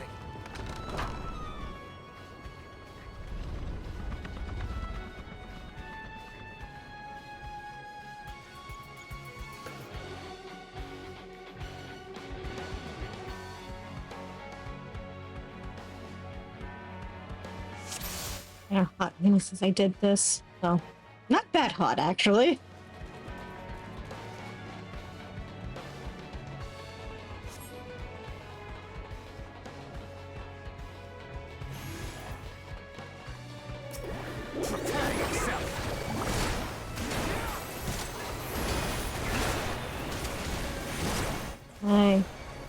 Okay.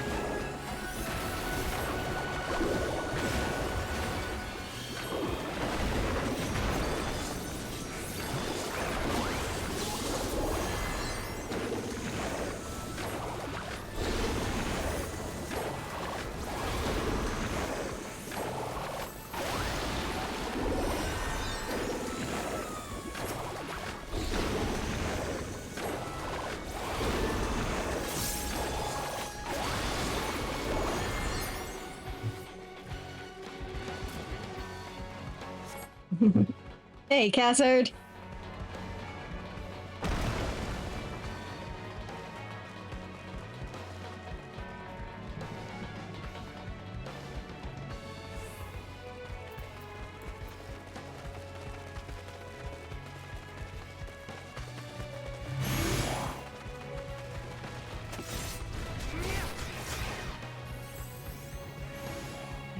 Anything else? Yeah. This way, you guys.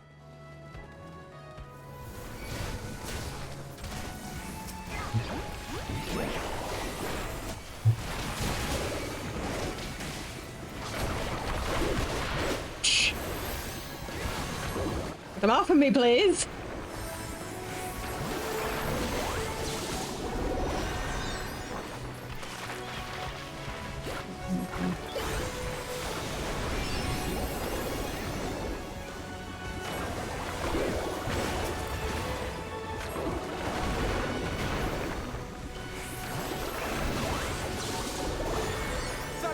Protect me!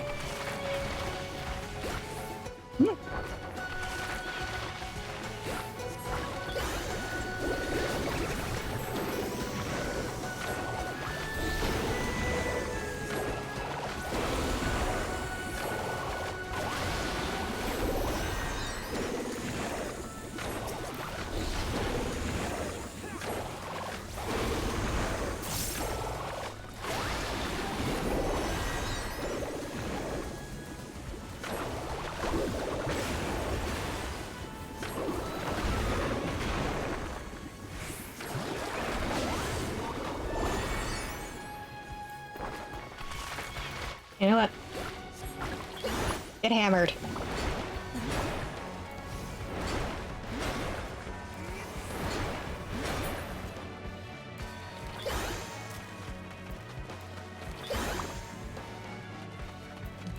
Do my motifs this time.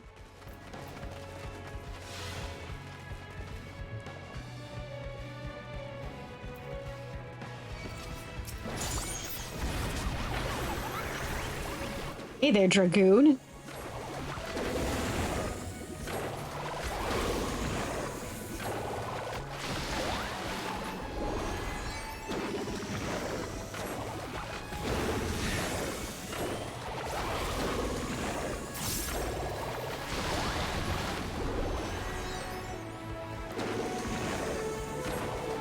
Oh no! Talos went down!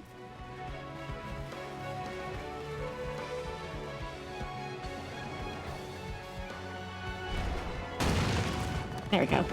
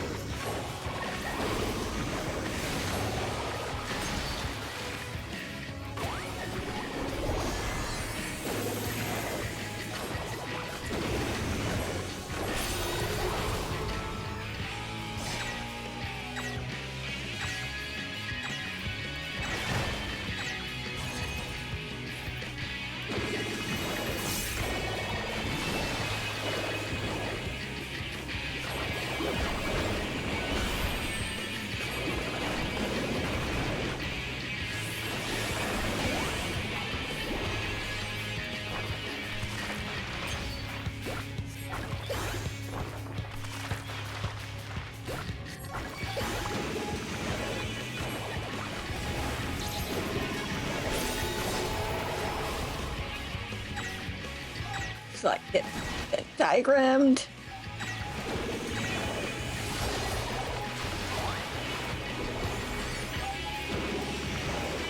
Keep your guard up. Calm down.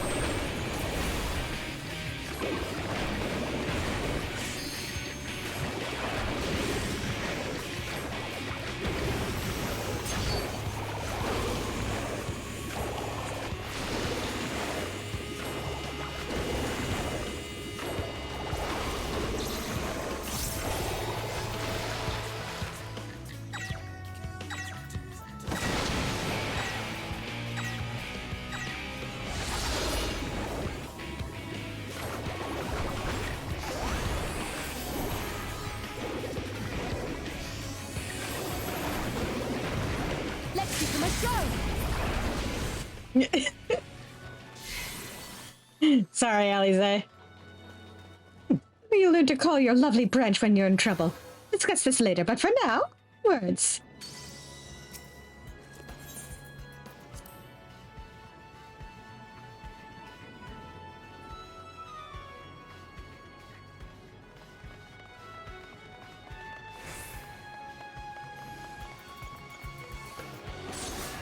I'm in.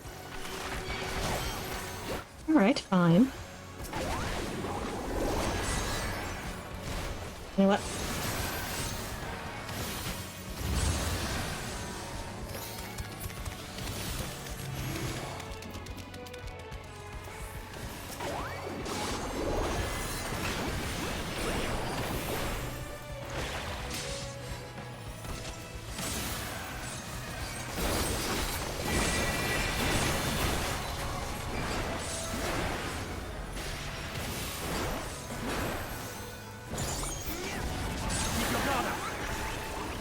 He turned them all into frogs. Thank you, Ankthon.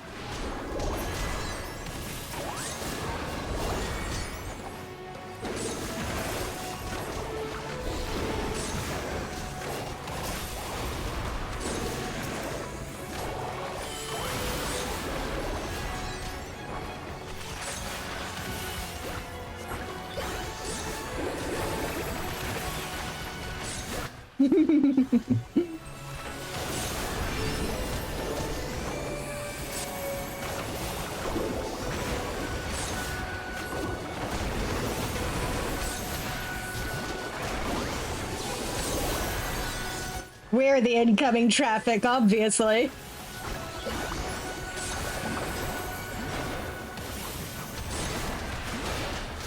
Leave the healing to me.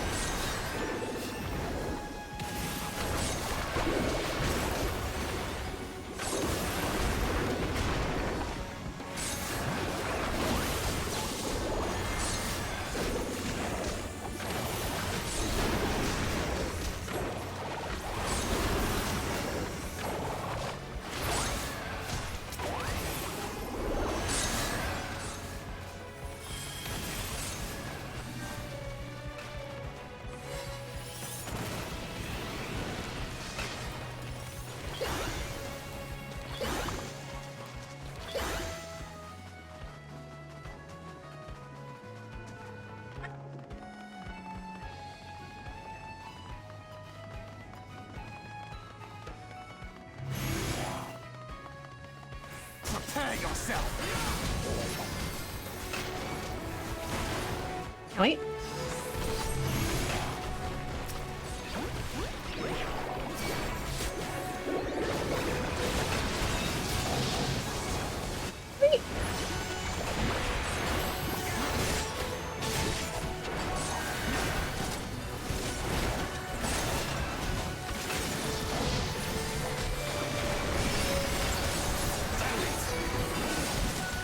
No, no.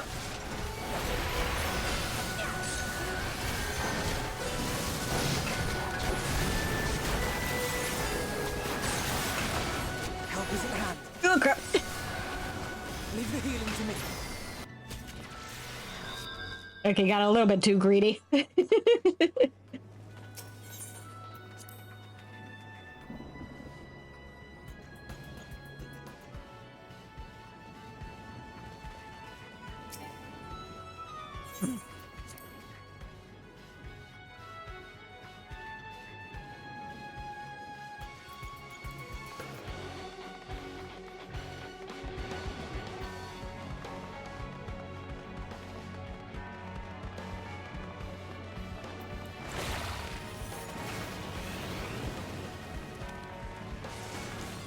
Alright, let's try this again.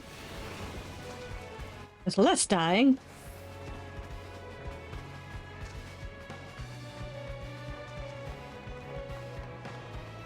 It is possible that they are being softened up. It is possible that they are mostly dead. I'll handle the healing.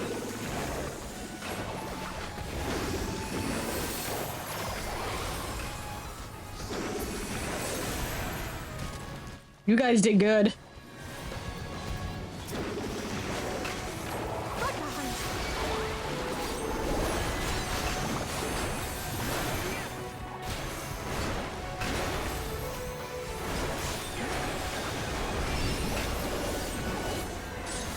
That's not get Venn diagrammed, please.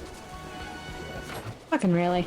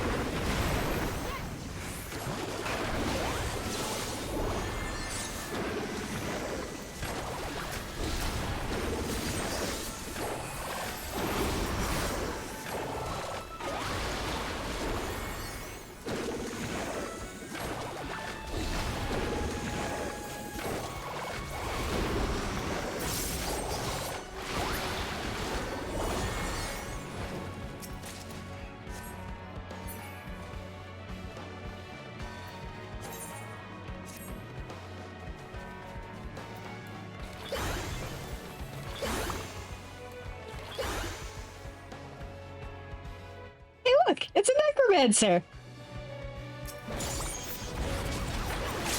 Necromancer on necromancer violence.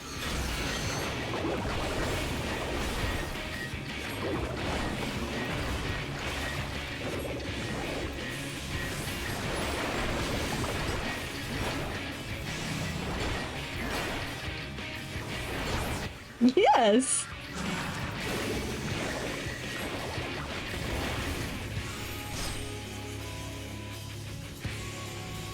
Stay away from me, please.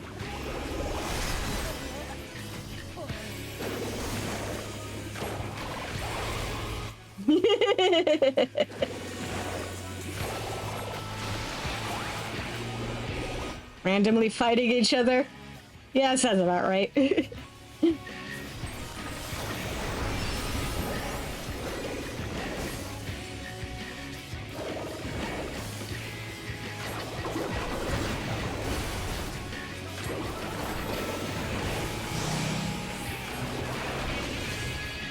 You underestimate me!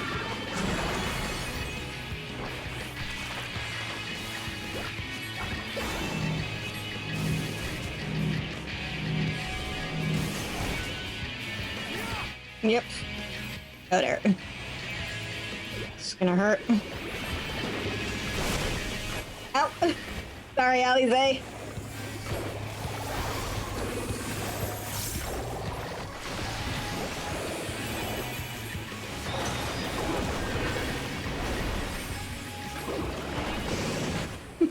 Why, thank you.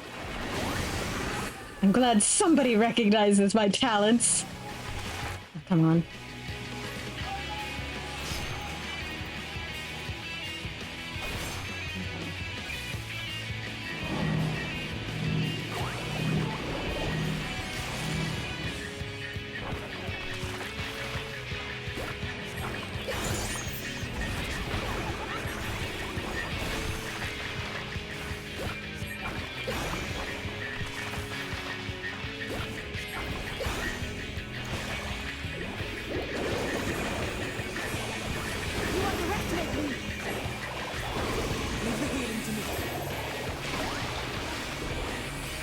Here I am playing. I'm playing Pictomancer, but I'm acting like a black mage standing out in Narnia.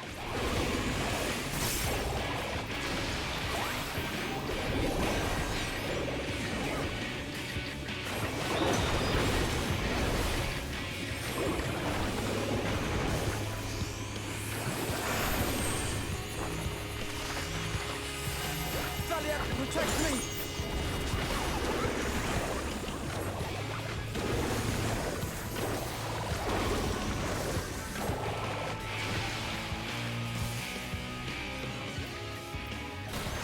Ow. Oh, nope. Damn it.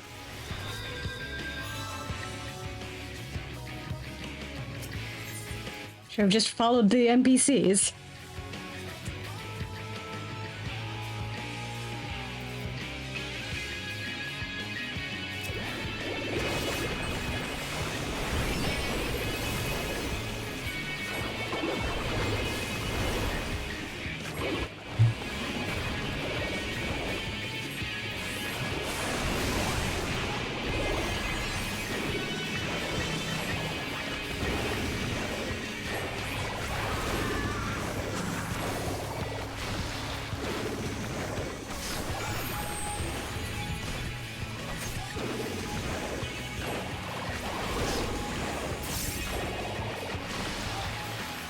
your guard up!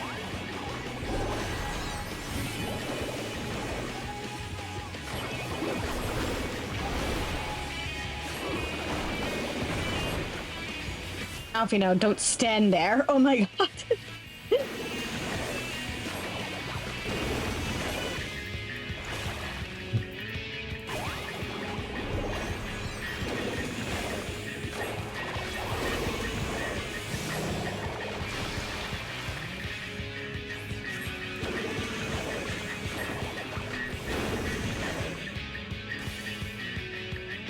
Okay, fine. I'll stand over here. Apparently.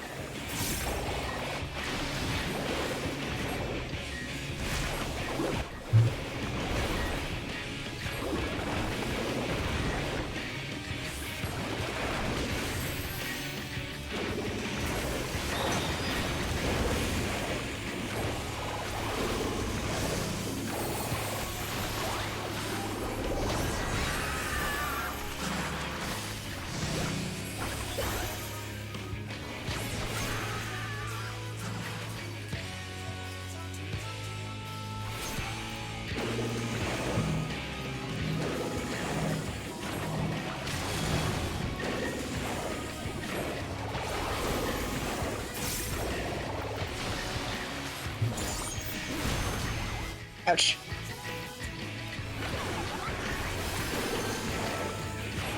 I say is unbothered.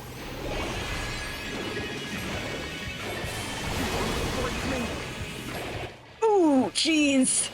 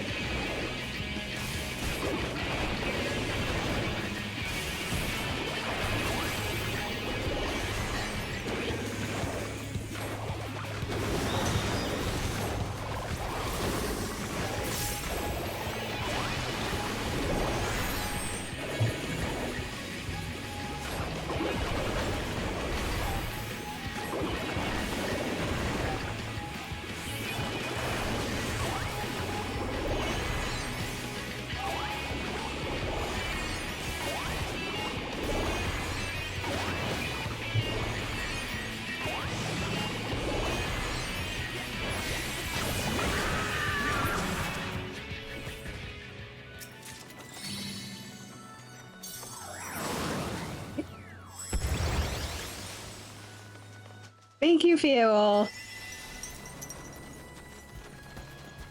Yeah, I did.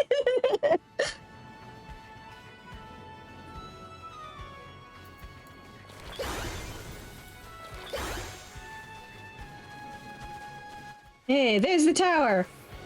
Whoop. Hey, guys.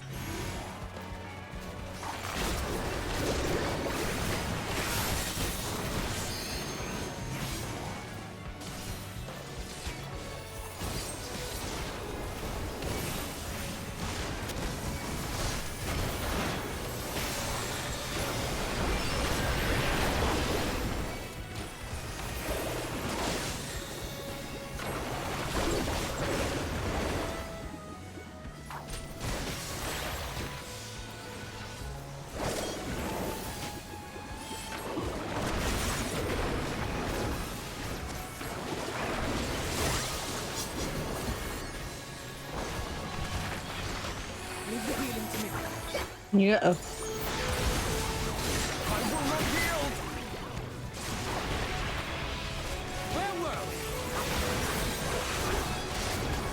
Hey, great, hurry!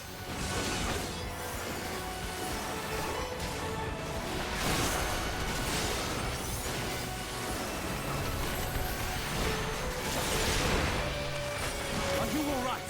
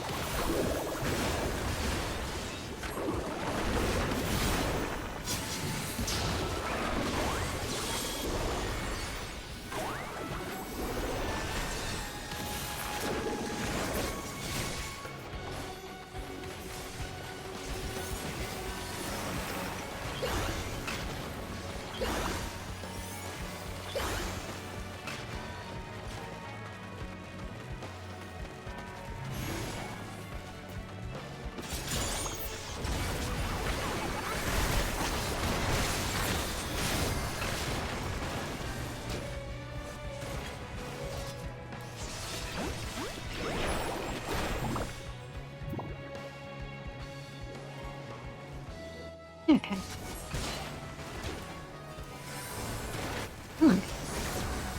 Let's spawn until we finish these, so may as well.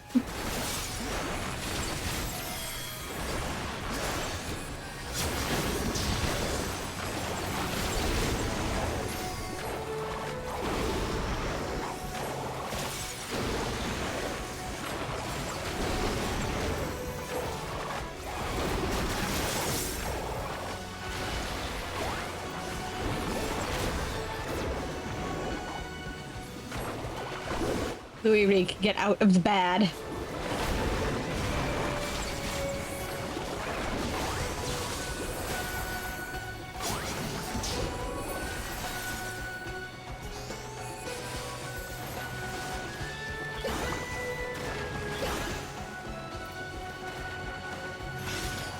Oh.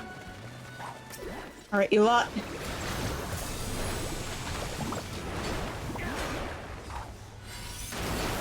Beat up the paladin.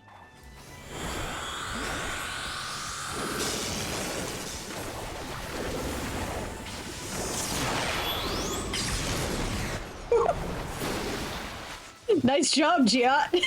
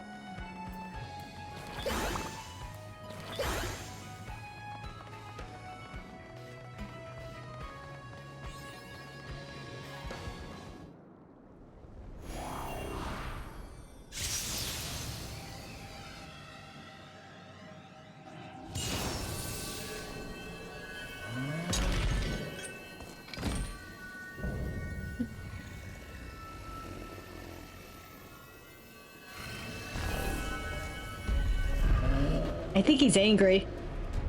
Don't know why, but he's angry. The bigger they are. Like, that's exactly Alize.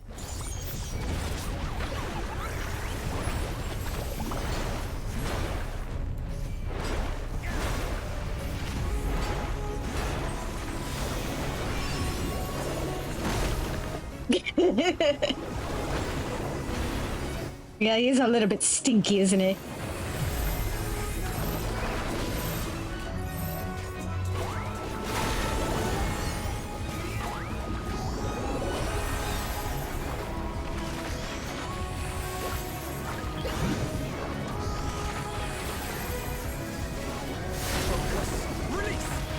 Oh, come on.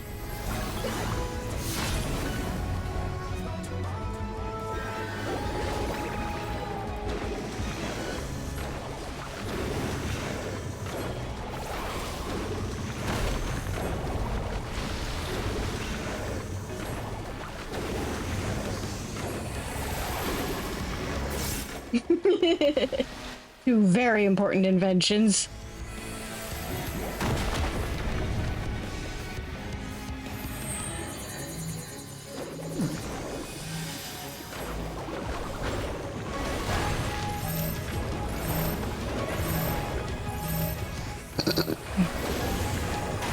Yeah, no, I'm just staying right here. I'll be fine.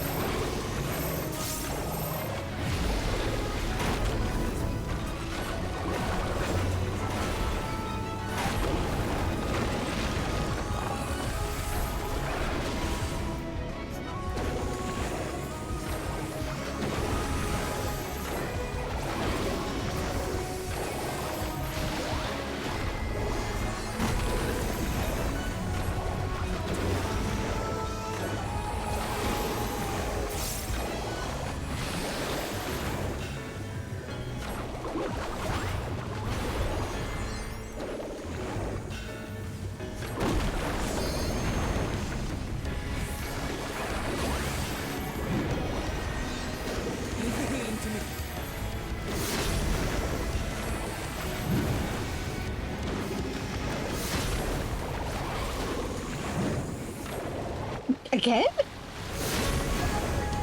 Oh, come on!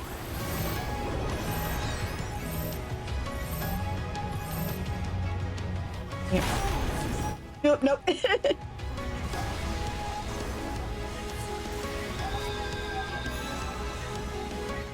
I can't believe I've died on every single one of these on every single one of these fights.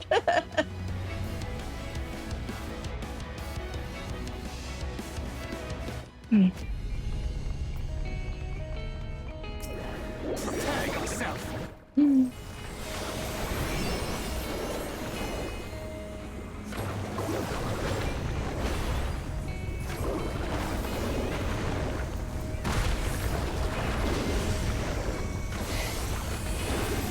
I had a feeling I might go over time, and I was right.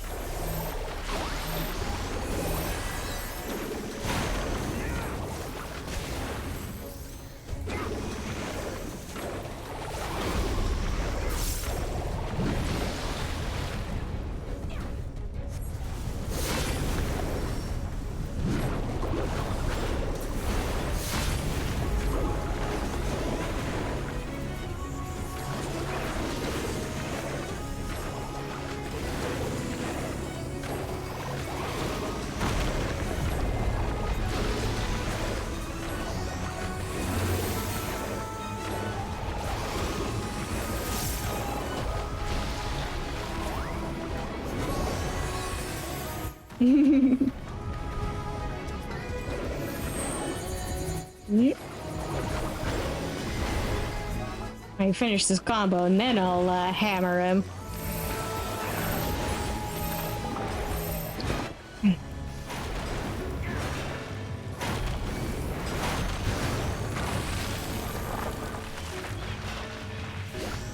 Keep your guard up.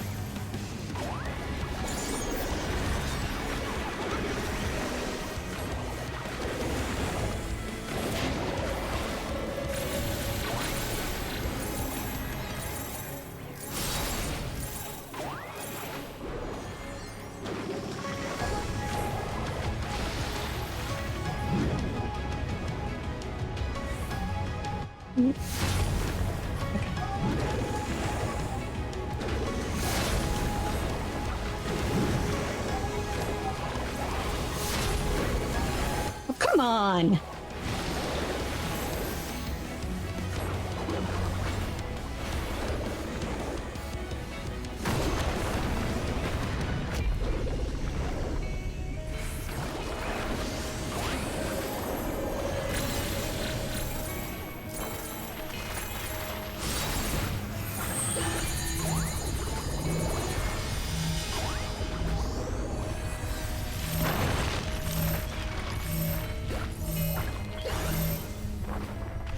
He really doesn't. I guess that's why he's a berserker.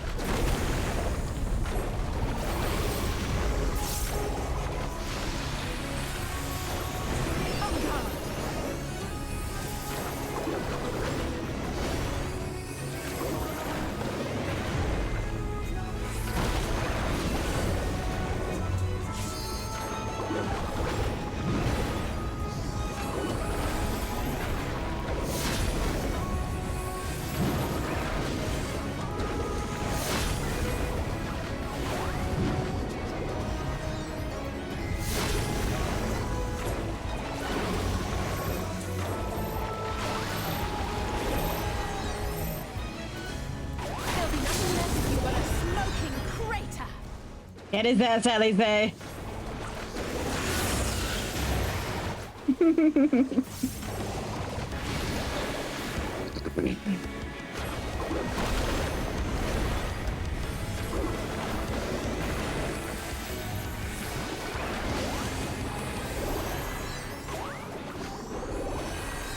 Focus.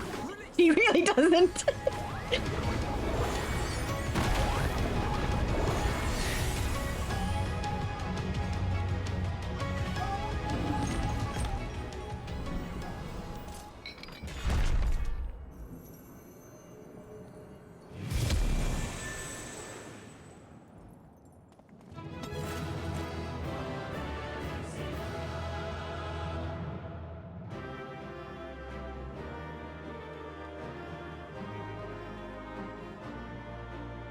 And hopefully the cutscene after this won't take too long.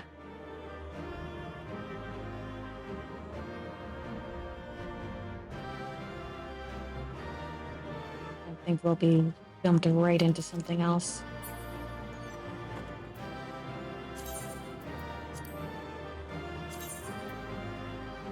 Oh.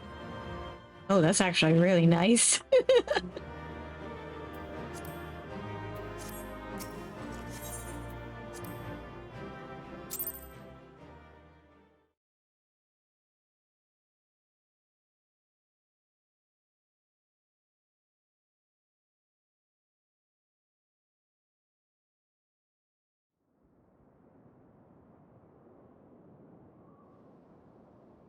I think that's the last of them.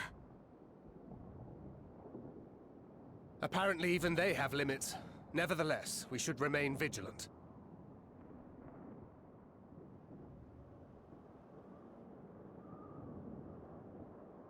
Urianger, something occurred to me while we were fighting. These enemies.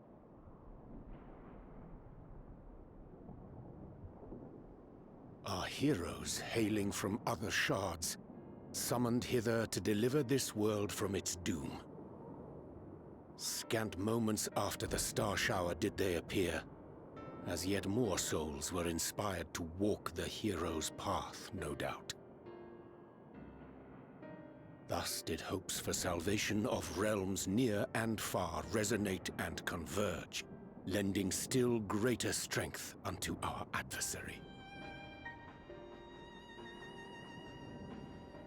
So that's Elidibus's game. But first things first. If the rings are the same as the Exarchs, then we need to ask him how that's possible.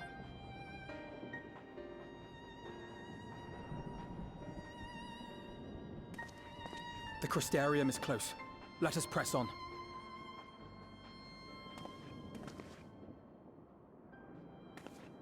They come.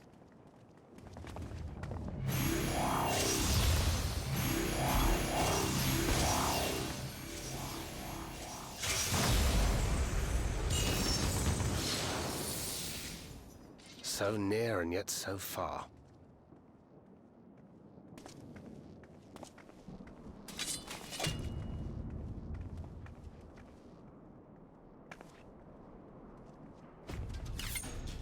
In the chaos of conflict, one can always find an opening to exploit. Whoever taught you that is a wise man indeed, and good with a gun blade. But yes, I dare say we can create an opening wide enough for at least one of us to slip through.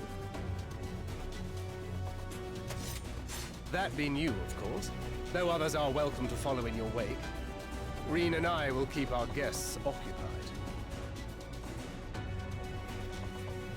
Brave and selfless as ever. Yet the two of you may struggle to fool our foes, etherically sensitive as they are. Had you a comrade who could use destructive magics to wreak havoc upon the ambient ether, on the other hand?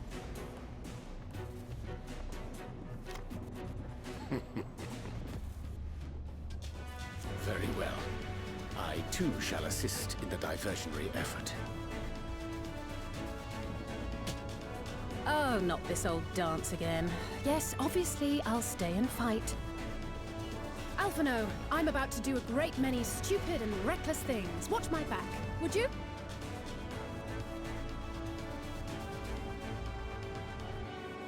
And there you have it. Take care of yourself, my friend.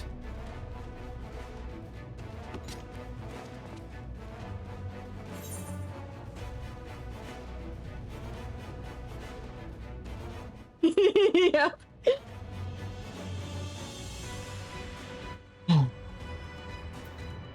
Make it a nice big opening, eh?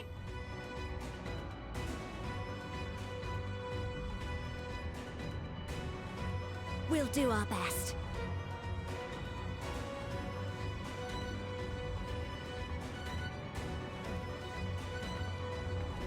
Finished? Then let's begin.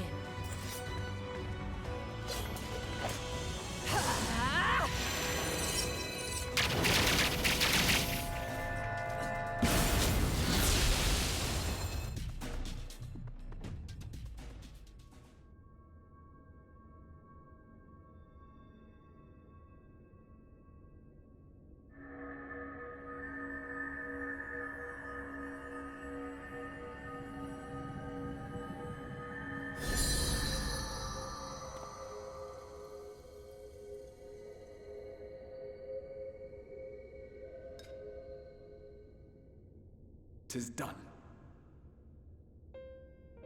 Oh, let me see, let me see!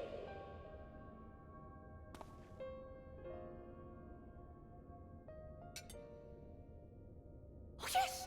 Your memories are preserved safely within. We've done it! We've done it at last!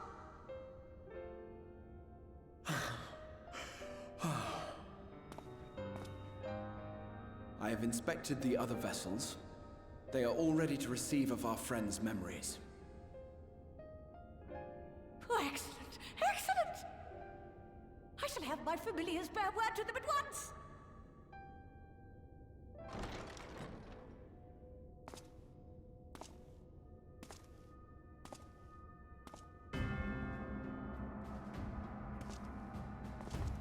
Elidibus.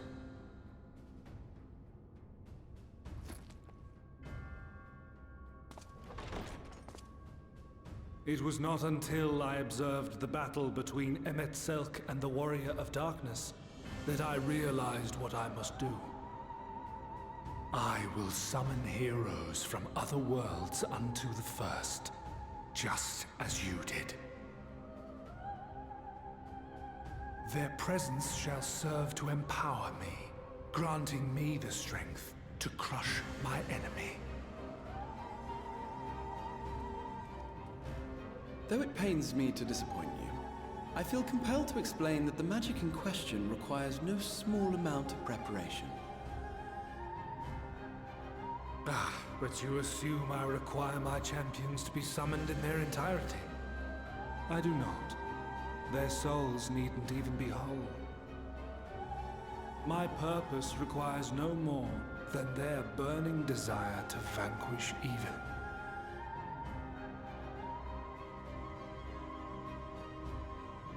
This I shall sear upon the ether, raising thereby an army of phantom heroes to whom I shall whisper, as I have to so many over the ages. Here lies darkness. It must be destroyed. And you expect me to cooperate? I do not require your cooperation. Your death will suffice. The magic I shall have from your corpse.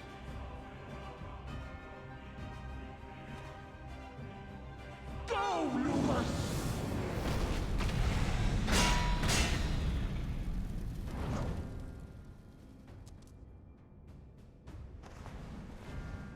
We must flee!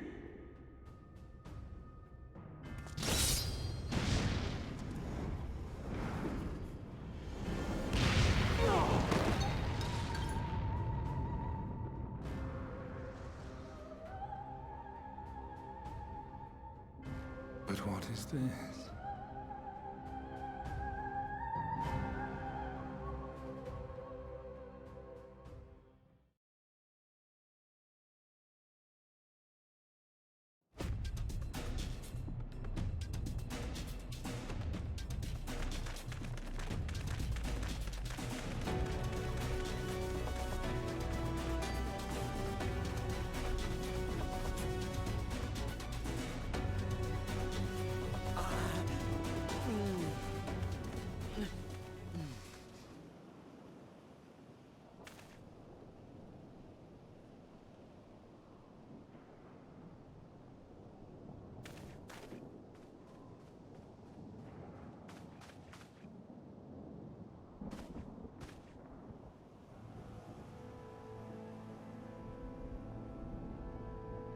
My friend, how did you...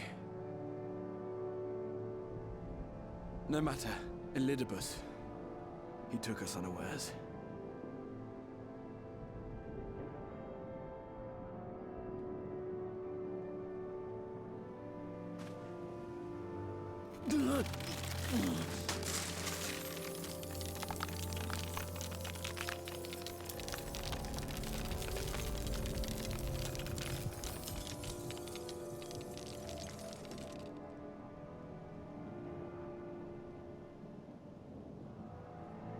It was all we could do. to raise a ward to hinder his steps, and so we fled. But he took it. The vessel with the Exarch's memories. Forgive me. Forgive me. The vessel bears not only my memories, but my blood. The blood of Allegan royalty, granting him the means to control the tower. With it, he has performed I know not how many summonings, calling forth heroes from across the rift.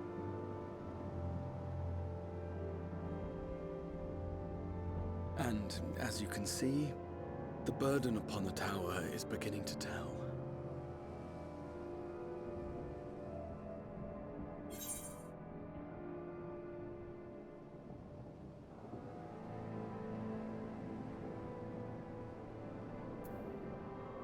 I'm just glad you're alive. Make sure you stay that way.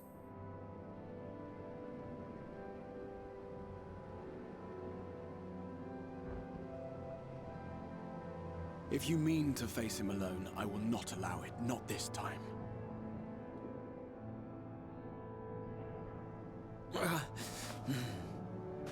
Elidibus has exploited the people's nobility, twisted their purest intentions for terrible ends. And I cannot let it stand. As Exarch, it is my duty to protect them, to defend their hopes and dreams. So I am going to the Crystal Tower, with or without your blessing. Though, I would rather it were with.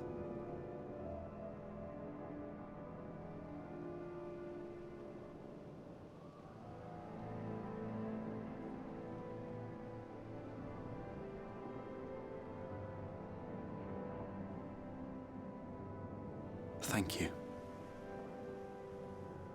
I joined you, but I would only be a burden. Better that I remain here with my gremlins.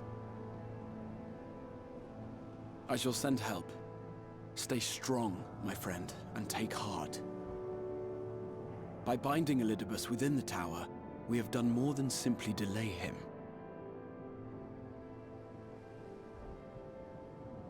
Much like our adversary, I am not wont to show my hand prematurely, but the time has come to bring my strongest card to bear.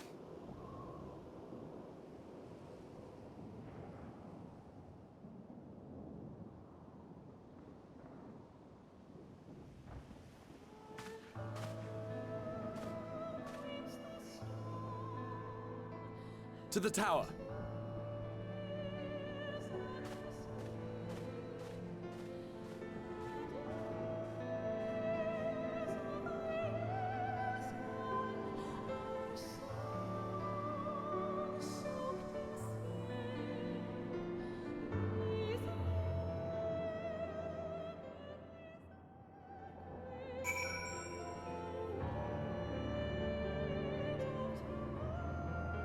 And with that, we will leave off for the night. Thank you all for coming, and have a good evening, everybody.